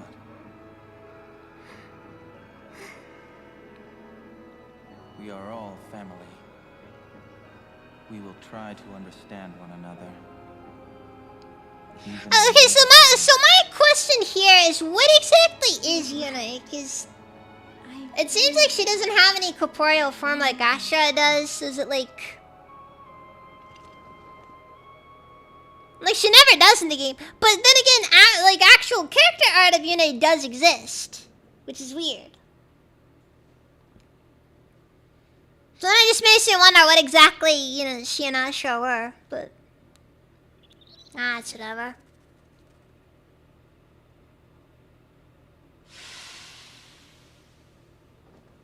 Look, for what it's worth, after you've killed Asha at that point, there's not really much you can do as far as, keep making sure nothing goes wrong again. Look, you can safely assume you're probably good for the remainder of your lifetime at that point, It's like after World War II, you think like, Churchill was sitting down thinking, yeah, man, we're gonna have to worry about another Hitler popping up. Dang it, I did the thing.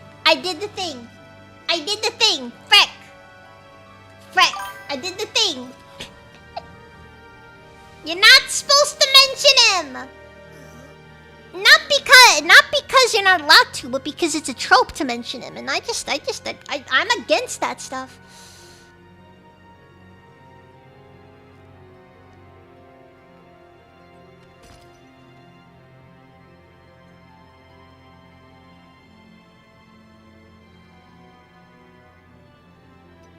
Okay. It's funny because they were right about it. Oh yeah, and then they basically turned the entire planet into just Nazi Germany. And that's where modern day fascism came from. It's a quiet sort of fascism. It's not like there's a third radio. I'm gonna be honest, I wouldn't trust intelligent systems to make a third one. If I'm gonna be honest, if they threatened to make a third Radiance game, I would be very disappointed.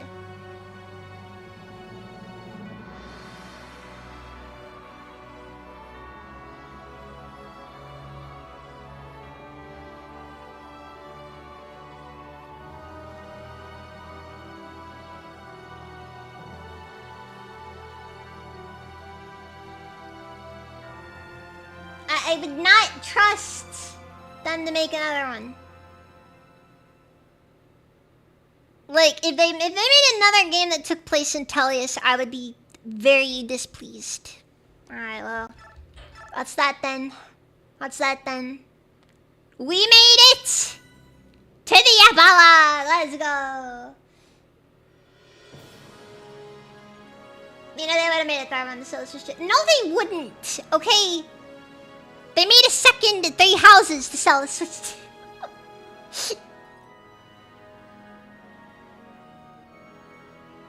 And also, I'm gonna be honest, I'm pretty sure it's a sequel. Some people are very like, it's probably actually a prequel, but like, my gripe with it is I'm pretty sure that none of the hero relics existed prior to the death of Silthus, so I don't think it would have worked. Anyways, well, I guess this is over. We'd better be on our way. Are you going back to Dan? Yes, everyone's waiting for us. We'll have to start rebuilding all over again. Hopefully this will be the last time. Little do they know, Lagu's gang violence is very brutal. Let's see, shit, anything.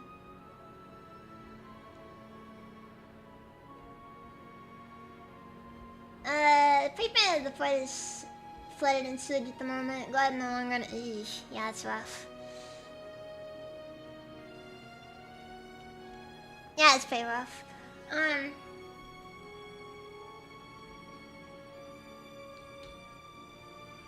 I'm gonna be honest, it's like you can't realistically, in my opinion, sequel, prequel, I really don't think you can do anything to actually follow up Three Houses and make it satisfying. It's like making a sequel to Fire Emblem Fates. Except I 100% can believe that world ceases to exist immediately after all 3 endings. Yeah, Lago's gang violence. It's a thing. Look it up. Just don't look at the statistics that Ike conveniently forgets whenever he talks about people being bad. No, don't say hopefully. Maybe make it the last term. If anyone can do it, you two can. I don't doubt it, but thanks for the vote of confidence. Thank you, Ike. I will never forget you. Races of Dharmakaya. Crowned 15th Queen of Dayan at prior King Peleus' entreaty, Micaiah ushered in a new era of prosperity. Severely wounded in part 4 and gave rape part 5. It's so just married Micaiah, it's just how it is. Kinda weird how the ending doesn't show up if they're wounded. Edward lives a common townsman despite the Queen's wishes. He would often visit the keep to bring good news. Killed in part 3, chapter 12, the price. No one wanted the kingdom, saving those in adversity. Stories of his ultras eventually became legends. I like how you can actually, you don't have to actually like wait for it to all come out. Let's see, making a sealed day game with the forensic story paths is intrinsically a problem. Exactly. Laura returned to her home church and became a mother to many orphans, all of whom loved her gentleness. Gang violence leads to fewer Costco's. We need more gang violence in the area.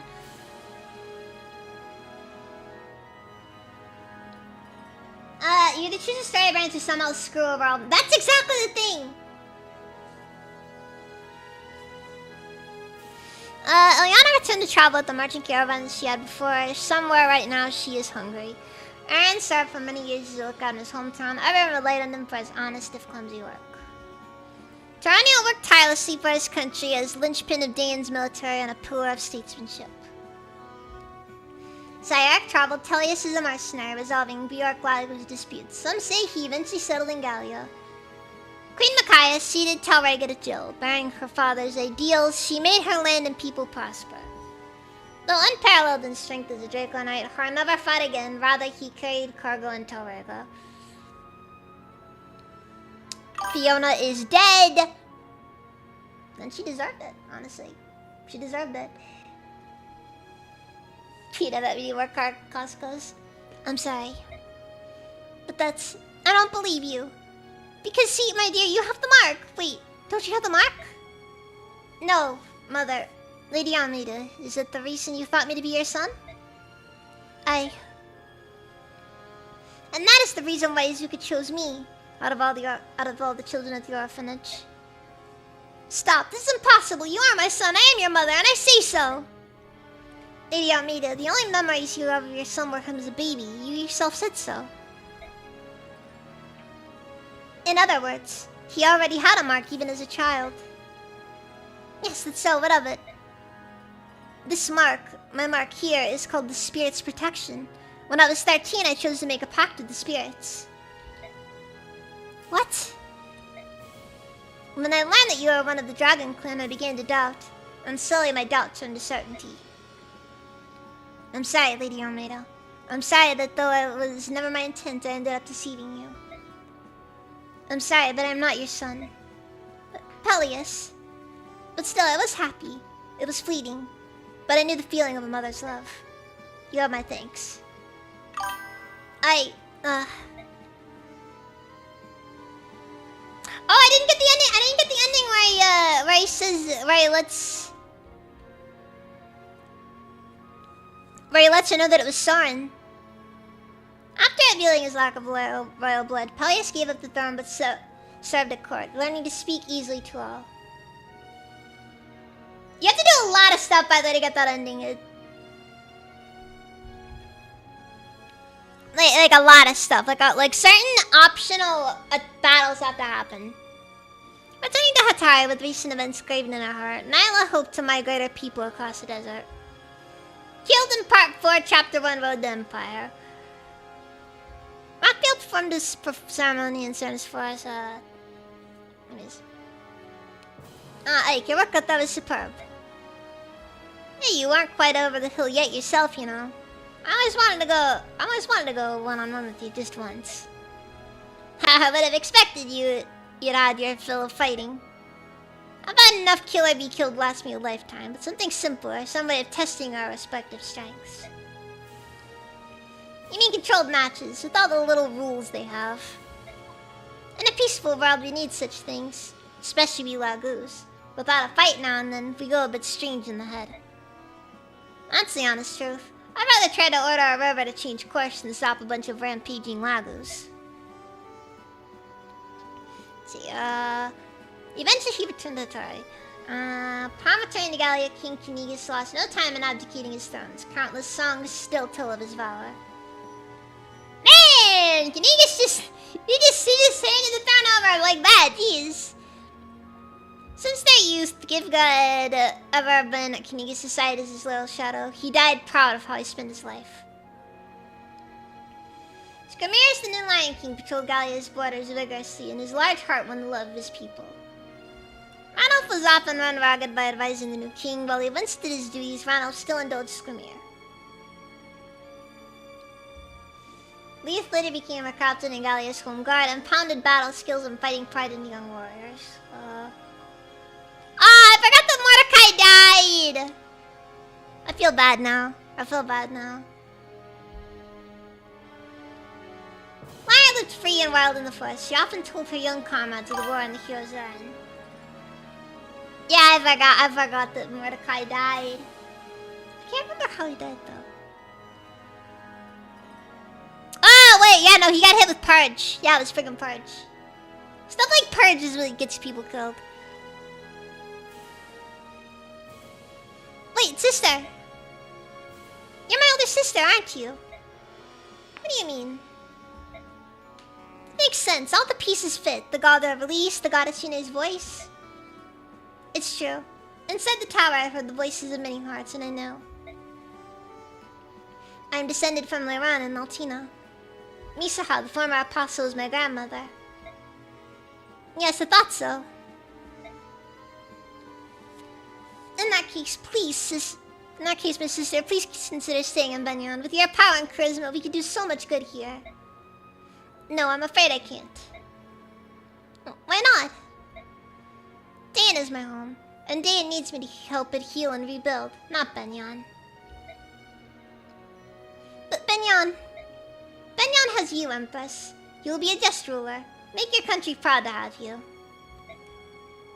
Will I never see you again? Hardly. I think what our countries need now is a sense of family and friendship. I ask that you sign a treaty of alliance with Dayan and announce that we are equals. I will, of course, once things settle down in both our countries. That will be the first thing I do, sister.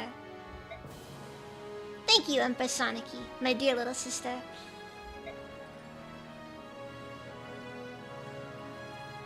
Let's see, Kaiser remained a dutiful Gallia warrior. He showed exemplary diligence, never neglecting to train even in peacetime. Soniki elected to guide her people in a world without the goddess, and made treaties uniting the continent. Seigrin was loved by her subordinates in the Holy Guard, and for her kindness and guided Soniki all her life. Tanit was feared by her subordinates in the Holy Guard for her strictness and guided Soniki all her life. Let's see, as Banyan's Lago's advisor, Tormod labored to help former slaves out of poverty. He was busy but very happy. I still feel bad that Tormod kind of just gets freaking nothing throughout this game. As Banyan's first ever Lago's official, Maram assisted Tormod and supported his efforts in every arena. Vika became a liaison to former slaves, traveling between the cathedral and Lagos district, and was loved in both. Oliver followed his calling as a guardian of beauty by sponsoring many artists, especially those who depicted him.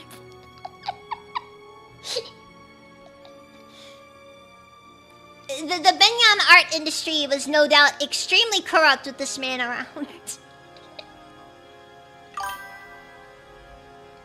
gonna ignore the part where he's kind of a criminal. Collector of beauty, Owie definitely has an unwilling lowly wife, 100%. 100%.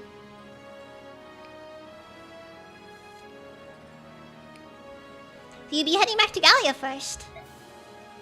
We'll stop by Gallia, then wing straight on to Cernus. Cernus? Why there? The Empress Anarchy has kept her promise. Cernus will be formally ceded back to us. She said we may return immediately. Ah, I see. That's good to hear. Sometimes birds change their feathers. The hawks, the herons, even the raisins. We're thinking we'll all settle down together. All this time we've sorted ourselves by our ways of thinking and seeing and living. If we can respect each other's opinions and we learn to compromise, we can learn to live together without strife.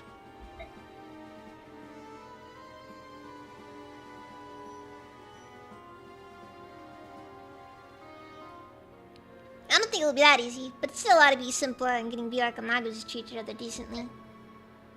You set a good example, Raisin.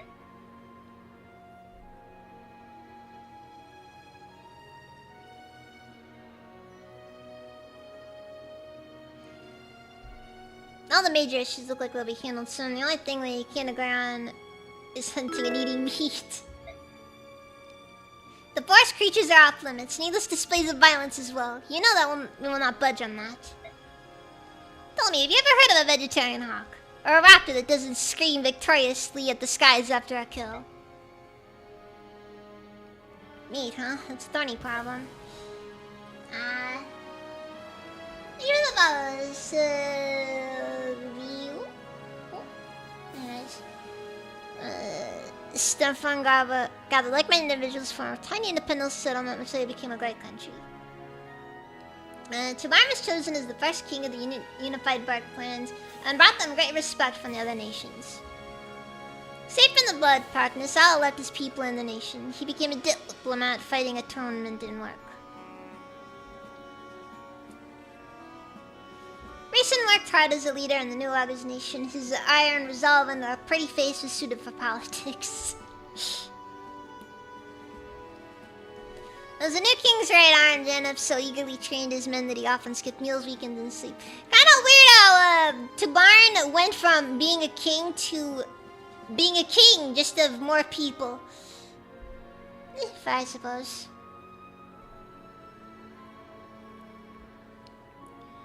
Despite being the new king's left arm, Yuki still loved solitude, spending his free time in long, deserted locales. Leanne and her father made the forest echo with songs to stir up pride in all those toiling to build the new kingdom. Kinda wild how we never see Leanne and all the other Heron's father.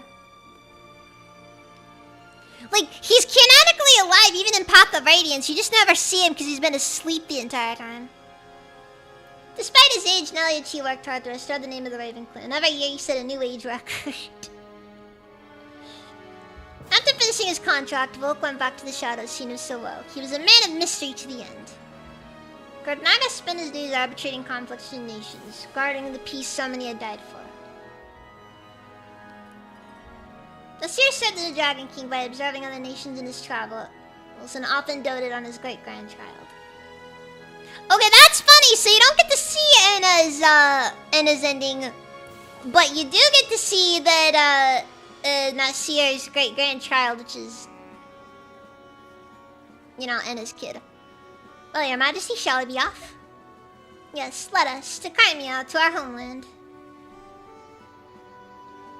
Gareth was named Chamberlain to the King's new nephew and taught him with both strictness and love. Wow. All that stuff.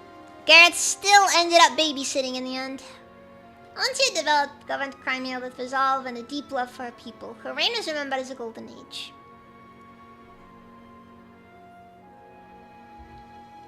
All Crimea rejoiced at Redding's return. He chose to forego the limelight in helping the Queen to keep the peace. As captain of the Royal Knights and a model of chivalry, Joffrey served his queen and country for all his days. With the Queen Lent, Lucia followed. Their love was fabled to be stronger than even most blood sisters. 100% lesbians, anyways. Bastion's unparalleled diplomatic skills ensured that many treaties were signed spreading across Tullius. Kyron served the royal family with nearly fanatical verve. His voice could be heard from anywhere in the castle. Marcia showed a dedication as one of the royal knights ever vigilant as she patrolled Crimea's skies. Makalov remained as a royal knight because the Empire was too strict. Miraculously, he was never fired.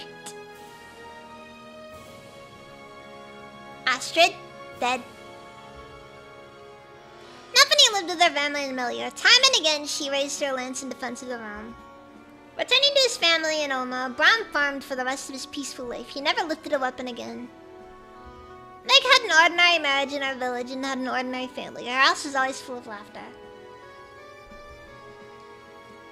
Heather returned home to care for her mother, swearing off her roguish ways, yet somehow she always had money.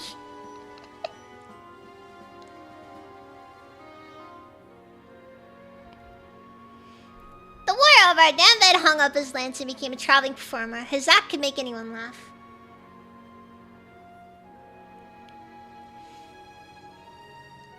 She had Alan Dite just hung up on her mantle.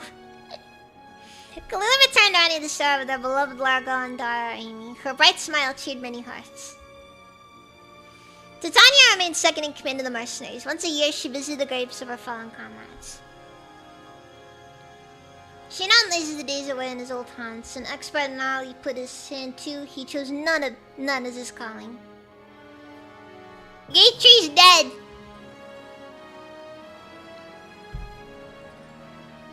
Oscar returned to the Royal Knights at Queen Valencia's request, but still took mercenary work on the side. Boy trained daily so as not to lose his spot to some stupid rookie. Mishumored her husband's insecurities. Ralph remained with the mercenaries. He was always in demand as a tutor of unrivaled marksmanship. Rice served as a healer and opened a small chapel in a corner of their old keep. He taught school there.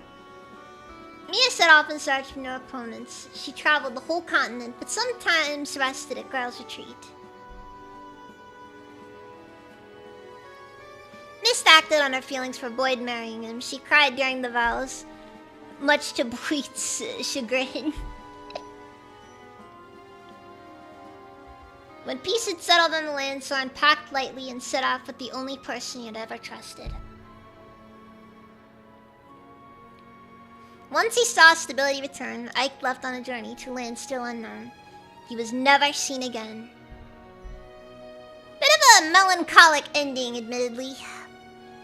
At Lazarai's urging, Sephiroth laid himself down within Serenus and was healed by the songs of the hands.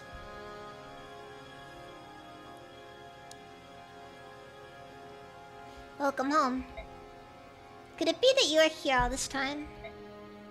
Alas, no, I'm sorry to say. But for several days, I've somehow felt as though you would soon return. Well, I'm home, and I'm glad to see you again, Laran. And I'm glad to see you as well, Goddess Ashanara. How long has it been? 100 years? 500? About 1200 years.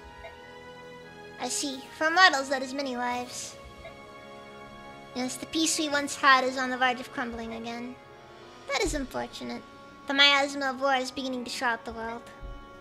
However, I shall not again be frightened. As one born of the hopes of man, I shall protect this world. Yes. Laran, I've missed your songs. Would you sing for me now? I no longer. Well, then I will sing, and you may sing with me. Is that alright? Yes.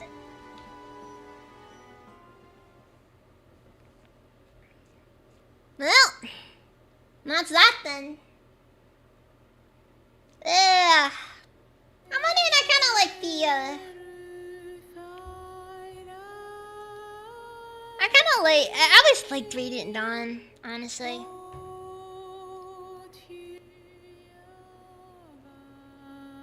I think it held up pretty well, honestly, despite, some of its quirks. The ending is still needed more time in the oven. Thank you for hydrate.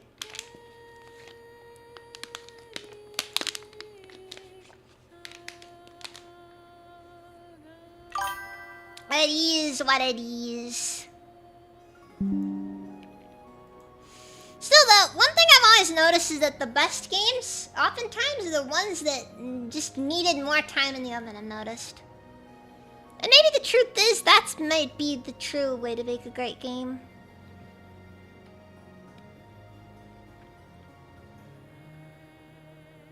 Do not ever give the devs enough time to finish it.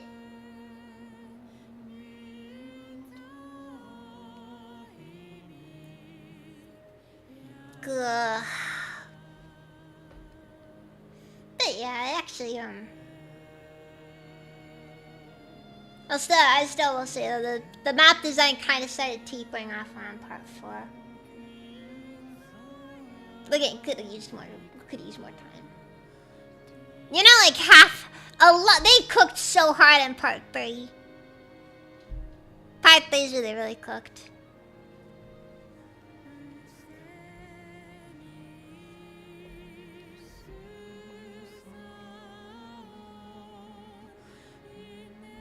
I don't think that epilogue part though was them, was ever them hinting at the,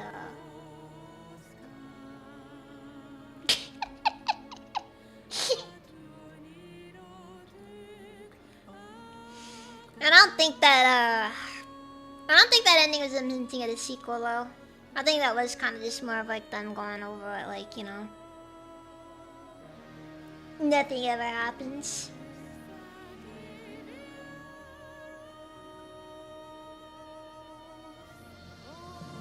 But, you know.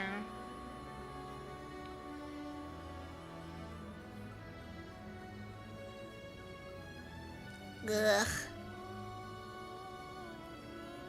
I still don't know what I did wrong though for the, to get the Soren reveal though.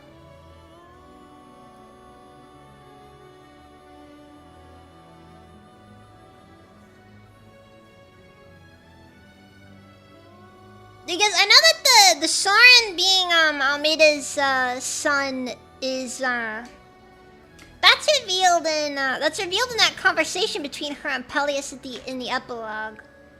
And I genuinely don't remember how on earth it works.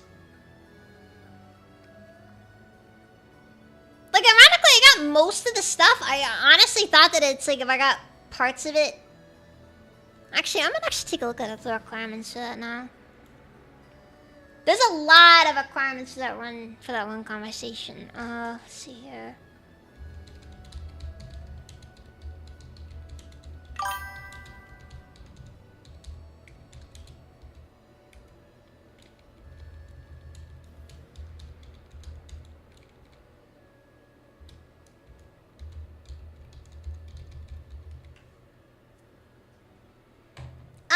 No. After this, I am switching to... what is it?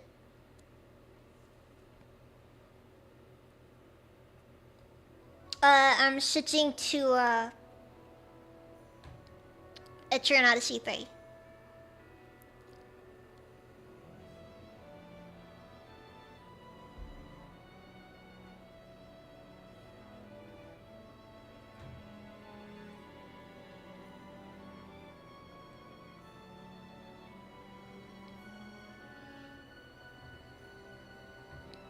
Okay, wait, so the Soren epilogue. Make Soren fight Micaiah in part 3 chapter 7. Ah! That's what I didn't do. That's what I didn't do. That is a really hard requirement! Dude! No, for real though. Make Soren fight Micaiah in part 3 chapter 7. I think that's the same mission where you have to have Ike and the Black Knight fight.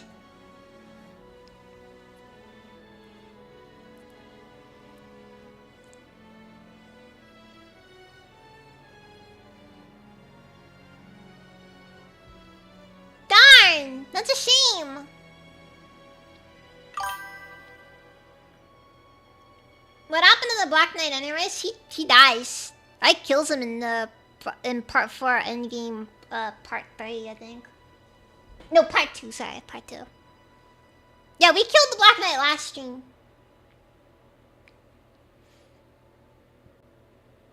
Yeah, he and the Black Knight have an epic final duel where no one is allowed to intervene, and that's the end of it.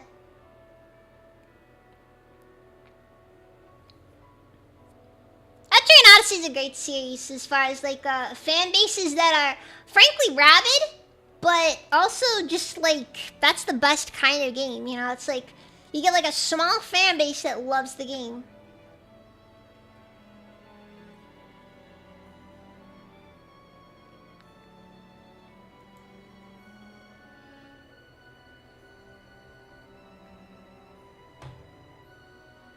Actually, I'm gonna look this up here.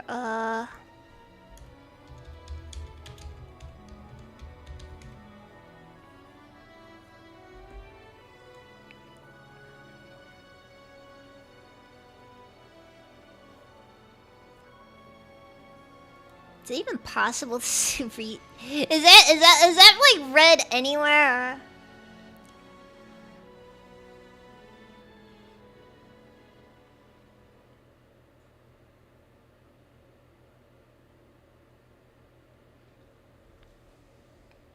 Yeah, I've actually got no clue. In days long past, the young man strode the lands of Tellius. He was simple yet true, his deeds brave and noble. He reunited 2 races long at war and healed the heart of a goddess long gone mad.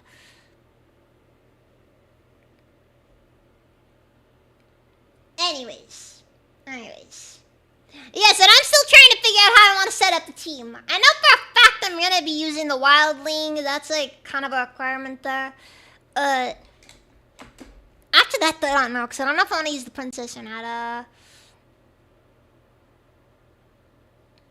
I don't know if I want to use the sovereign because of the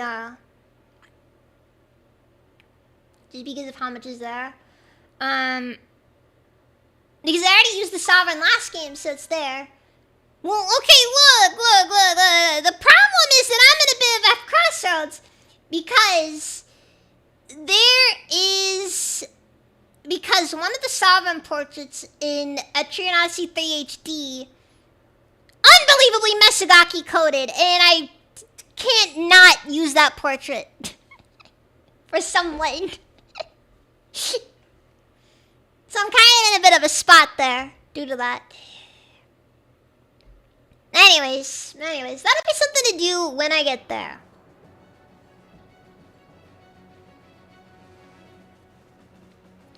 Now let's see how horrible I did.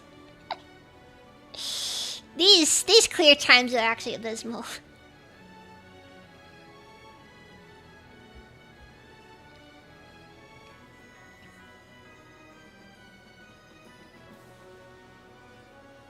These clear times are gross. Then again, it's been pretty clear that I was only able to clear like what 2 chapters every stream or something like that. It was rare, okay.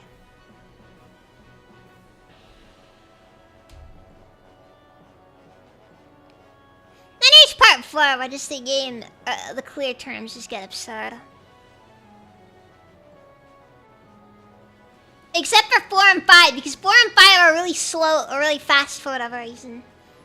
It's like the game, they blow their load with the Ginsia, okay? They blow their load with the Ginsia.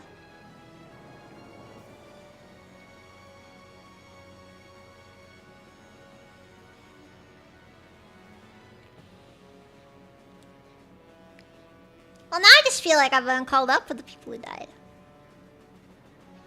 Let's see here. You know, the irony is I think actually Raphael might actually have 1 win. I distinctly recall I did actually make Yep, Raphael killed so late. Peak. Yeah, that's kind of the thing, isn't it? You gotta.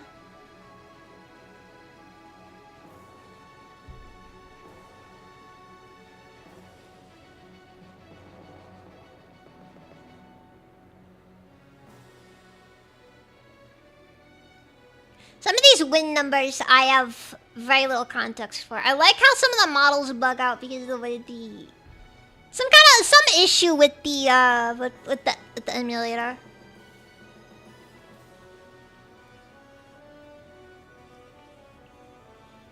Some characters I just couldn't activate avoided using where I could. It's like, I wish I could have gotten more kills with Kurf. Kurf is hard to level up though. Then you start reaching the favoritism levels.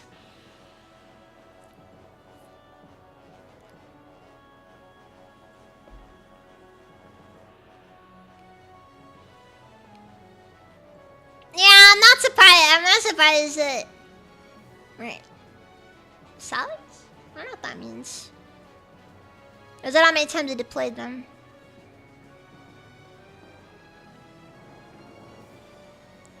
Jeez, I didn't know how much I was using Nuffany. Jeez. Yeah, let's go! Big Destroyer of Worlds!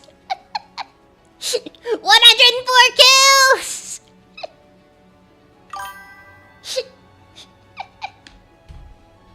And obligatory Micaiah and Ike up there because that's just how this game handles these characters. It's hard not to have them, you know.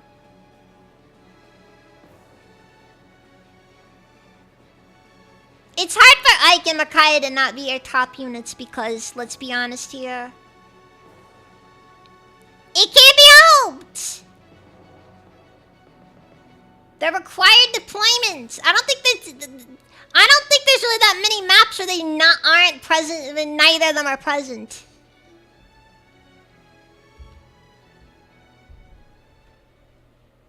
I always really liked Ike's Vanguard design. Anyways, that's that then.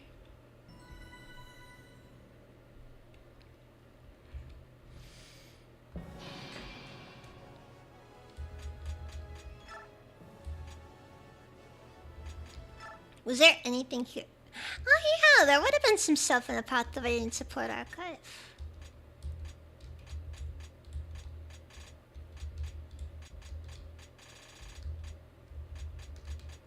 Wait, Mist and Jill have different A supports?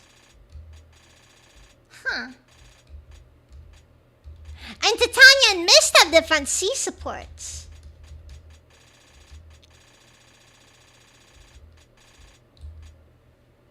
Makalov and Astrid have different C supports and A support. That's kind of crazy. I'm guessing it depends on when you decide to have the characters do their A or C supports. I didn't know that was the thing though. Oh yeah, no, I'm gonna be honest, I still stand by the Radiance games are the best Fire Emblem games. No, I'm not gonna sit down and play through the whole series just to prove my point there, okay? I'm gonna give it to Razor tonight. He's currently playing Warframe.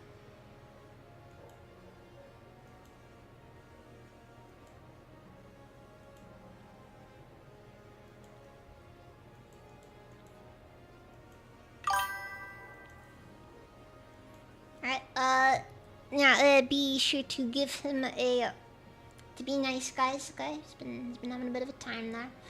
I haven't touched Warframe in ages, that's fair, that's fair. I've never played Warframe.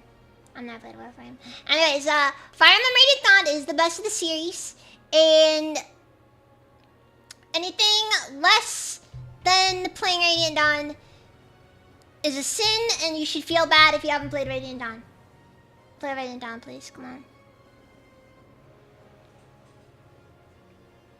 But you gotta play Path of Radiance first. There should have been a third one. Okay, it should have been a trilogy. I don't care what anybody says. It should have been a trilogy. How dare I make such an essential pocket of those. You know how long Fire Emblem games are! Yes, Radiant Dawn is the longest out of all of them, I think, but still. Okay, Fates probably would beat Radiant Dawn, but still. It's like... it'd be felt. Okay, it'd be felt. Anyways.